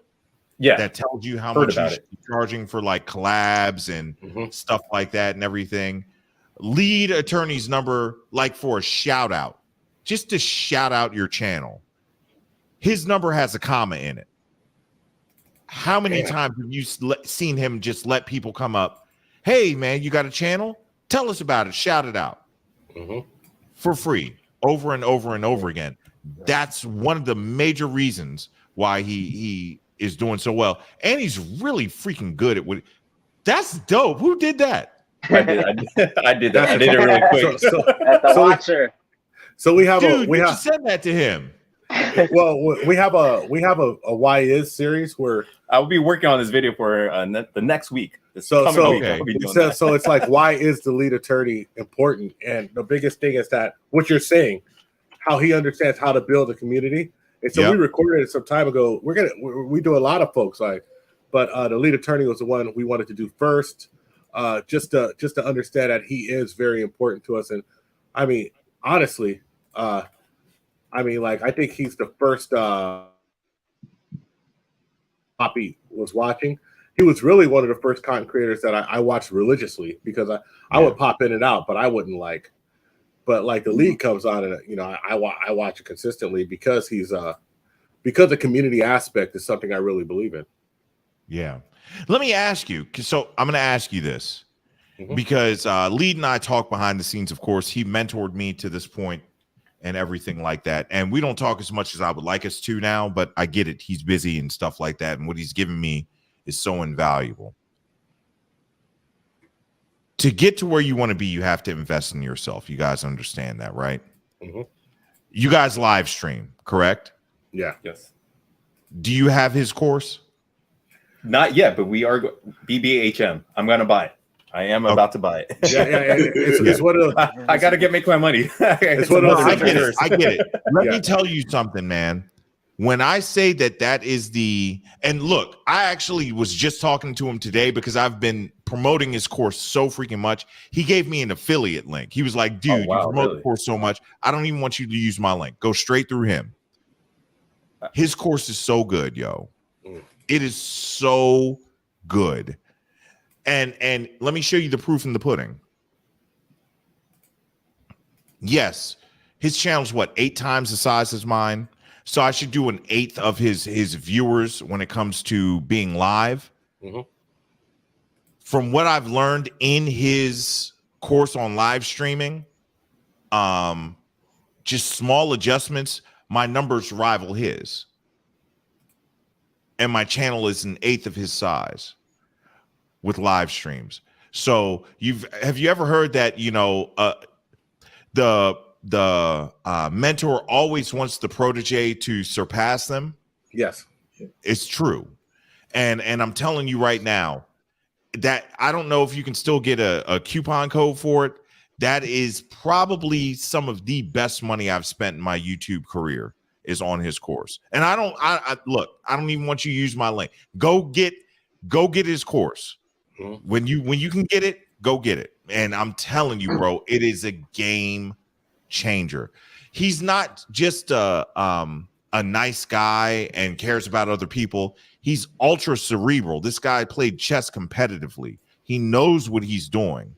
For 20 years, he's learned to be a tactician when it comes to getting into debates. Does he have me on there? Why am I on there? Right here.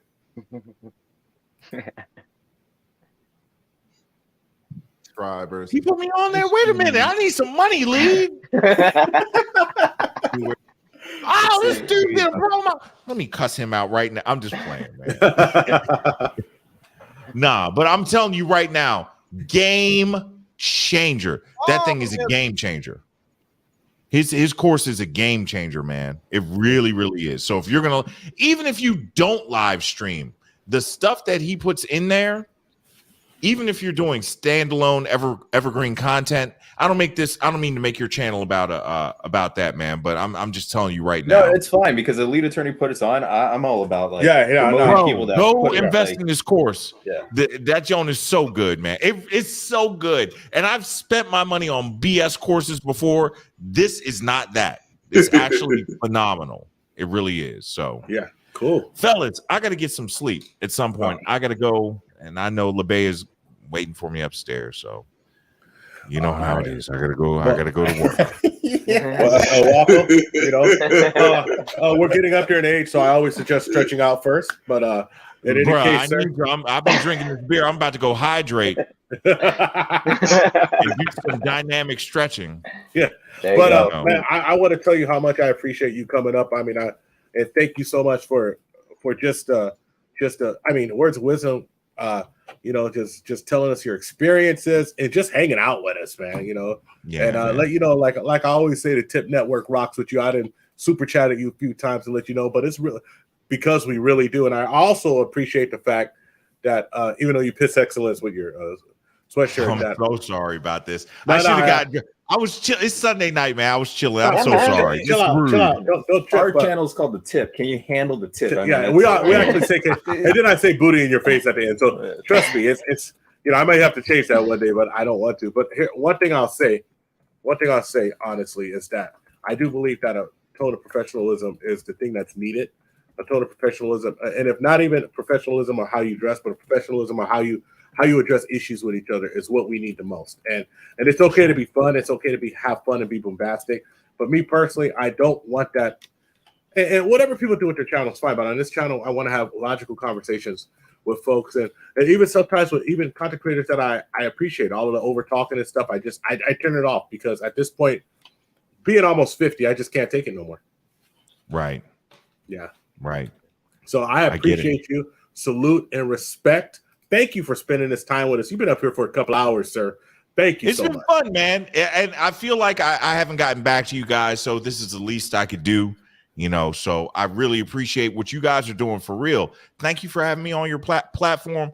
Poppy, thanks for hanging out, bro. I know that you dropped down. I appreciate the conversation. And Pro, it was real dope meeting you. I've subscribed to both of your channels. Thank you, I'll be checking you guys out. If you guys ever need anything, hit me behind the scenes as time allows. I will definitely help as much as I can. Okay. Yes, sir. All right, fellas.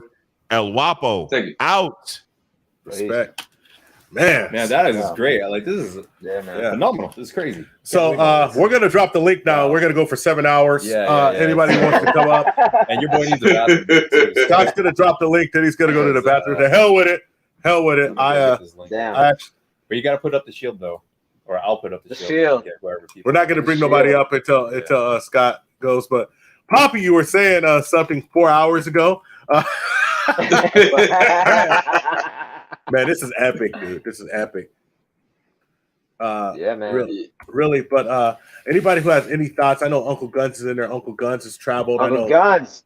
I know folks who've traveled in and out of Mexico. If you want to talk about just some of the downfalls and some of the positive things too, I think that the conversations are important, especially young men who are getting excited to grab their passport and get out there. It's like you got to know because you can make the mistakes, man. So what were you talking about Colombia, my G? And don't act like you're tired because your ass went all night the other day. So I don't care. I don't care if you're tired. I'm not tired at all. I talked for an hour. I went to sleep. Dude, I took a shower, got ready, went to bed, woke up, put on my clothes for work, and you were still talking. Damn. I'm like Woody. What's the guy name? The white boy from White Men Can't Jump. Woody Harrelson. That's it. Yeah. I was in the song, man. I'm in the song. I was in the song. That's what I keep going and going, bro. The crazy part, I didn't realize I was on that long, bro, because I wasn't paying attention to like how much time it is. You see what I'm saying? You brought it back up, like, because when you came back up, it was like around 8 or 9 hours at that point. I'm like, oh, dang. Dude, I was about to leave. I'm like, y'all Negroes still on. So I was like, I might as well stay stay another 2 hours. I got to take my kids to school and everything. I might as well stay up. Because if I go to sleep, she's gonna be in school. So you did I run it up for 10 musician hours. Stuff right there. You did the Gangsta responsible stuff. musician thing. I used to stay up all night. We used to play a gig.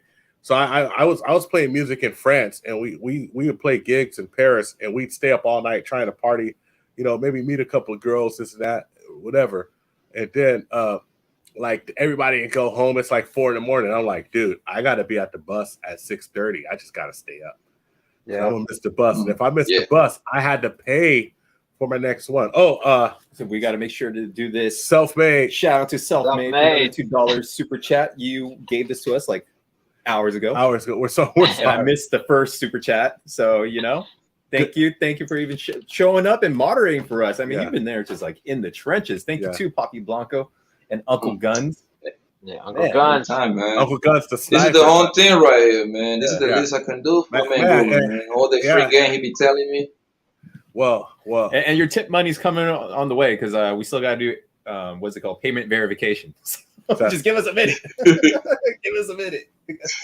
Look at all right. So here, let's see. I'm gonna go through and I'm gonna read a couple of the comments while Scott uses the bathroom. Scott, while you're up, pass me that bottle of whiskey. Yeah, it's over there. I'll take a sip. Yeah, I'm gonna take a sip. I'm gonna take a sip with you, Grover. Just a little bit. Oh yeah. I gotta celebrate my win yesterday, boy. Yeah, I seen it, man. Yeah, that's good, bro. That's what's up, man. I was the oldest guy at that place. I was the oldest guy at that place. Yeah, let me ask you this: they ain't start roasting you, not like that? Because they can really tell that you were 40, whatever, 40. No, they know, man. Oh, they know what's up. They know that they probably know. They probably know once you start talking like you was breakdancing when NWA was around, stuff like that. Nah, they were like, "Oh man, this guy's old." Uncle came out started breaking it straight out of Compton. It was like, "What is this witchcraft?" Yeah. Now the thing is, what's good about it is like a lot of those guys, like man, they always look at me and they always watch my IG. They always see I work out every day, and they're just like, "All right, I gotta work as hard as him. I gotta work as hard as him." And then when I win, they're like, "Okay, that's proof in the pudding." Like, I got, they have youth on their side, and this guy's like, it takes him a while. It takes me a while to recover still, but I still get it. And they're just like, okay. And they just look at me like, yo, you're pushing it. And like I said, I'm one of the older guys in the scene that's still trying to learn stuff, man. Like, I just love this stuff, man. Yeah. It's just like, besides the status and all that, I just love it. You know what I mean? It's just, I don't join competition to win anymore. I join to be like, if I created something new, can I execute it? It's pressure tested, It's either I fall on my face or not. And that's just the philosophy of it. You know what I mean? At this point, for me, I've done a lot already. So let me read this. So you can do it? Just a vital message says, I'm sorry, Poppy. Vital message says, I wish I could keep the old passports. I have one with a baby pic on it. A lot of people don't know that if you get a passport, even as a child, you leave the country, you have to have a passport to have a baby pic on it. Mm-hmm. Absolutely true. Go on, Poppy. Yeah. So when you compete, those kind of competition, would it be like cash prizes or it's like an actual trophy? Yeah. No, both. So this one yesterday was a fundraiser. So there was no prize because all the money went to Ukraine, the war in Ukraine, to support Ukraine. You know what I mean? So it was like a donation because a lot of us dancers actually are from Russia and Ukraine. So we have a lot of our people out there. So all the donations, all the proceeds went there. So there was no like cash prize this time. But it was like kind of cool. Yeah, like eventually like they started having the Olympic runs right now. So like last week, one of the girls, the B girls, she won in Texas and she competed and we beat her. I beat a gold medalist yesterday. So it's like now it's starting to become like the biggest one right now is Red Bull BC1, and that's like sponsored by Red Bull. That's the biggest prize, and usually you would get you become part of the Red Bull team, and then you get a salary. So that's the biggest prize right now is that. But then I think when the Olympics happens, it's going to be bigger and bigger things happening. You know what I mean? Man, I think that there's a huge opportunity for you because everybody I know has been breaking their whole life. whether it's televised, whether it's big or not, it's just an opportunity to go. And I know, like if you, because look, you have to understand. I know dancers like, I mean, especially from like South City, all of the South City people. Yeah, like I probably know him. Little Reynaldo, Little Ray. Yeah. He owns Strictly for You clothing now. Like these are guys that I grew up with, and like they were always super dope and super serious. And yeah, you know, like injuries usually knock people out. That's what really happened. They usually like shatter their ACL. Let's see. Let me get a couple of these comments here. I got a comment from Nixon Talk saying, if it wasn't for me being in audio and having some video knowledge, I'd be stuck myself, one-man production band here. And then hey, the final message. If you want to come up, man, you know, final message, Uncle Guns, Octavius. That shit was funny when he said that. Anybody, snake style. Anybody who snake style and Snake Maxing. You folks want to come up, like I said. I mean, if you want to come up and talk about some of these things, we dropped a link. And definitely, you know, if nobody wants to come up there, we'll talk a little while longer and we'll close it out. But if you want to come up, you know, I'm here to go, man. I'm here to go. And like I promised everybody, no matter, even the spicy questions, I'm not trying to get demonetized, but even the spicy questions, you know, I will answer the questions about my experiences, you know. Yo, Grover. So check this out. So I'm gonna give you guys some Bay Area game, like about the scene, right? Yeah. So I'm gonna ask Scott real quick. So Scott, you know, you listen to K-pop and stuff, right? You listen to K-pop. Self-made. Honestly, nothing recently. The last time I really listened to K-pop or J-pop was a while ago. But yeah. All right. Go ahead. So you know, like breaking is really like actually the crew that I'm in is actually a Korean crew. I actually went to Korea. They put me down, and then I represent the USA chapter. Right. There's 4 gangs is the crew. So, you know, as far as like, you know, if you listen to a lot of K-pop or you're into Korean culture, you know that breaking was pretty big back there, right? Like breaking is like one of the main things, right? For sure. Yeah. So this is some history stuff for the people, the audience. Check this out. So those guys from Korea that became very big in the breaking scene, they used to watch tapes from guys from here, because the guy that pushed those tapes is from Seattle, and some of the best breakers were from the Bay Area, and he got those tapes. So he went to Korea, he showed those tapes. So a lot of those guys have a Bay Area influence style. That's a game no one knows that stuff, and that's the history that I keep. I have this timeline of the influence. So Bay Area actually has a big influence. And what Grover said, like, you know, usually it's like, you know, there's the MCs, but then there's always dancers, and usually they were Filipino, and that's just what it was. And that's why it's like, for instance, like the Jabberwockies, most of them are Filipino. You know what I mean? Most of them are Asian. It's because of the Filipino, like, you know, and Grover could confirm this too, because like y'all the blacks of Asia, man.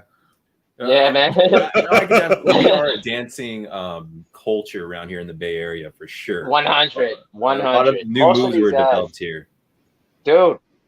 Just the hyphy movement alone, right? Like we had the hyphy movement before, which they suppressed. Like, I mean, you know what I mean? Like, and you know what's crazy? I'll give some history on that. Yeah, you know what I mean? I'll give you some history about that. You go ahead. We have our number 2 moderator. Our number 1 moderator is Self-Made, but our number 2 sniper, Uncle Guns, coming to the house. Uncle Guns, please verify yourself, sir. It's me. Thank you, sir. Thank you. That gentlemanly voice, sir. I appreciate it. How are you doing today, sir? I prepared a special intro just for you. Okay. I'm waiting. Oh shit! The salute. The salute. Demonetized. Yeah. Nah. I played it less than 15 seconds. We're good. No, we get it. Okay, there you go. All right, so first of all, nobody loves you like we do for knowing that, sir. What is that? I don't even know. Get in line and take a number. Get in line, take a number. So I know you were in the military. You traveled quite a bit. Yes. And anything you want to add to, like, any stories you want to add, whether they're crazy or anything to this, please let me know and let us know. We're gonna add Self-Made to the stream also. My brother. Yes. Hi guys. Hey. So when you guys Hunt, talk to me, you talk to me nice.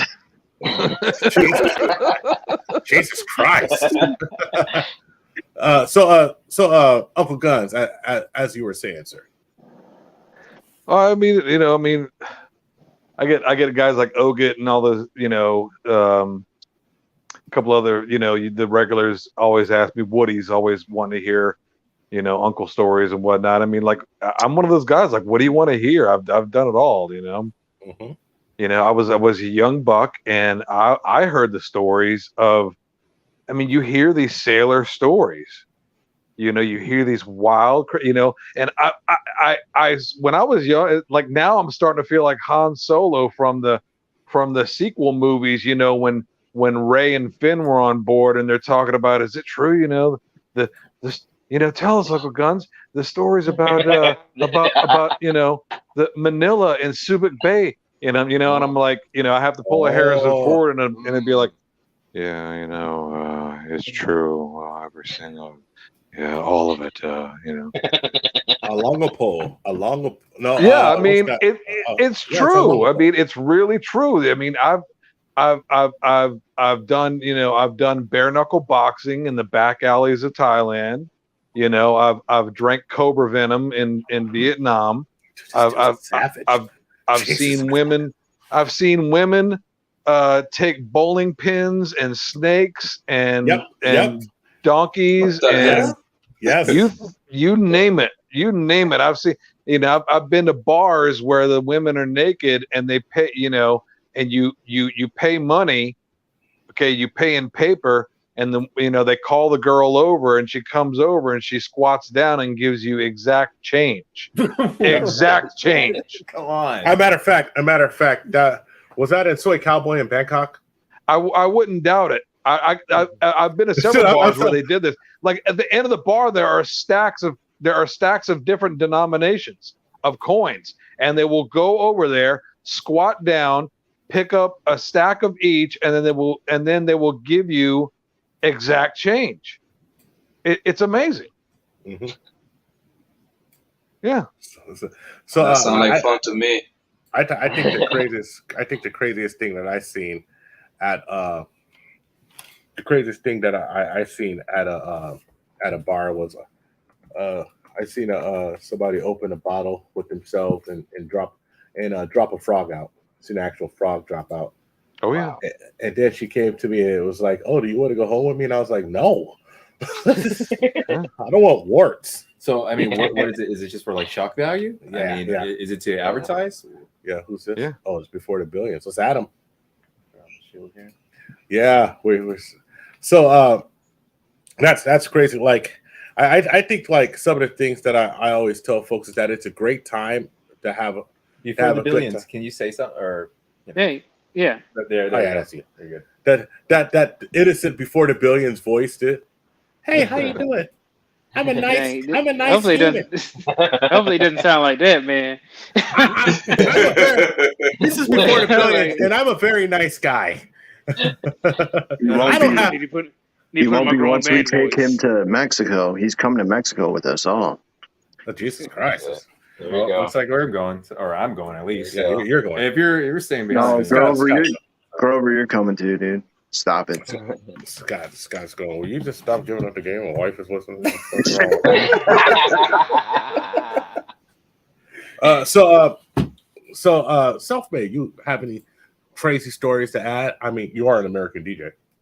I am an American DJ. I think the craziest story was in Ireland. And that was about, I really can't even go into detail. It's so X-rated. I can't even do the PG version of it on here, dude. But I was in Dublin, and it's about, I got off Air Cunnilingus, and then when I got off that, I hit a bar. But yeah, that's about it, dude. That's about Aer Lingus, dude. God, I hate Aer Lingus, dude. Never fly on that airline. Just to let you guys know. But yeah, man. I mean, like even in Sicily, I didn't really see that much crazy stuff. You know, just the regular, you know, people getting hit, you know, stuff like that. But nothing big. Yeah. How about you? Have you traveled before the billions? The furthest I've ever traveled was to the Bahamas. And Bahamas, they wind it up. yeah, it was That's fun, wild. man. And you know, really what happened was I was on a cruise. And actually, you know what? I don't know which one is further away, California or the Bahamas, but yeah, it was most definitely a good time. I went there like a few years ago when I first before I went into college. And yeah, that's pretty much my experience. Was just riding around with my family and you know, just caught up with them. Well, I can say that all the places I've been to, I've met some extremely great people. Like, you know, I wanted to focus on Thailand because we had just did a reply to Zoom to Thailand, which is amazing that he came on. You know, good thing I wasn't talking a lot of crap. But that's, you know, but honestly, my nature isn't really to talk a large amount unless someone just really pulls something that's just total cap, and I look at it and I'm like, what's up? Like if. Like there's a couple of things that make me mad and get under my skin, and then I got to calm myself down and say, okay, maybe they're just seeing it differently than me, right? But you know, I would say like I would say that all the places I've been to, there's a great side and there's a bad side to it. You can find smoke anywhere you go. Sometimes it's easier to find, but like I just always want, especially young men when they go, because a lot of ATL SWATs, that is an original. That's actually an original member of the we call it the Elite Six. You know, just jumping on to keep you on. You want to keep you on the super chat and say something to shut up, fool. This is my homeboy from years ago. Like I actually have known him for like 17 years. So, like I said, you could go places and find good, or you could find bad. It's easier to find bad than find good in any place you go. But if I just don't want young men to go there with rose-colored glasses, like they're going to find something they're not going to find. That's the only thing. It's like, hold on a second. Well, you know, I just really want to say this real quick. I'm Southeast Asian, right? I'm half Vietnamese.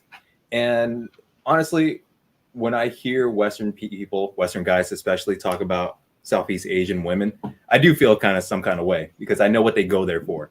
And of course, being from a Southeast Asian family, that I'm technically the first generation that's here because my first language was Vietnamese. Like, it's just so crazy how there's a misconception that the women don't know what the guys are up to, because usually the women are playing the 5D chess on these dudes most of the time. Like I've even said that my mother has told me that, yeah, they would love you in our country, but you don't know what our women can do to you. And that's from my mother. Like, she's a gangster. Like, I'm not even trying to be like, make this up. No, she's a straight up G, you know? So it's just it just annoys the hell. Yes, Scotty Nguyen. Yeah, Nguyen is actually my mom's maiden last name. So you're saying women's nature is everywhere. So they act like this even in America, Southeast Asia, Colombia, the Philippines, Navy maxing with Uncle Guns. Are you guys saying that women's nature is this way in every country? Well, I can't really say that. I mean, if I had a bunch of information in front of me and was able to do some research, then maybe I can come up with a better answer. But at least from my personal experience, like I would think through basic female nature is they want to proliferate their species and especially their genetic material, which is in this case, their DNA. So it only makes sense why they have a particular mating strategy and why they use certain tactics, even though they themselves might not know they even have these tactics that they are employing on men. Hey, Scotty. Yes, sir. How old are you? I am 36. What's that? 36. Oh, damn. I was calculating the percentage of me being your father. We're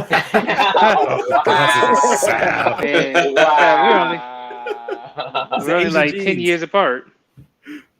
There you go. So you know, because ATL SWATs is here, so you guys gotta let me tell this story, right? Okay. ATL SWATs, he's witness to this story. So one day we're in Pattaya, And this dude, his name is Steve. We named him White Boy Steve. Now, the reason why we named him White Boy Steve is because Black Steve was an albino black dude from Philadelphia. And so we called him Black Steve. So we couldn't call White Boy Steve. We had like 5 Steves. So we had like Chinese Steve, we had Black Steve, who was actually white, and then we had Old English Steve, who was from Ireland, and we couldn't really understand him. And then we had Scottish Steve, which no one could understand him, right? So we had White Boy Steve from Jersey, and White Boy Steve was like 5'5", 5'6", and he was like the Jersey Shore type. This is back when Jersey Shore was out. Had kind of buffed up, but not really buffed up. But he walked with his chest really high, and he comes up and he's like, "Hey, y'all, you guys from America, right?" And I'm like, "Yeah, dude." You know, we're talking to him. It's me and ATL SWAT. So we're talking to this guy, right? And he's like, "Hey, man, yeah, you know, I'm just here checking it out. It seems like a cool place, you know, bunch of bitches, right?" And I'm like, "Cool, man. Have yourself a good time, whatever, right?" You know, so you know, and, you meet a bunch of people, and mostly you talk to people in different places because they come up to you, they want to speak English. That's what they want to do, right? So 2 days later, we see him, and he has this lady in his hand. He's like, "Man, I found an angel. I found a unicorn. I found the one lady here."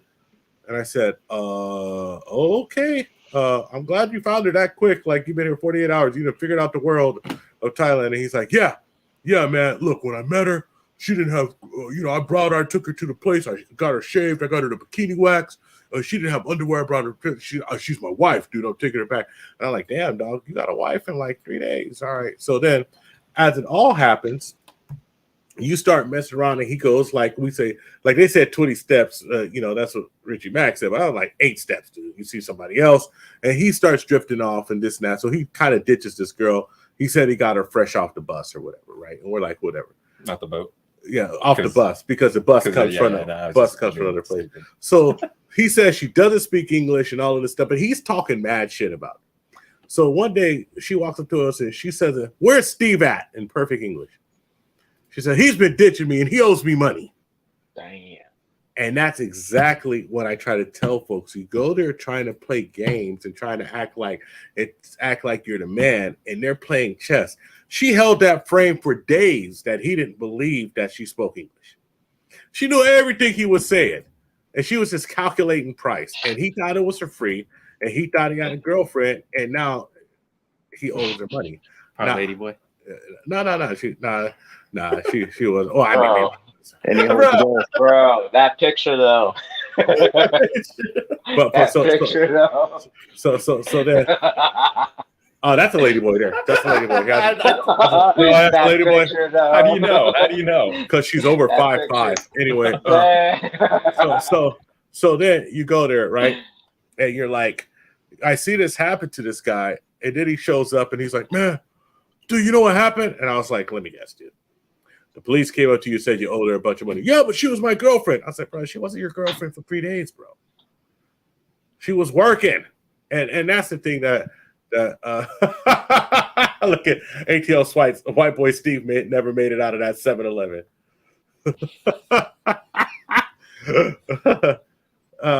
Yeah, and that's the thing. Like, he thought that he had a girl from the country who didn't know nothing, and he was going to find her and marry her, and he had everything together, and that he was smarter, he was running game. She ran game on him. He had to wind up paying her money, and then he left her broken, upset. And that's literally the end, walking street story, you know? So how much money did he owe her? I don't know, because I didn't count pockets, and when I try to tell somebody like, hey, when I try to tell somebody like, "Hey, listen, you may want to stop," and he's like, "Shut up, you hater," I'm like, "All right, sir, you go on, and I've been here for a long time. What's going on? Not my first rodeo, and I'm just a hater now. Okay, and you're a little kid, and I'm a lot older than you, and I've tried to tell you, and you don't care, so I'm gonna walk away and let you learn." How old is he? He was at least 12 years younger than me, and that's just the thing. That's the thing. Oh, so he was in his 20s? Let me buy some guys, please. So there's early. That's what they tell you. What do you say? I said, that's what they tell you. Let me buy some ass in peace, please.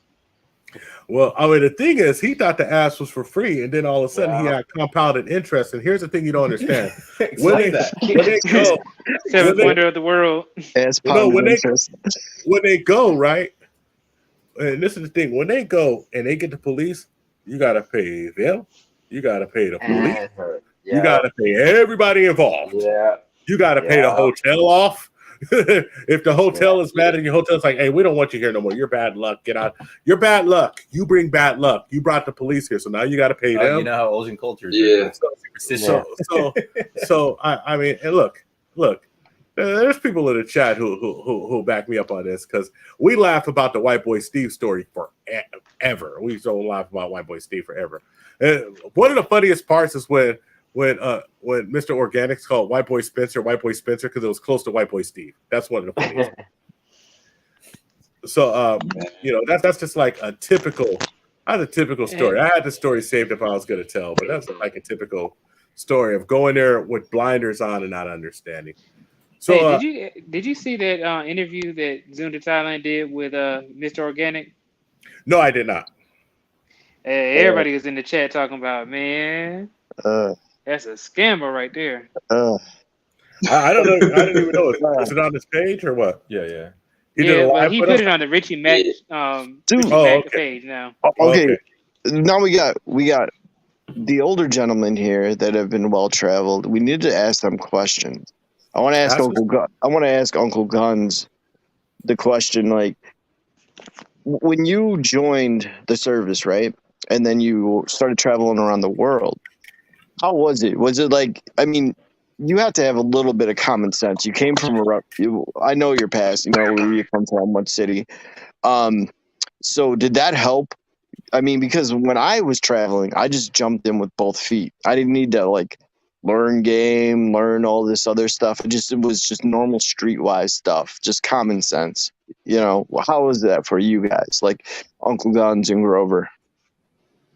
I could tell you that if I didn't know, I'm sorry, Uncle Guns, please answer first. You're the guest. I apologize.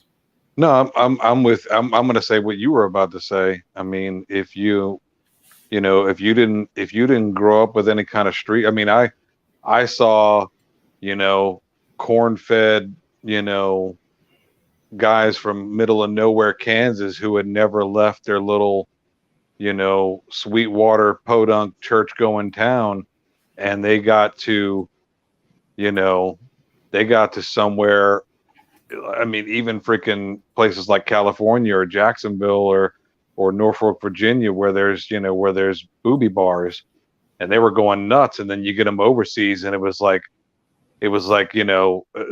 those of you that have been to Vegas numerous times, this thing called the Vegas syndrome, where people show up and the lights and all the glitter and everything just kind of hypnotize them, and people literally standing in the middle of the street. This happens in Tokyo as well, where it's a real thing. Oh, wow. It actually happened to me in Tokyo, man. I was sitting in Tokyo and people were like, "Move, stupid!" Oh yeah.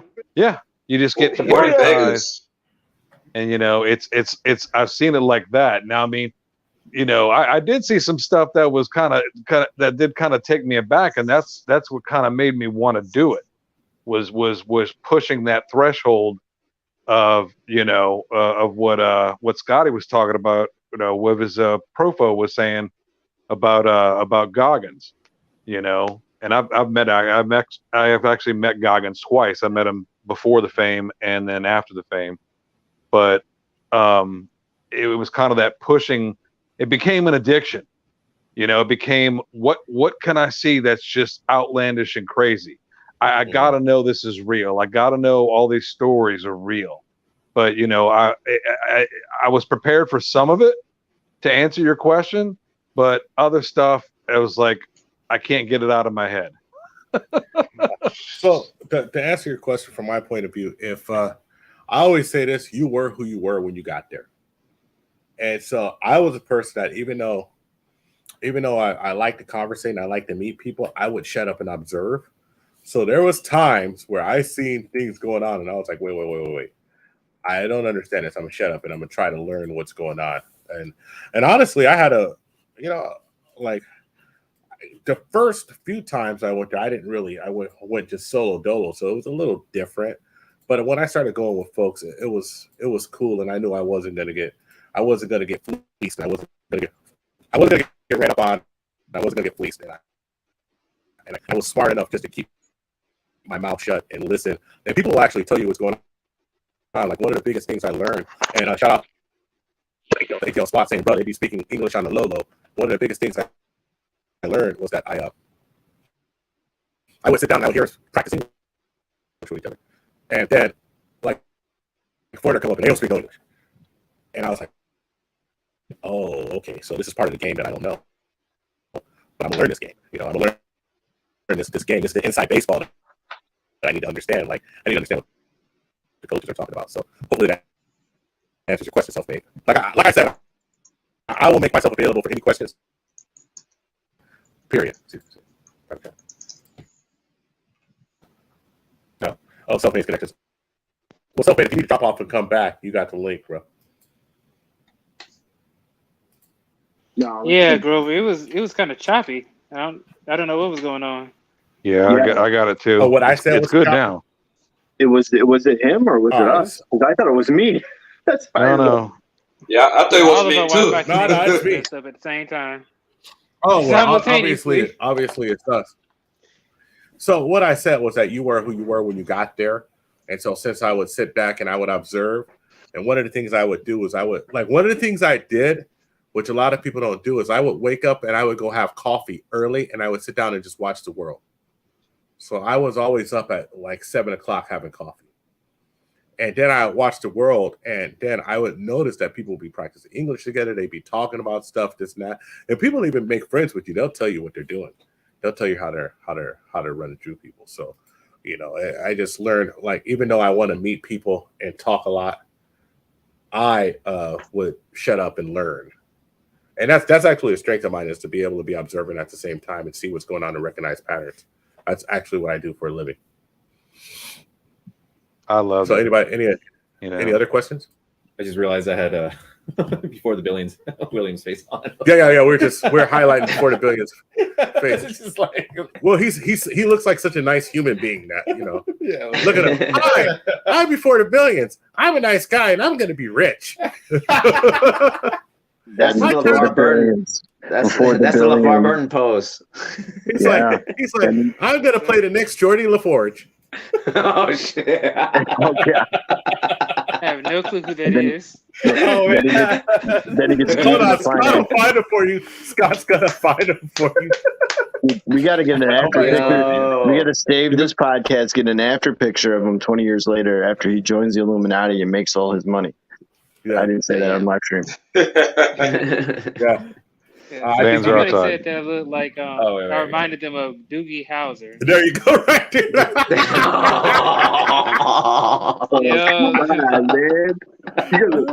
This is a rainbow. Yeah. He used to live across the street from my uncle in Sacramento. Kuta Kinte. LeVar Burton. Boom. Before the billions, bro. Right there. Yeah. Reading Rainbow. I used to watch. Yeah. 100. I thought that was a Kevin Ray Wilder there for a minute with all the rainbows going on. Damn, this guy.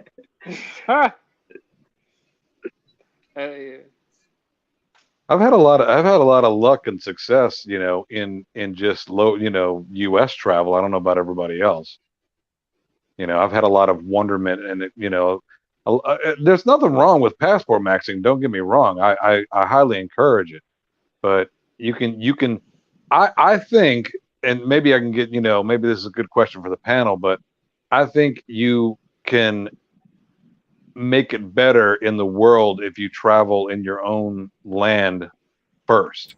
Yeah. You know, if you get well traveled. You can find a lot of weird stuff just in America. Just in America alone, just traveling around what you're not used to. You find some weird, you know, weird things going on in just America. And you can go 60 miles south from where you are and be in a whole totally different environment. You know what I mean? 100. My thing is like, yo, if you're a sucker duck here, you're gonna be a sucker duck over there. So stop being a sucker duck. That's it. Look at that bass slang right there. Don't be a sucker duck. And I think people think when they travel they're gonna be this rock star. And yeah, you have a certain, you know, level of status in a way, but then you're straight up Vic. You look like a Vic. You can't be, you know, I a would victim. You say know what I that. mean? Yeah, you can't look like a Vic. That's what I'm saying. Like what I was saying is like the smart thing to do is like make connections before you even get there if you can. If you know Yeah. people, you know what I mean? It's But gonna help. I have a different perspective though. You actually need to go someplace and figure it out to grow. You need to go someplace and figure it out. Now, I'm not saying go to the most dangerous place, but you need to go someplace where you have kind of an idea of what's going on, figure it out, and take it there. So, I mean, and you are who you are when you got there. So if you were like totally gonna as I touch the skulls, if you were totally gonna be like no, but if you're totally gonna fall for any scam at home, then you're gonna fall for any scam abroad. However, I have to tell folks that when you go there, when you figure it out, when you realize you get away from all your comforts and you have to humble yourself and maybe ask somebody for help, maybe ask somebody, hey, do you speak English? Because my French or my Spanish or whatever is really bad. And if you find out that you can get taken care of, then it'll be a lot better for yourself. You know, now having a network is good, but I mean, at one point, how are you going to grow and test yourself if you don't go by yourself? Like I can tell you that I've been to 90% of the countries I've been to on my own. You know, on my own to make it happen. And did that make that experience actually make you be more of a man?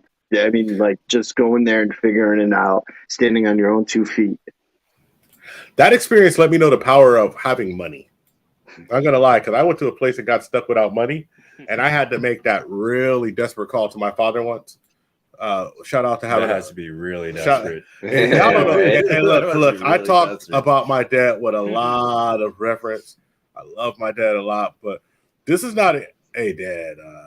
So what you did? You would have went over there and spent all your money, and you ain't go, man. You gonna get these words for a good 45 minutes. You know, like, and then all right. Call your brother and tell him how you want the money sent to you. I ain't dealing with it. Click. And then I had to call my brother. My brother That's exactly how my dad would do. But my dad would be like, "Go ahead and call your uncle." Yeah, but then I figured it out, and I said, okay, next time I went somewhere, I was like, all right, I have a reserve credit card, I have all this stuff I need. I went prepared, and then I had great times because I was always prepared every time I went, and I just won't go if I'm not prepared. But you know, So like, yeah, I called my dad once, and he bailed me out. But all the other times, it was just me. You know, and you know, like, but that was a learning experience, right? You had like that was a fear experience too, because you had to call your dad, and then the back of your head was like, I better get this right next time because I don't want to call my old man, right? I really don't think you guys understand how hard it was to call my dad. If only you knew. Right. It was yeah, it was. I mean, man, I could feel the anger. If he could have reached through the phone and slapped the shit out of me, he would have. But I stopped that though. I stopped and I figured it out. I mean, there's been a couple of times maybe I'm out with a friend or something. And I'm like, look, dude, I want to do this thing, and he's like, yeah, I got you for this. But that's different, you know. That's different. Yeah, no, I was just saying more like because people like, you know, because I've seen it, and I'm like kind of with Scott, you know, like when I go to Philippines and I see like, you know, the Americans come, you know, and they're all starry-eyed and like about to like, we're gonna do the most. And yo, like if you go in, like you have a different attitude, even going to a different country. You're like, okay, let me settle in, let me observe first before like going crazy wild and thinking you're a rock star. You know what I mean? Yeah. Like it's more that. I see more of the other side of just like, yeah, we're gonna like do our best fantasies here in Philippines, you know what I mean, and all that stuff. And thinking that they're not gonna get suckered, you know what I mean? Yeah, well, that's crazy. You should treat anywhere you go as you are the guest there coming in there. Yeah. That's 100% true. Let me tell you something. You can feel very easily like you're a rock star, especially we were talking about Pattaya. You go to Pattaya and every 9,000 was that before the billions came back. Let's see. Oh yeah, that's him. He showed his happy face. What's up? You came back. So you had to come back. You can feel like. Can I show you this real quick? Is that yeah. I just put together a projector screen for the first time, and I'm proud of myself, and I just wanted to show somebody. Is that okay? Yeah, go ahead. I just put it up. I was like, okay, let me go ahead and show some people. This is it right here. Engage. I like that. Engage. Yeah, I just put it together. I was like, okay, I got to put it for my movie. Number one, warp factor 6. Yeah, Oh, what's that right there? Yeah, this is a soundbar. that's the Enterprise, bbro. Yeah. See, Jordan Forge is at his thing, guiding the spaceship, bro. Yes, sir. So what you want to do, like, Yeah, I'm putting together the movie room. Like, I got this right here. Hold on. Come on. Plug it in. Oh, this just. We're getting on a studio tour. hey, bruh. This is before the So, Billions see? channel now. Before the Billions. Yes, sir. Hey, man. You know we respect you and all, but when you go, can you show us your closet next? My closet? Oh, no, that's, you know. Yeah. If you walk over to your closet, I'm gonna cuss you out. Oh shit! Then we go back to the happiest face ever. Look at that. Yeah, Such a finally nice got to guy. show people the projector I put together. Yeah. There you go. So man. if he's Geordie, then that makes Hold the Truth, Mr. Worf. There you go. Yeah, bro. Hey, you know, Captain, you know, there's some Klingons coming this way. You know, it's like this, you know, the Borg is like this, you know, Borg took the wrong, they're the lesser species, you know. Wow. Oh shit! That's a little too spot on. We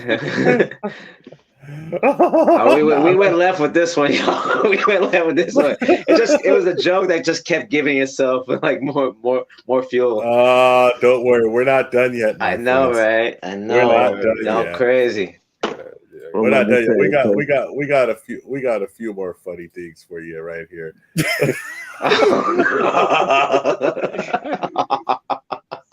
Look at it! Look.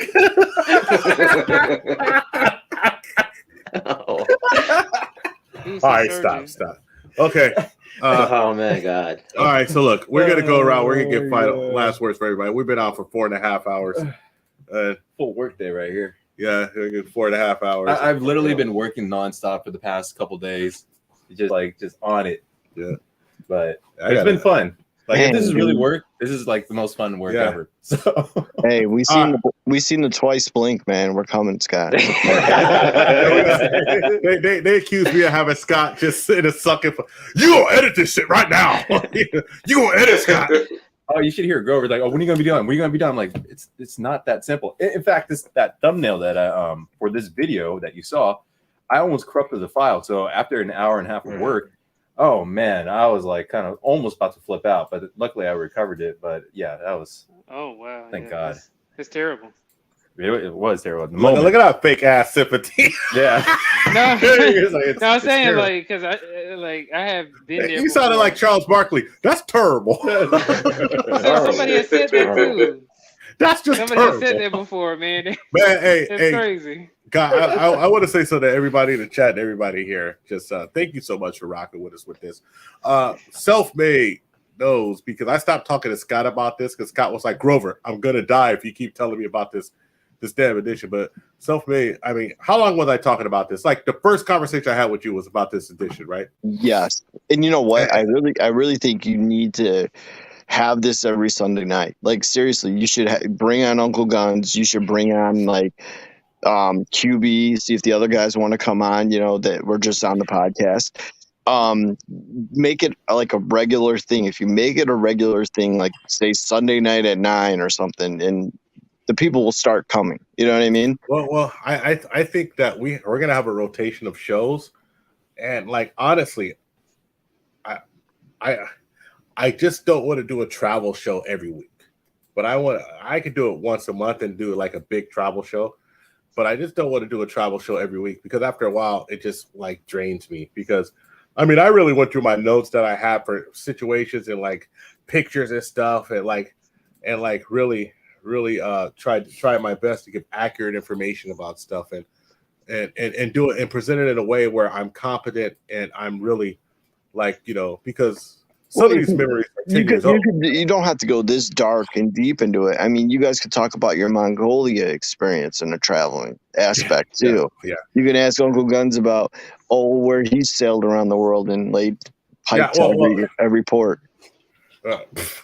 I definitely want to. I definitely like, especially somebody who sailed around port to port.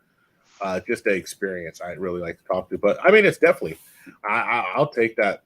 Definitely take that suggestion and stick with it. I mean, and now that you said to Mongolia, Scott's like, I got to get this documentary out too. They just keep making work for me. Scott, dude, he just looks depressed and beaten down. What are you doing to him, man? This is Scott when he was on an airplane from Croatia to Moscow, right? That's me. Goddamn, can you go back and see how I was that goddamn big?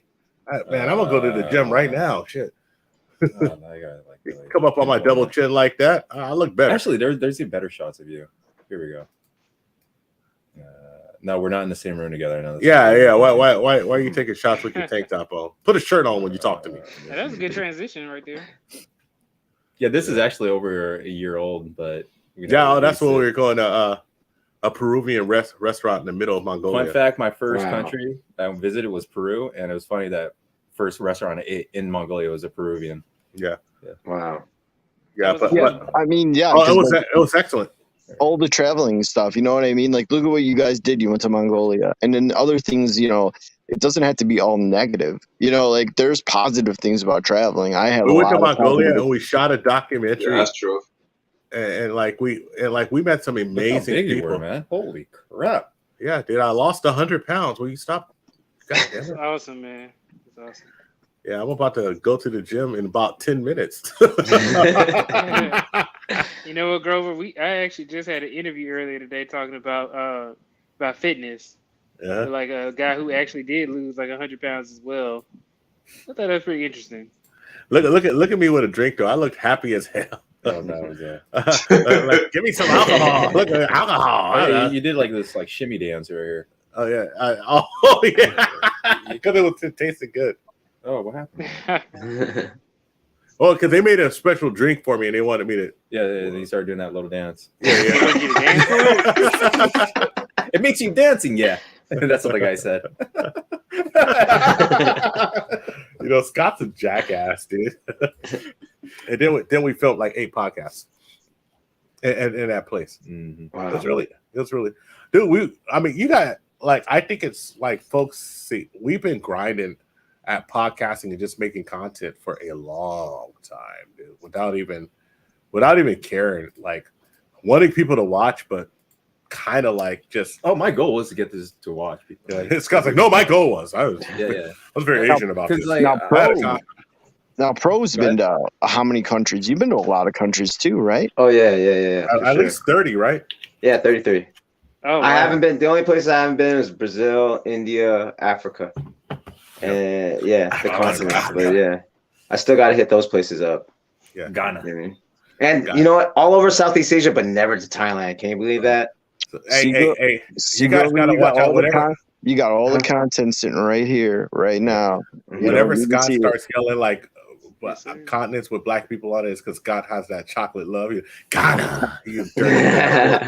No, I want to go to Colombia too. I want to travel Latin America. Yeah, I want to go to Colombia. He's seen that picture with all the black Colombians, Poppy. He's like, Colombia's Scott's dope, like, man. Can you take me to all the black Colombians?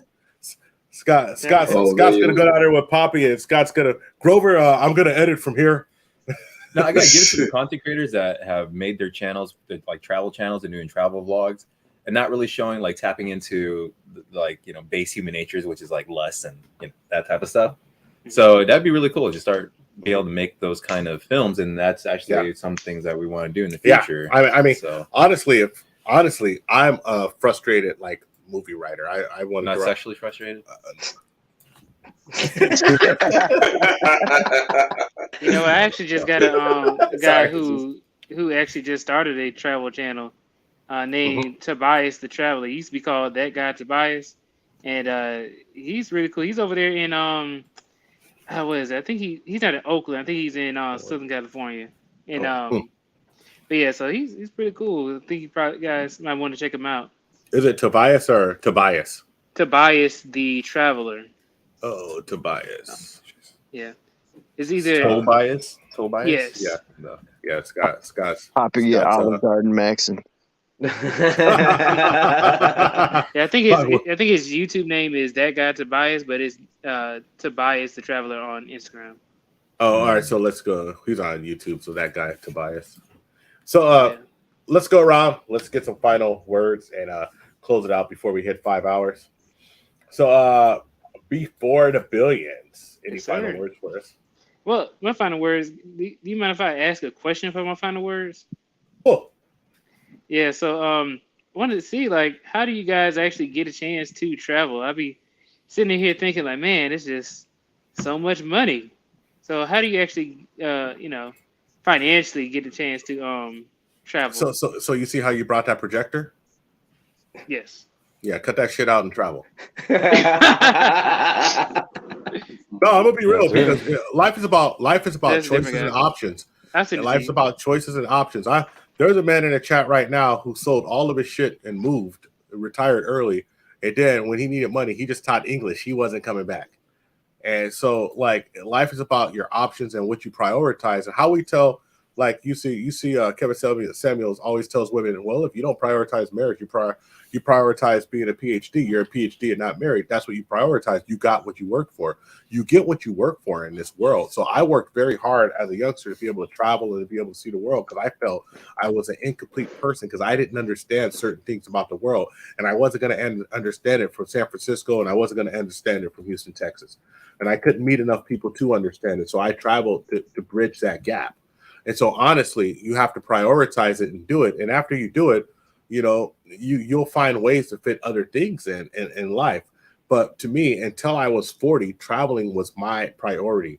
Traveling and understanding the world was my priority. And that's why I went to so many places. And I found a way. Like when I was young, I had zero money, but I played music. And when I played music, I was able to go to France, North Africa, and all of Europe playing funk. And then when I couldn't do that anymore, I came back and I went to Japan in '92 playing jazz, but after that I played funk. And then, okay, so I can't do that no more. All right, now it's on me. Now I'm paying for it, but am I going to stop or am I going to pay to travel? So I paid and I started going to Mexico. I went to Canada. I went to other places. And it's not like I made a lot of money all the time, but what I did was I made enough to save a little, and I went on my vacation and I had a good time.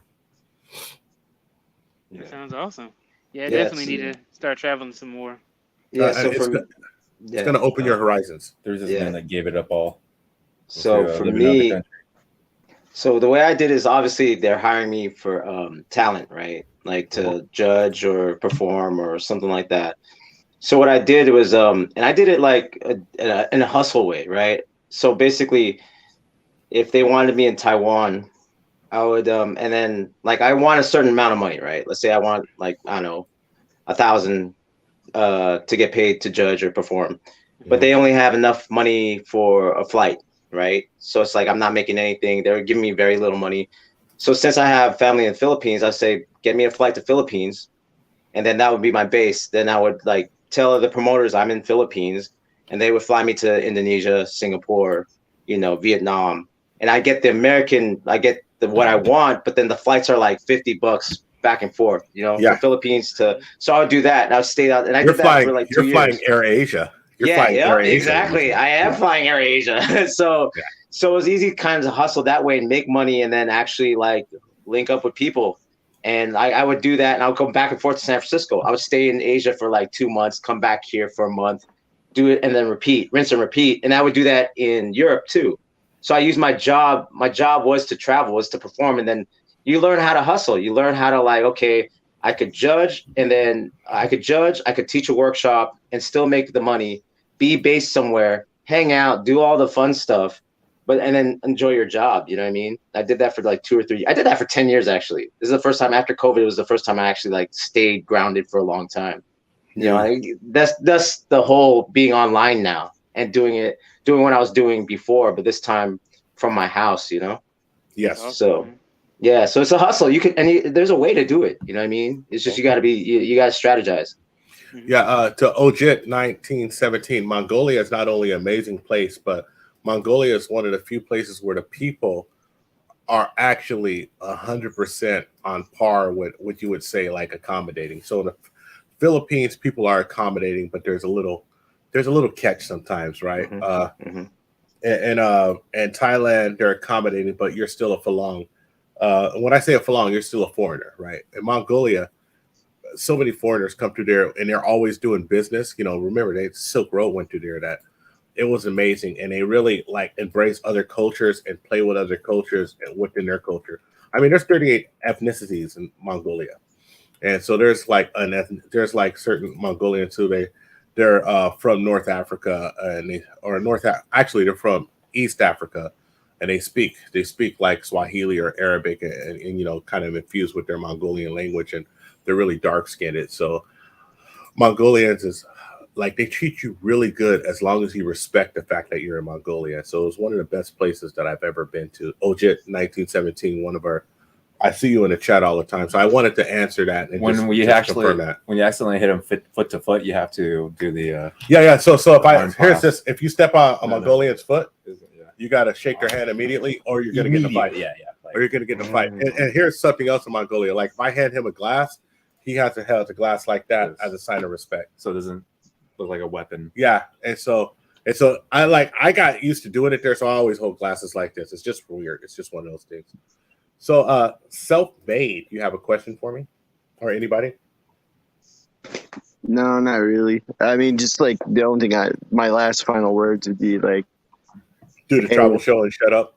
Yeah, do it, because like, dude, this is a good concept. It's not, your whole channel doesn't have to be a travel show. Just one day out of the week, and all the other days out of the week you can do something else. Maybe get some travel sponsors. Yeah. But I say to everybody here is, like Uncle Gunny was saying, was Geomax America first. But if you want to get out of here and you want to go experience other things and other different cultures, I've been to Canada, which I don't count as traveling out of the country, and I've been to Mexico, Costa Rica, Venezuela, all those different places, and like overseas, UK, Ireland, France, Rome, Sicily, different oddball places, Spain. So like, just to experience that and to see that is really kind of amazing, because you're never really going to get to see that again. And now with what's going on in the climate of the country right now, I don't even know if half of us can even get out of the country right now with what's going on. We can now. We can now. You just have to have the right thing. You see right there? That's fermented horse milk. Oh, I actually love that stuff. I love that stuff. I forgot what it's called, but I drink a lot of it. I had that in Africa. Okay. We actually spent a lot of time with this family and like ate like their barbecue, the mutton barbecue. They had a lamb that was just chilling with us, and the lamb thought it was human. Yeah, they had like 4 different yurts, or that's what they call their homes. So. Gur. Yurts is the English way to say it, but it's a gur. Okay. The father was so proud of his little son. Like, it was so great to see. Like, you seen a lot of family pride there. It was really cool. It was cold as hell too. That's right by the Gobi Desert. We're there. We drove all the way out to the middle of nowhere. Man, Scott, I'm getting nostalgic. I haven't seen this coverage forever, man. You probably haven't even seen it at all. Oh, cool. Thanks. All right. So and Grover kept trying to tell me he wanted to pee on my leg because there's some poisonous plants out there that they're avoiding right here. Yeah, Scott stepped in the plants. And I was wearing shorts. I was like, dude, I'll piss on you. I got your back, dude. Yeah. So this whole time she's like over here telling me, "Oh yeah, you gotta piss on his leg if anything happens." It's like, what the fuck? I was gonna piss on him, dude. Look, I got his back. Man. I got his back. All right. So, Pro. Yo. Any questions for me? No, I just love my last words. Really good show. Like I said, I was backstage, but I was like just peeping game. You know what I mean? I was like soaking it up, and it was about traveling. But then when you had a Wapo and you had Ricky Mac on there, it's just like, oh shoot, dope. I'm gonna shut the hell up and listen. Yeah, and man, that was really excellent. It was like, you guys got heavy hitters, and it's kind of like, oh man, they're giving props to the channel.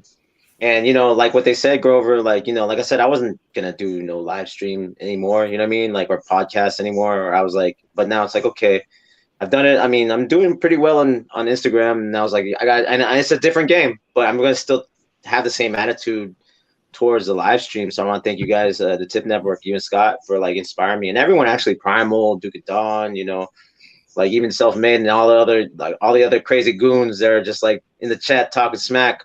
It inspires me to, like, you know what I mean, to like, okay, yeah, man. But it's dope because I can see the potential of it, and you know, it's not necessarily manosphere content, but it's something I'm passionate about. It's a story, a timeline that's not really out there and shared, and just to give everyone a preview of what's going on, I do these podcasts, and they're going to be in timeline of the dance history, so that way I can transcribe it to a book, because I'm lazy to write it.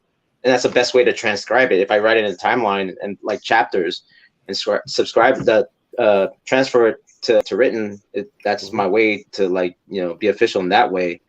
So, and again, Grover is going to be on. So let me plug the show.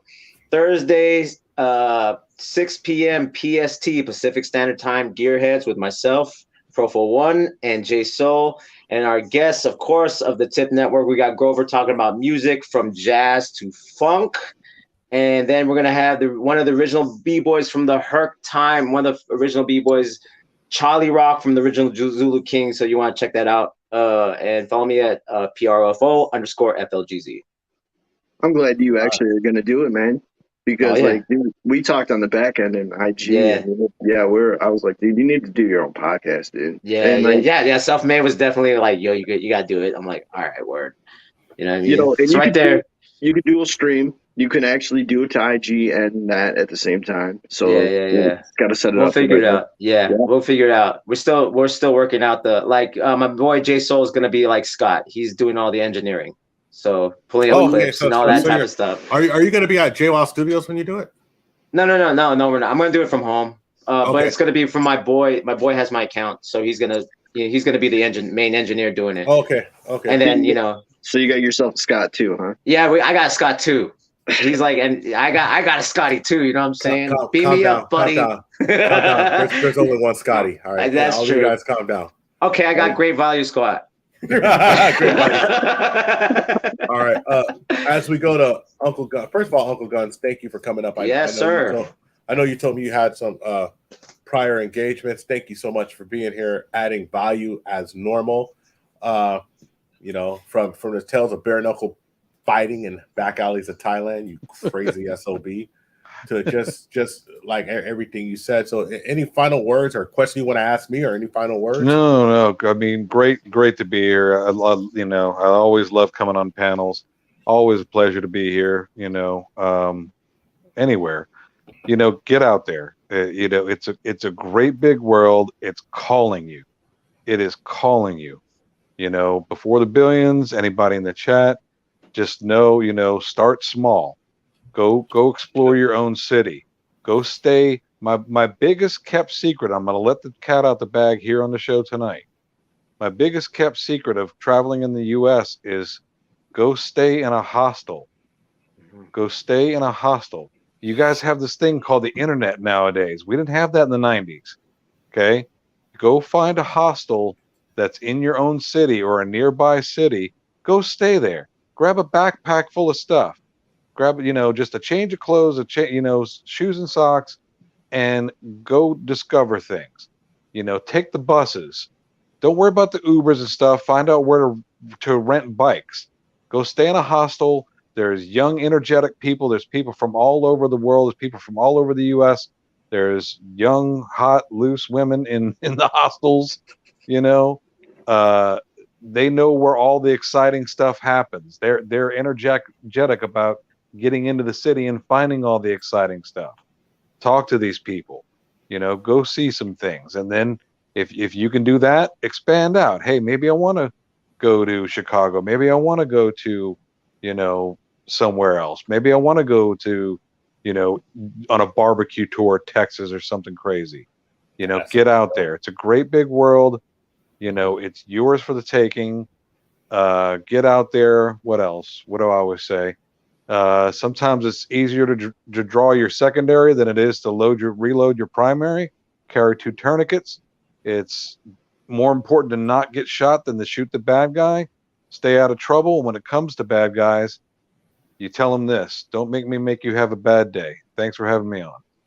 Uncle Guns, as always, respect, sir. Thank you so much. Sage words. Poppy Blanco, the king of the barbershop talk, man. First of all, thank you for your patience. A Wapo came up right in the middle. Man, we had a great conversation. You've been with us for hours, but I know you could do it for 10, so I ain't tripping. So any last words, anything you want to say before we sign off? Man, this was a great show, actually, man. And I know it went actually better than I'm pretty sure that you planned it to. And yes, man, you know, it's always a good vibe when I come over here, bro. And I'm always here for you. So anytime, just hit me up, and I'll be here, whatever you need. And I hope everybody please subscribe and share to the THPP Network, please. We need these guys to move up in the ladder, man. They deserve it. They're working hard out here. Man, Poppy, thank you. That means so much to me.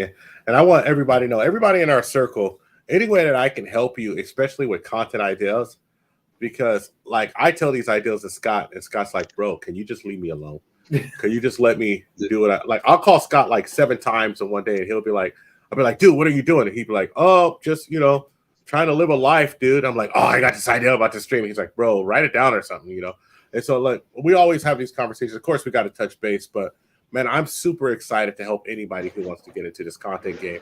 My biggest weakness, what Scott says, or my biggest myopathy is that I think everybody wants to be a content creator. Because I think the majority of people You think everyone can handle being a content creator? Yeah, Not many people can handle even being in camera. But I would say, like, especially the people on this panel here. I mean, the people, you should all, if you have a certain amount of experience, you have something to give people, because the mentors have all gone. The mentors are gone. And like, specifically, like, it's not like me. Like, I was born in 73, and like, I had all these cats who were alive in like 68 telling me what's up. And I had all these cats alive who were alive in like, you know, the 60s when the 60s were popping. They're like, listen, young man, you do it like this, and you do it like that. My uncle's best friends, my play uncles, and all of these folks who were around, and I had this big family, right? And like, it's my job now to try to give this game and information. That's why doing the stream was so important to me. And that's why doing a Zoom to Thailand reaction was so important to me, not because I wanted to shit on anybody, because we didn't. If anybody watches it, I didn't. I just gave my perspective of what I seen. And so thank you all for rocking with us. And honestly, like, really, I am really coming from the Southeast Asian perspective. Like, it just seems like that's kind of overlooked, but trust me, what we say with our Southeast Asian people is totally different than what you guys think. So it's like almost like naive Western guy thinking. It's ridiculous. Like, I don't know. But anyway, that's all I gotta say. So like, you guys think I get passionate about it. Scott be like, what are they thinking? And I was like, you don't understand. Like, guys in their like libido. Oh man, it drives me crazy. Things that they can be doing better in the world, and here they are. Just, I mean, have your fun times, but is that all we can all think about? Like, it just, I don't know, kills me sometimes. So we're gonna drop everybody down. If you want to hang out for a second and chat, talk to us, you check backstage and talk to us, but we're gonna drop everyone down, say goodnight, and end it out. All right. If you guys want to hang out, you can. So I'm gonna drop Poppy. Thank you for being on. Thank you, Poppy. Pro. Thank you, Pro. One of us. Sniper number one. One of us. Sniper number 2. And thank you, Uncle Guns. Man, hey, so all the folks who stay with us for this 4.5, 5-hour stream, it's epic. Thank you so much. I want to really give a shout out to Wapo and Richie Mack. You folks coming up means the world to us. I mean, and I think we've seen something excellent. We've seen men working together, having some differences, but just talking about it and just moving forward, and seeing people who really want to help us move forward. I think it's having extra perspective, so we are not coming from just one point of view, because having multiple point of views allows us to make the best possible decision, and we can determine whether we just knowing the pitfalls because of your experiences, while at the same time seeing the optimism coming from Zoom to Thailand. Yeah, from Richie Mack. Because he's and why would he not be optimistic? He just had a divorce and his wife was an attorney. So he just had probably the hardest time of anyone to have. And let me tell you something, going to Thailand after that, regardless of the situation, is going to be a breath of fresh air. So I'm going to tell you folks like this. We're going to do a travel show. I don't know if we're going to do it once a week, but yeah, we're going to talk about Mongolia because it seems like people may be interested in that. We're going to talk about other folks. I got Peru and Croatia too. Mine is Grover, but Croatia. I'll figure it out. Scott's going to cover. Scott's going to lead the show. Then I'm going to totally mess it up because I can't pull up stuff as quick as I think I'm just going to do a regular travel vlog. Just put it out there, you guys. But I'm going to tell you folks like this. Thank you for rocking with the Tip Network. And as always, you can find me at I am Gorilla1. You can find this guy at ScottT. That's 3 E's. Mm-hmm. You can find us all consolidated every place on every social media network at THPP Network. And I want to ask you guys one burning question after 5 hours. God damn it. Mm-hmm. Can you handle the tip? Mm-hmm. Yeah, strap it on. Well, I mean, yeah. Anyway, I'm not gonna say anything else. Well, all right, booty in your face. We're out. Oh yeah, we also got Patreon. We'll figure out what to do with that, but we're gonna have the spicier stories on Patreon. Yeah, all of the real spicy stories will be on Patreon. We can't put them on YouTube, or we'll get maybe some of the content creation stuff that we're gonna be more business like, and you can really see how my mind works. If you're not in our circle, the content creation stuff, but we're just not gonna give it to you. But anyway, we're just talking about it. Anyway, thank you. All right, thank you, folks. Respect. Yes. And Dad, this one's for you. Thank you, sir. And let's just put this up here. All right, did we end it? Nope, not yet. Okay.